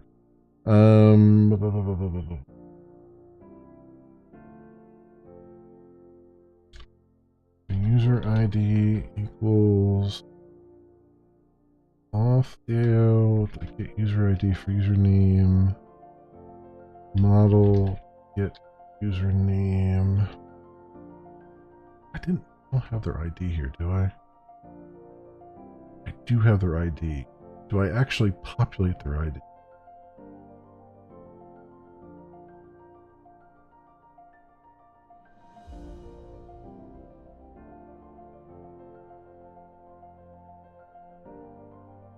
I think I actually do. Because I do the other thing, right? Authentication DAO. When I create a user, create user initial. Yeah, I put their, well, I get the ID back to pass it on to here. I don't put it back into the model, though. Yeah, okay, so we'll have to look it up. That's fine. Moments.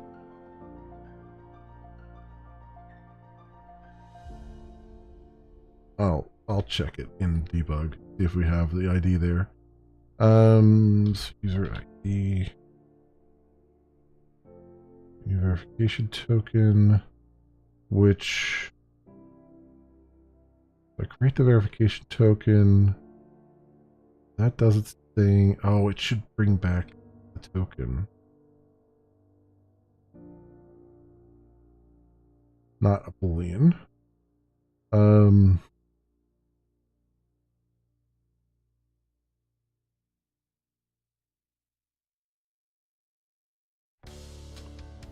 Yeah. It should bring back string.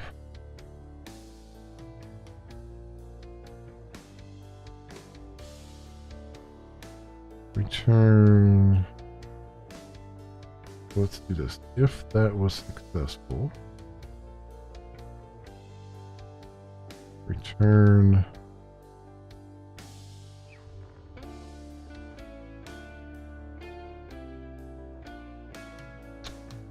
grab this and string encoded token is that.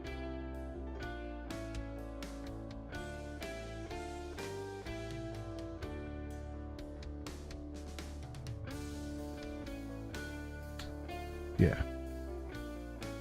Yes, it'll be that. Code it token. Token, otherwise return null. Right, okay, so encoded token comes back from this guy, because then I gotta send it off to the email service. I don't have in here.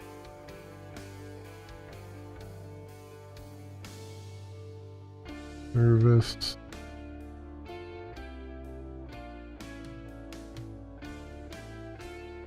All right, and I gotta tell the email service to send the email. Send verification email. I'm gonna dummy up an email address right now. So it'll be someone at something.com. User display name. Yeah, okay. Some display name. I don't have that wired up yet. Then I also need the token. And that back here. And token goes in there. And then what does this return? Boolean? Okay.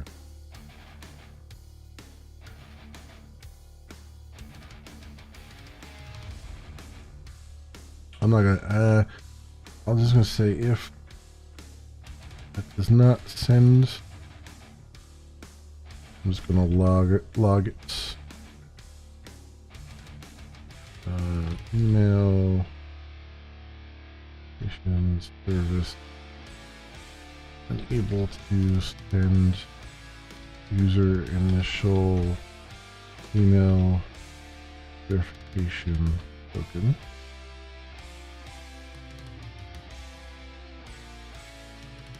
Otherwise, the user won't be any wiser to it. They'll just have to do the verification manually with a button that I'll have to give them at some point. Okay. So, verification email. So in here, generate URL, bring token. So, display name. The generate URL will be. Gonna be interesting. I need to.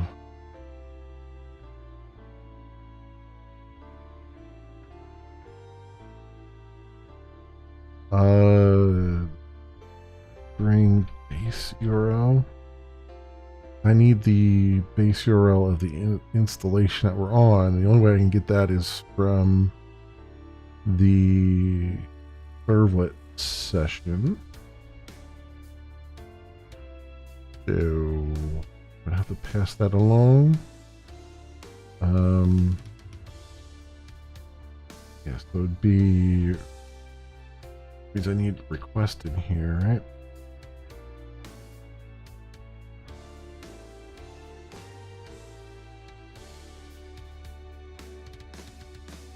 Do request that get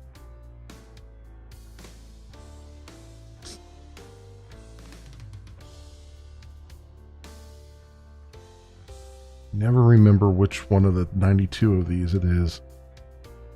We got server name, servlet context,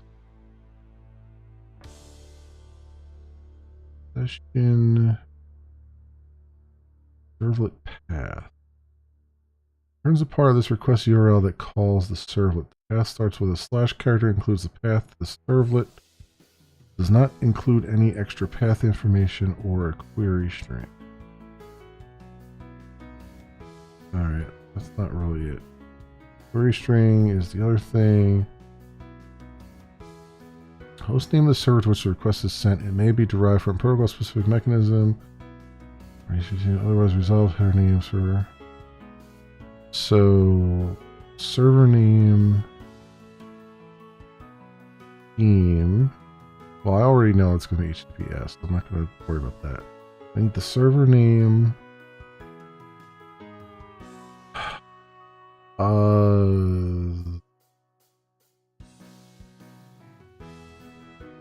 Probably don't need the port. I'm going to make some assumptions.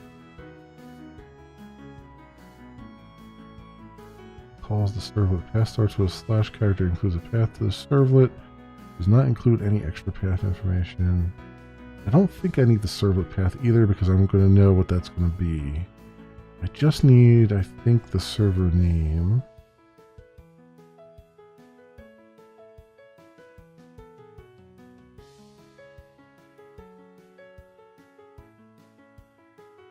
Yeah, and I could just kind of assume other things.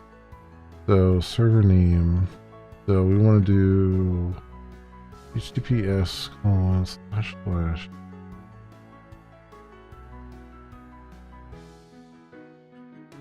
I gotta double these up, right? Gotta double those up because it's.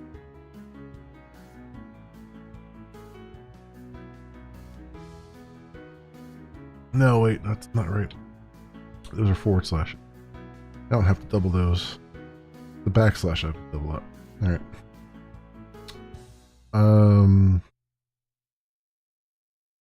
Plus that server name.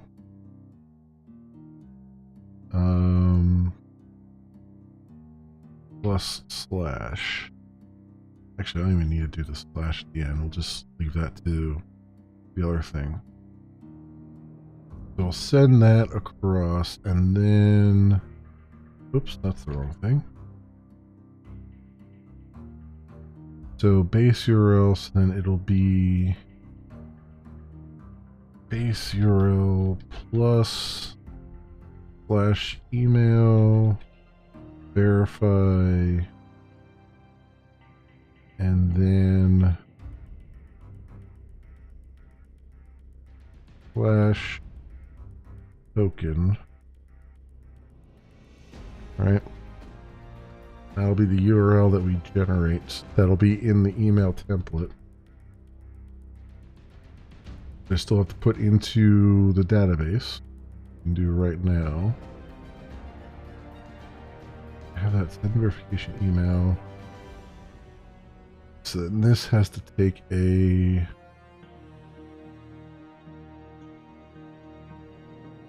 request and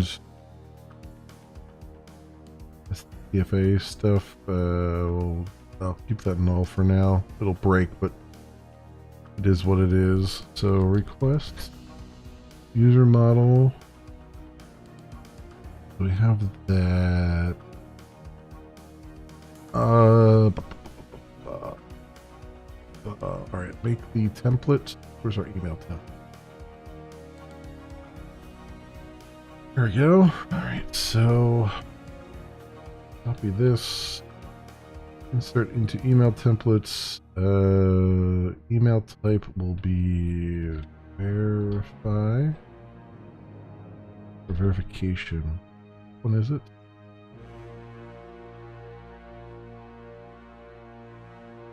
I forget what I called them. Where's my verification? I called it. Okay. So verification. Please verify your email. Name. Subject. And the body is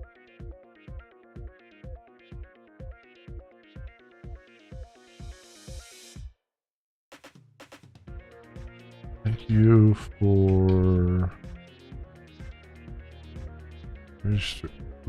registering with X. Please verify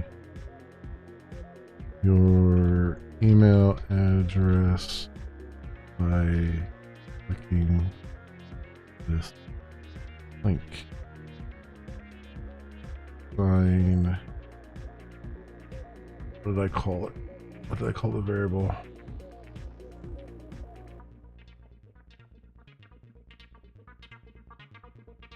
Generate URL.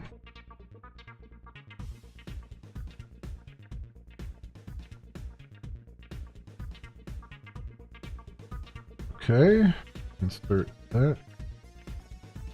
We now have 2 email templates.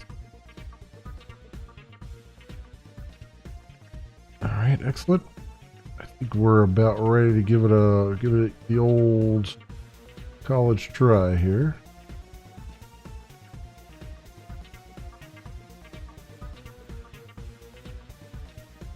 See how this goes.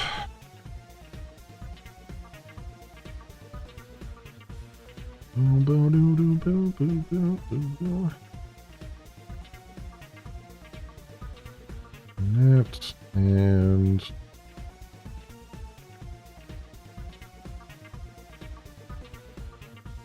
build. All right. Roll with it.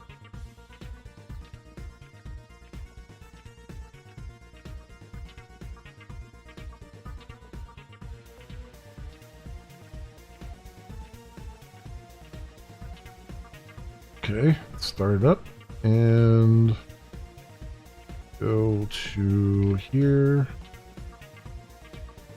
Okay, so we'll register user.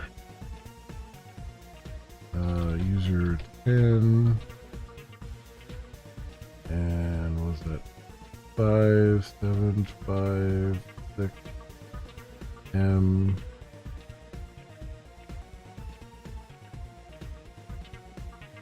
Okay. I think I'm going to have to work on that CAPTCHA a little bit more. User 11 EXE to EKB. Why are those not working? That's really... oh wait, maybe they are working and it's failing on something else. I just did. Line text. Show me the logs. Is there a stack trace in here somewhere? Oh, there's one coming up.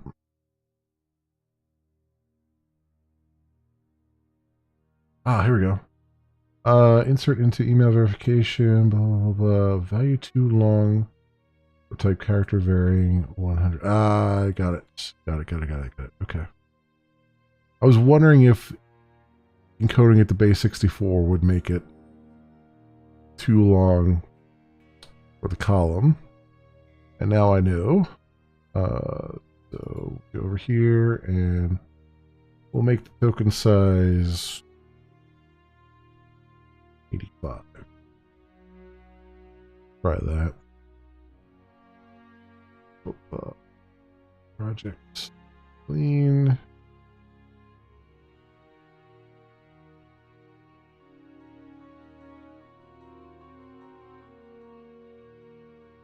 I wonder, did that still make the user 11? It probably did, right?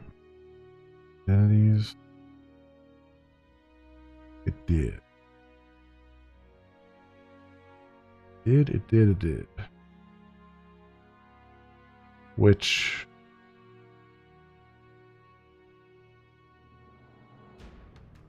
fine. I mean, if it fails to send an email verification, I should not fail completely. That's something I'll have to work on. Like, if it fails to create a token and send it out, then oh well. They'll have another opportunity to do it.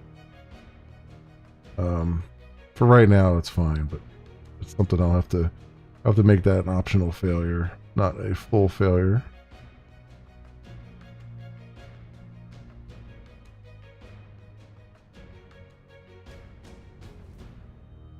Also, I'm wondering if that CAPTCHA is always failing, if the first CAPTCHA I generate is the one that's always failing. Because it seems like there's a pattern there. Because it didn't create user 10, which means that the CAPTCHA failed on user 10. But it seems like every time I do the first CAPTCHA, it fails. So there might be something weird that I'm doing. There. Oops. Well, the image capture actually failed. Well, that's interesting. Oh wait, I almost started, right? I started to... yeah.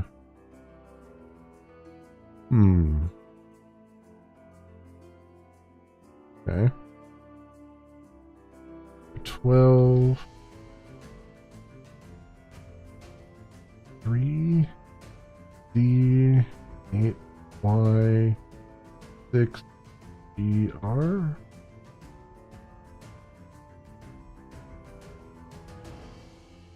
Okay.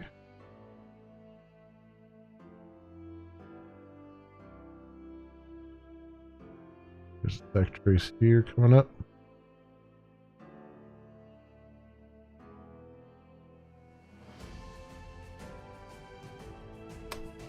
Still having a problem with it. Wait, how many characters is it?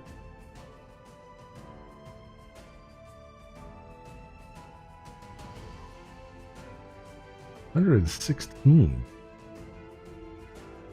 I told it to do 85?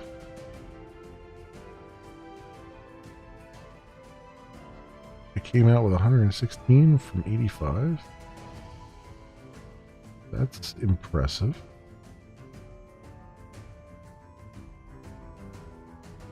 Wait, that's 1821? Yeah. Yeah.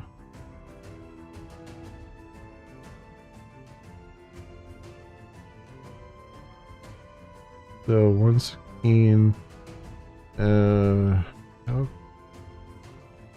116 minus 85. Yeah, I guess that makes sense. It's putting 32 bits of padding in there, I guess. Or 31 bytes of padding. So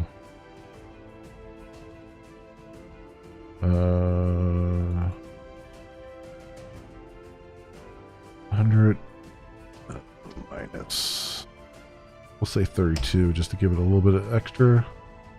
68. All right, so we'll do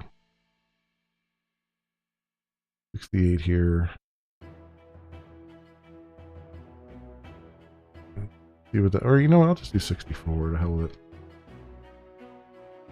It's just a throwaway random string anyway. That is only valid for 15 minutes.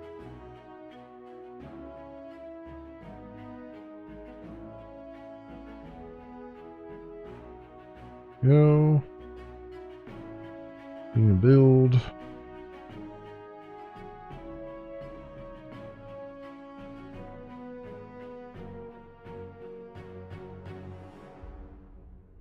Deploy. All right, run it. Run it again.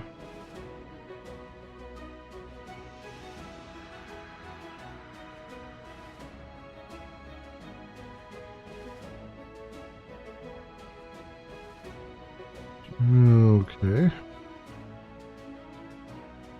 Back here, register user.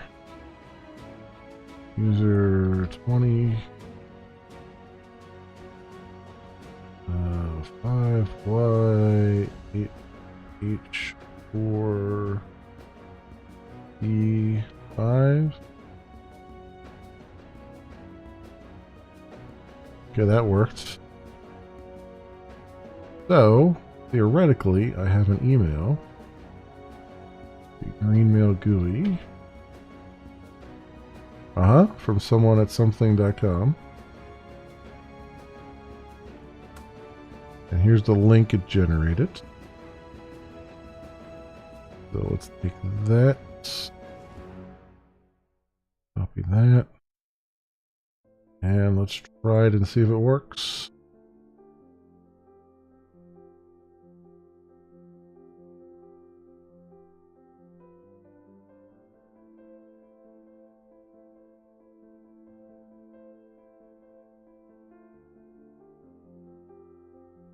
Oh, no port number. Yeah, I was wondering whether I would need the port number or not. Yeah. 84.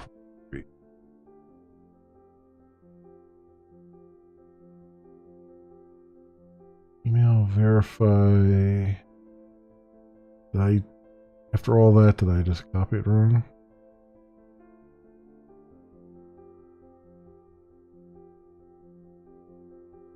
Email verify.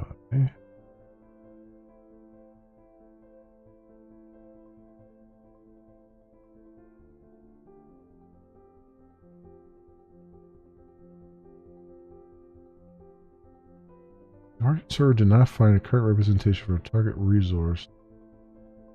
Email verify.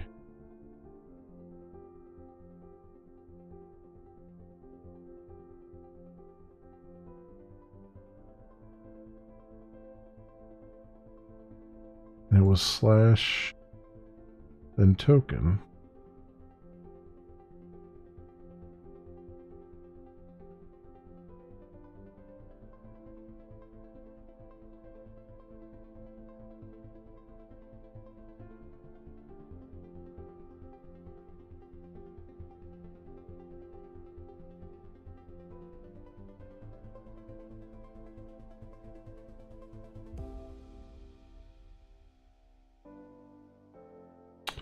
I wonder if it's I wonder if it's succeeded and it's trying to redirect me.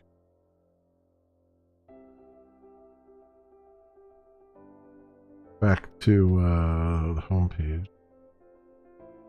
Something.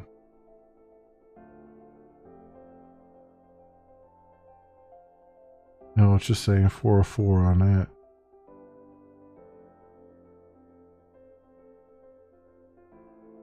Why would that be?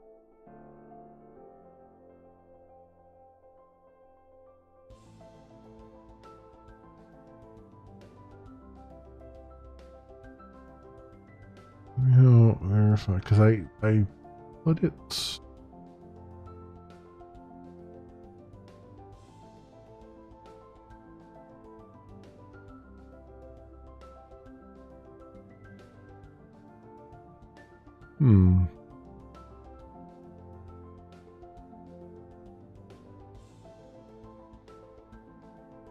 That's weird because I put it in the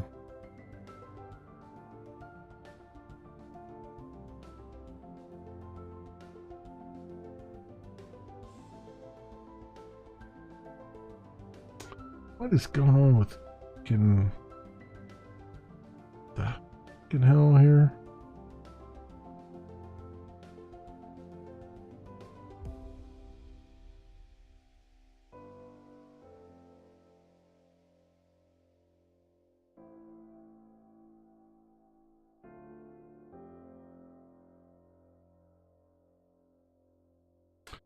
I wonder why.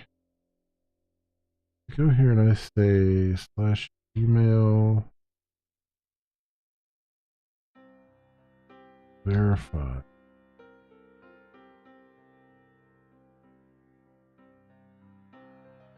Not found.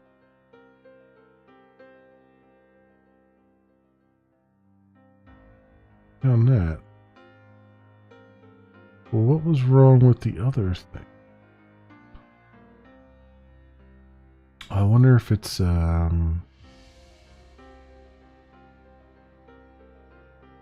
wonder if something there broke the URL encoding. I mean, it's base64. It shouldn't break the URL encoding.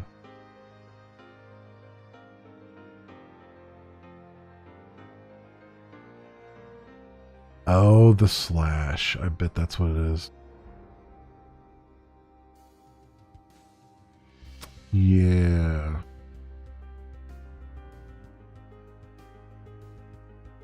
Yeah, I gotta URL encode that. But that's, so that would be, so it'd be this.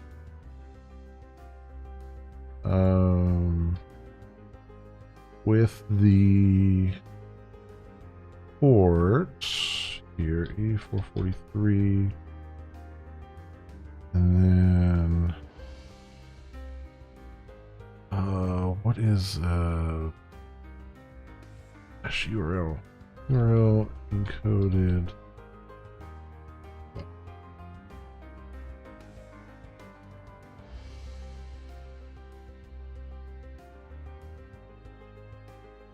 That 2%2f.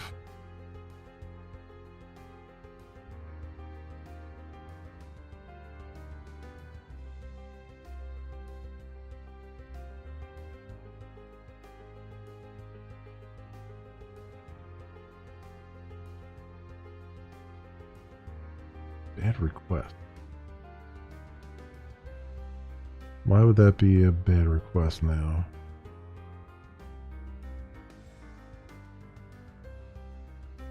Invalid, wait, invalid URI, no slash.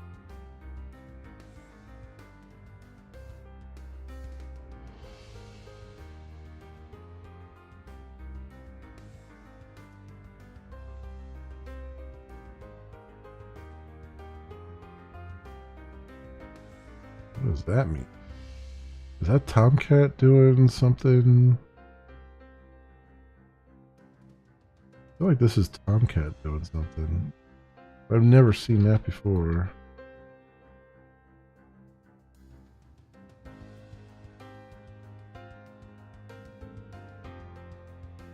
Hey, return for your containing 2F. I bet it's a security thing in Tomcat.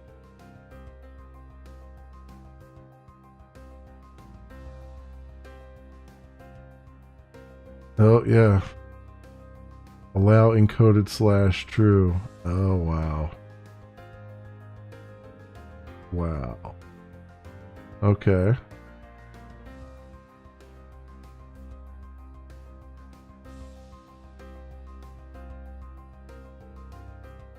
Huh.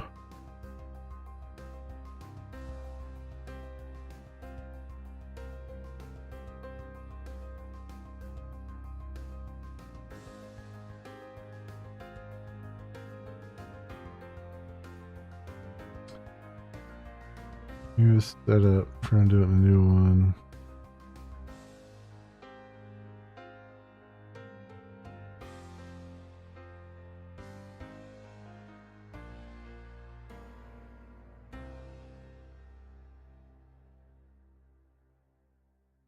Part of the get URL in JBoss.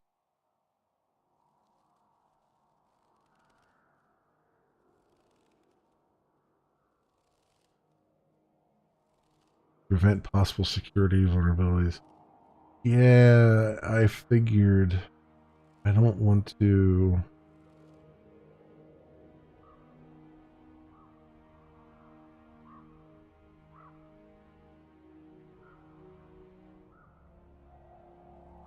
I don't want to set that to true though, because that is a really good security feature. But somehow I'm gonna have to make it so that it doesn't generate /.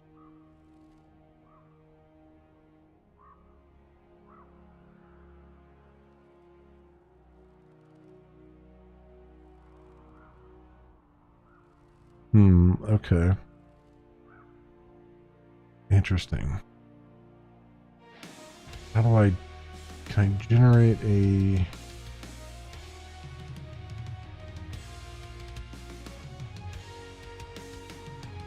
Generate secure random with that.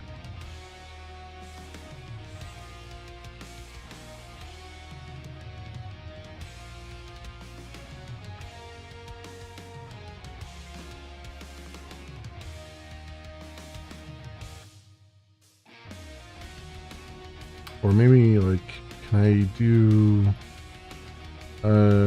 secure random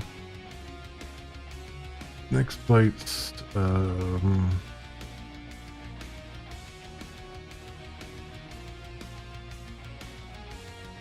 restrict characters?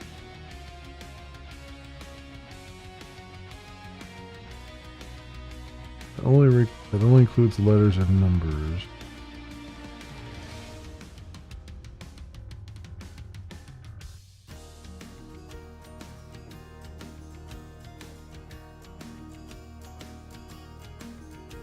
Well, okay, so they're doing the basic before encoding.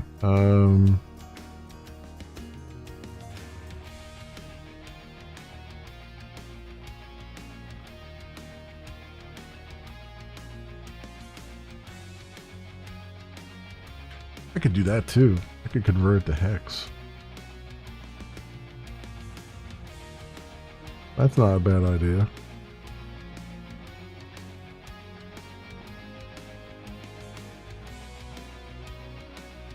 Although they're converting them manually?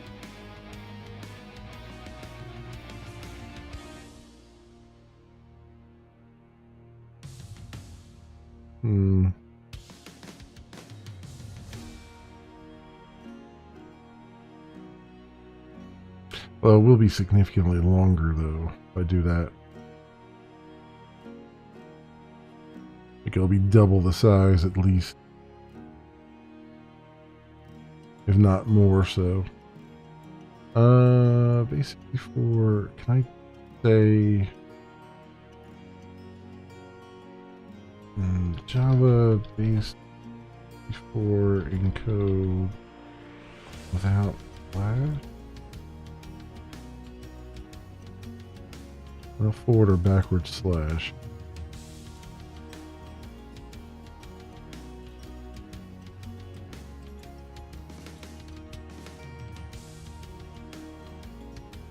Use base64 URL safe encoding.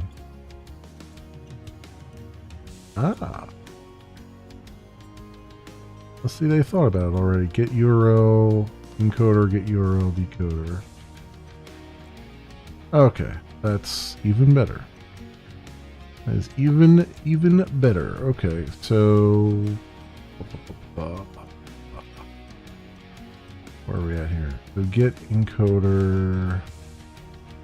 Let's really get before get URL encoder.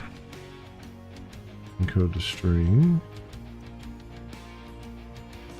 And that'll go into the database as well, which is good.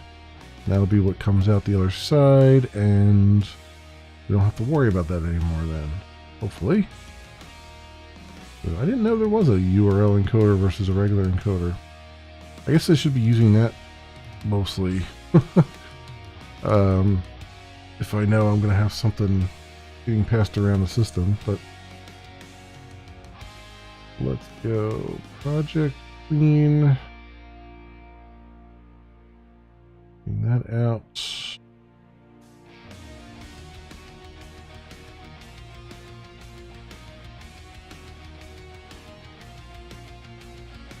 Clean that. And starts.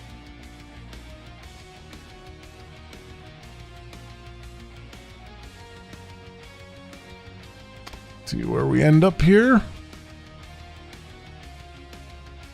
Boom, boom, boom, boom, boom, boom,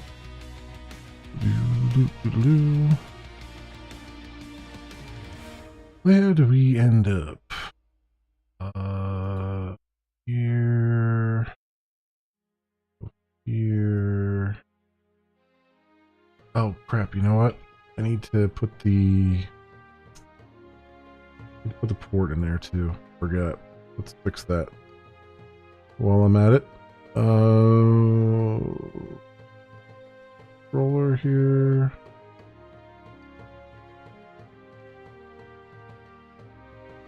That it? Where's the verification? Roller.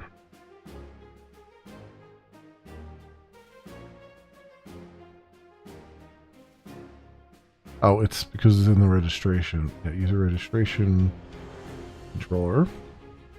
Right, so it's server name plus colon. Well, there might not always be a port, but I guess it doesn't matter. You can just do it. Port there anyway. Request. Get server port.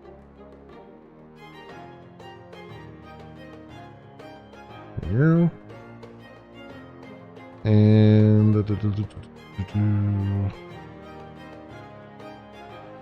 now try it.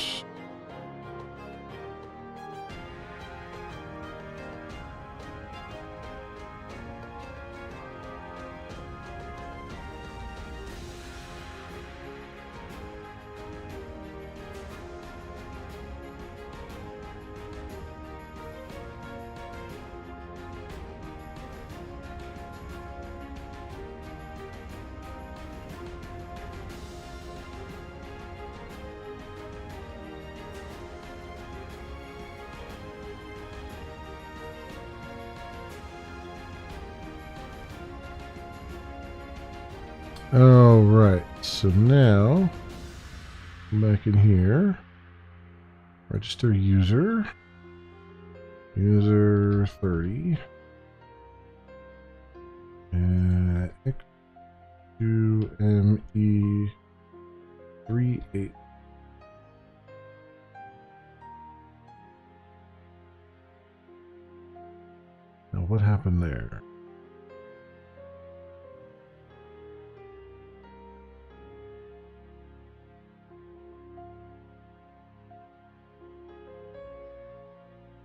Alright, there's no stack trace, so that somehow I did not have the right. I have to look at that some more. Because it seems like every so often the CAPTCHA is not it's not picking it up correctly.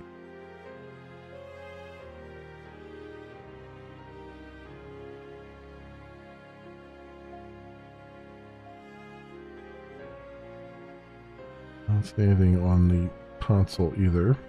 Alright. Let me just make sure there's no user creator. Yeah, so for some reason the CAPTCHAs sometimes don't generate properly. Or they generate, but they're not, the verification is not verifying them properly. Figure out what's going on with that.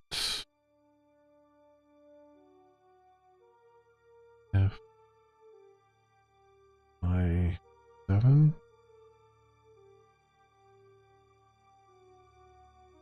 There you go. That's been generated. So we go over to GUI. We have an email. Please verify your email. Some display name, which is the replacement variable. Thank you for registering your hex. Clicking this link. Alright, let's see if this one works a little bit better.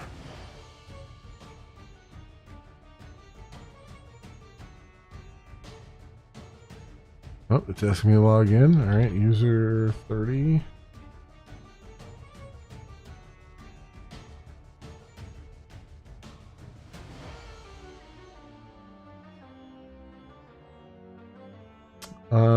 Well, it succeeded.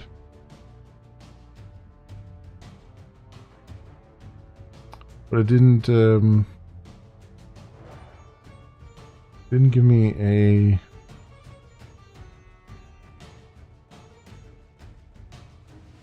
success message.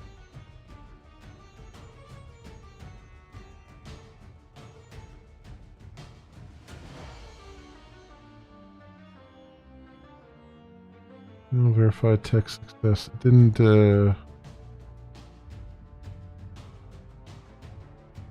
give me a message here. Where's the something happened in the server here? They're redirected correctly.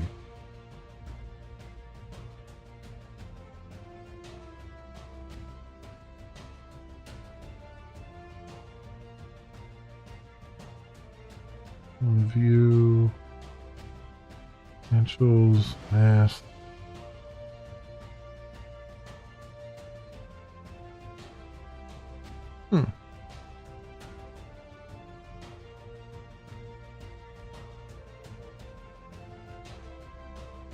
Interesting.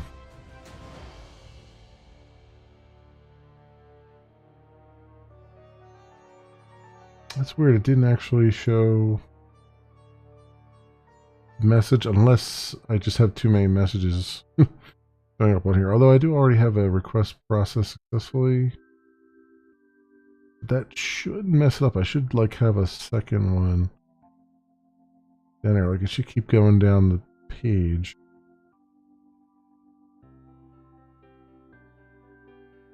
Interesting. But I mean, it definitely worked because it redirected me, right? Well, it could have erred. But I would see an exception in the logs, and I don't see one.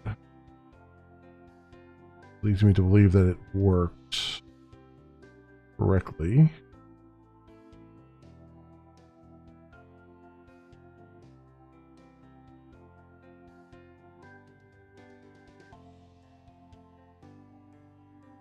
Token valid.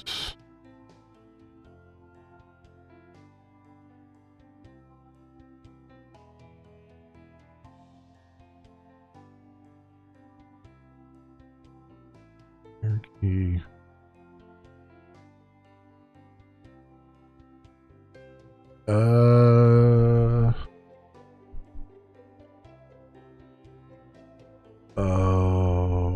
what's going on.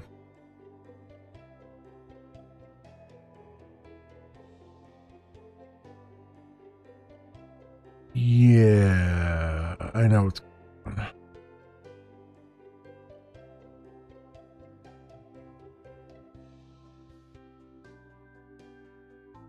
So, okay. The message got set, but it set it into the model. I should have caught this before. I'm setting messages into the model, which goes away during a redirect. It recreates the model from scratch after you redirect somewhere else. Unless you forward, and then if you forward, then it keeps the model. I guess I could have changed the redirect to a forward and it would just work. But in reality, there's going to be situations where I want to throw an error message or something and send you somewhere else, like send you back to the login page or something like that. And in that case, I need to put the error messages and warnings and all that stuff into the... I guess I put them into the session.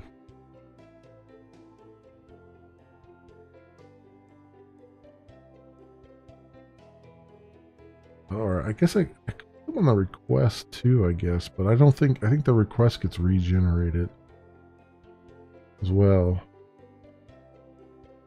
So I guess I would have to dump them all onto this session, which is fine because they get cleared out.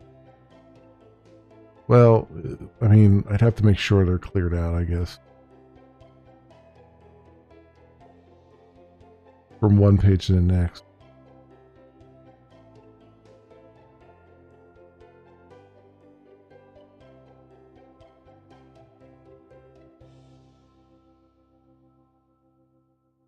Because adding it to the model only works if you stay on the same page that you were on. Which I guess 99% of the time you'll stay on the same page you were on, but...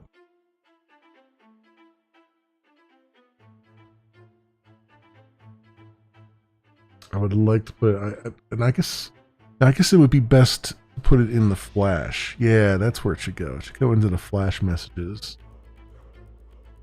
Because those get cleared out automatically by the server. And those only last for one redirect or forward or whatever. So that's probably where those should go.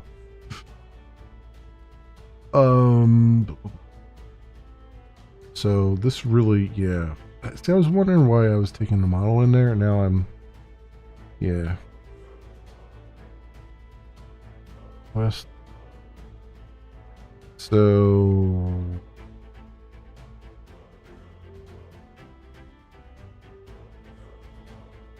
gonna be request that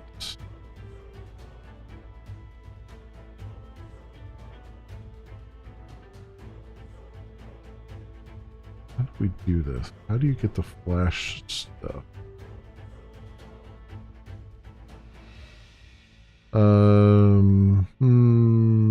Trailer fields, locale.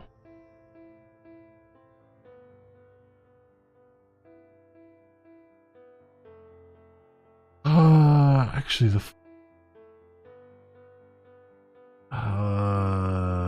wouldn't that just be on the request itself? No.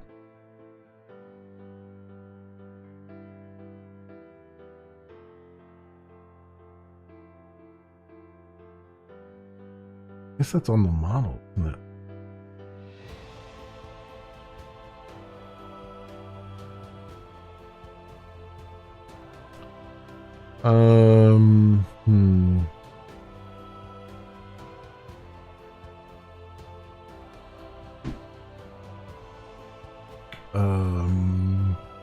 Let me think. What does it say here?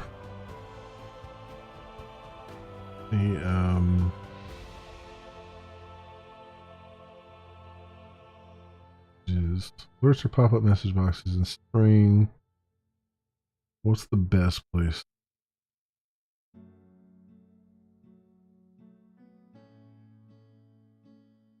That's right, you do have redirect attributes too.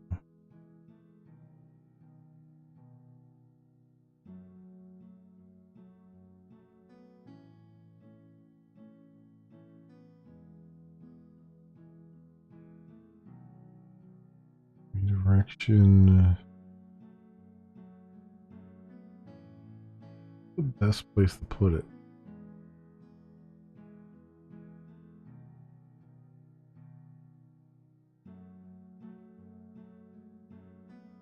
Yeah, redirect attributes, add flash attribute.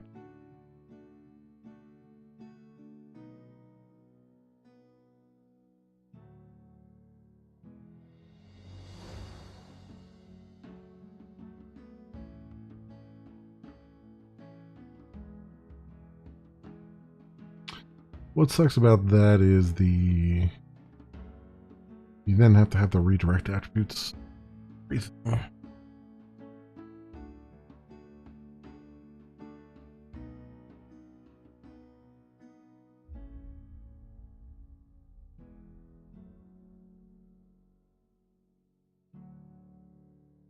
That's that attribute. Oh, on the request though, that's a web request though. What do we have on here? So request that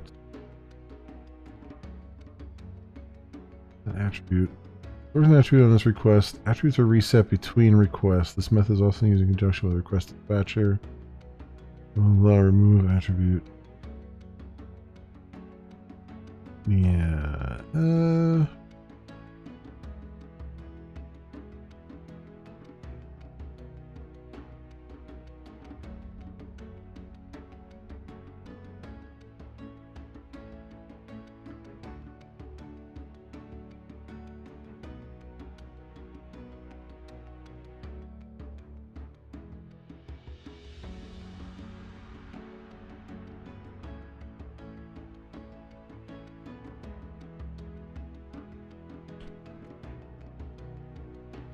Is there on the session?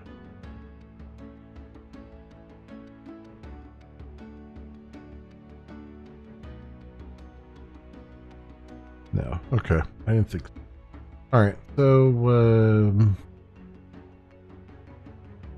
I guess we gotta technically do it on the redirect attribute. Kind of sucks because you have to take that in for everything.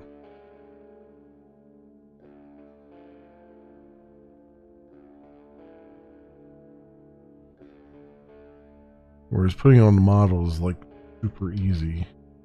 But putting on a model doesn't handle all the different use cases.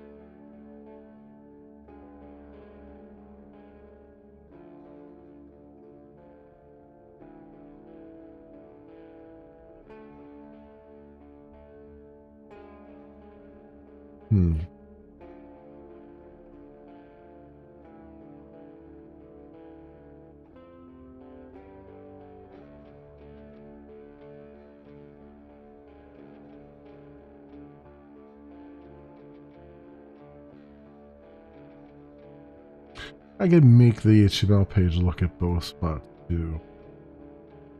That's something we'll have to do next time, though, I think. Just improve that a little bit. But anyway, it looks like, despite all that, it looks like the email verification stuff is working. I still have to set the, email verified flag.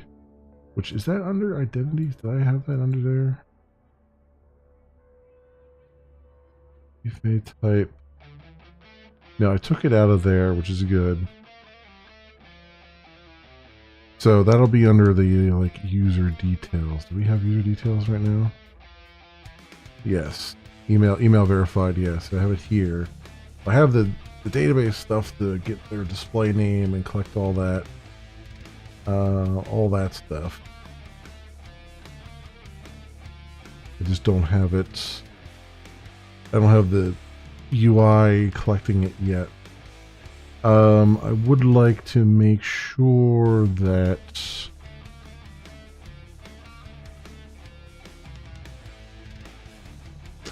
I'd like to make sure the user ID, the GUID or UUID, I should say, is making it into the session.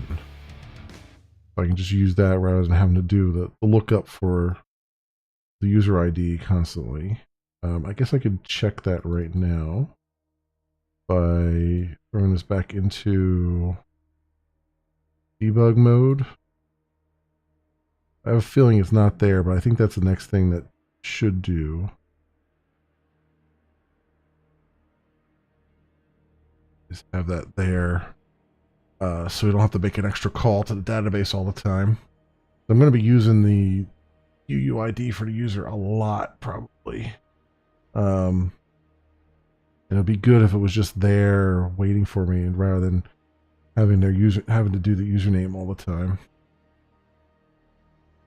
Okay, so got that.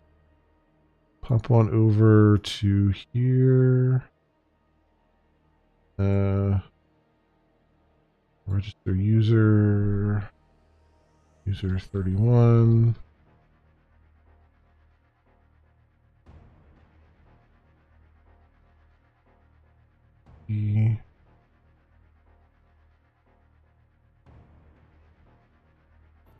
What do we have here? So what does model have? Yeah, it doesn't have any ID there at all.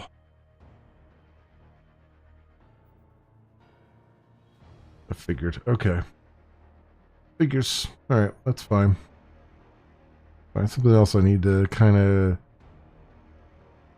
tidy up a bit and make it so that I don't have to make unnecessary calls all the time and all that stuff. Once someone is logged in and doing their thing.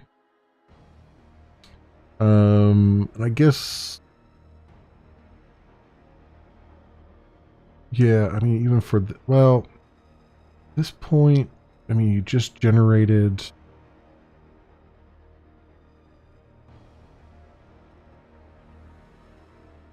maybe even just for the user registration, make sure that I get the ID back, maybe, or something. Something to that effect. Like get it back into the model or something like that. But that's good for now. I will commit this stuff in a little bit. I'm just going to I don't really feel like committing it at the moment. I kind of want to just winding down right now. So let's go and, what do I got here? That's good. So yeah, I think that'll do it for this stream, my friends. I think next week, what is next week? Next week, the week of the 30th. Ends Friday is the 30th. No, wait, we're on this week here. 24th, 25th is the weekend. Okay, so next weekend I will be back on Saturday for the normal coding Saturday stream. Also on Friday nights, we're doing coding now, so we'll be doing those. So the schedule will be, tomorrow, no stream as usual, nothing on Mondays. Tuesday and Wednesday and Thursday will be a game. It's going to be a toss-up right now. I do want to jump back into Elder Scrolls Online for a little bit and do some stuff there, so maybe that'll take up a couple of those days. And then Friday night will be more coding, and Saturday afternoon will be more coding. And that is the schedule as I know it right now, my friends. Thank you so much, everyone, for watching. Thank you to all the new people that came in and all the people who have followed. I appreciate it greatly. And hope everyone's enjoying their time on Kick or on YouTube, depending on where you're viewing it. And yeah, hopefully some more good stuff coming, my friends. So that is it for me. Thanks so much, everyone, for watching. Hope everyone has an excellent morning, afternoon, or evening, depending on what it is for you. And hope to see you back here again in the future for some more stuff, whatever happens to suit your fancy. Let's see if anybody is online right now that I know. There is not. It's a very quiet Sunday, my friends. I'm just gonna let you go. So, in that case, see you bye.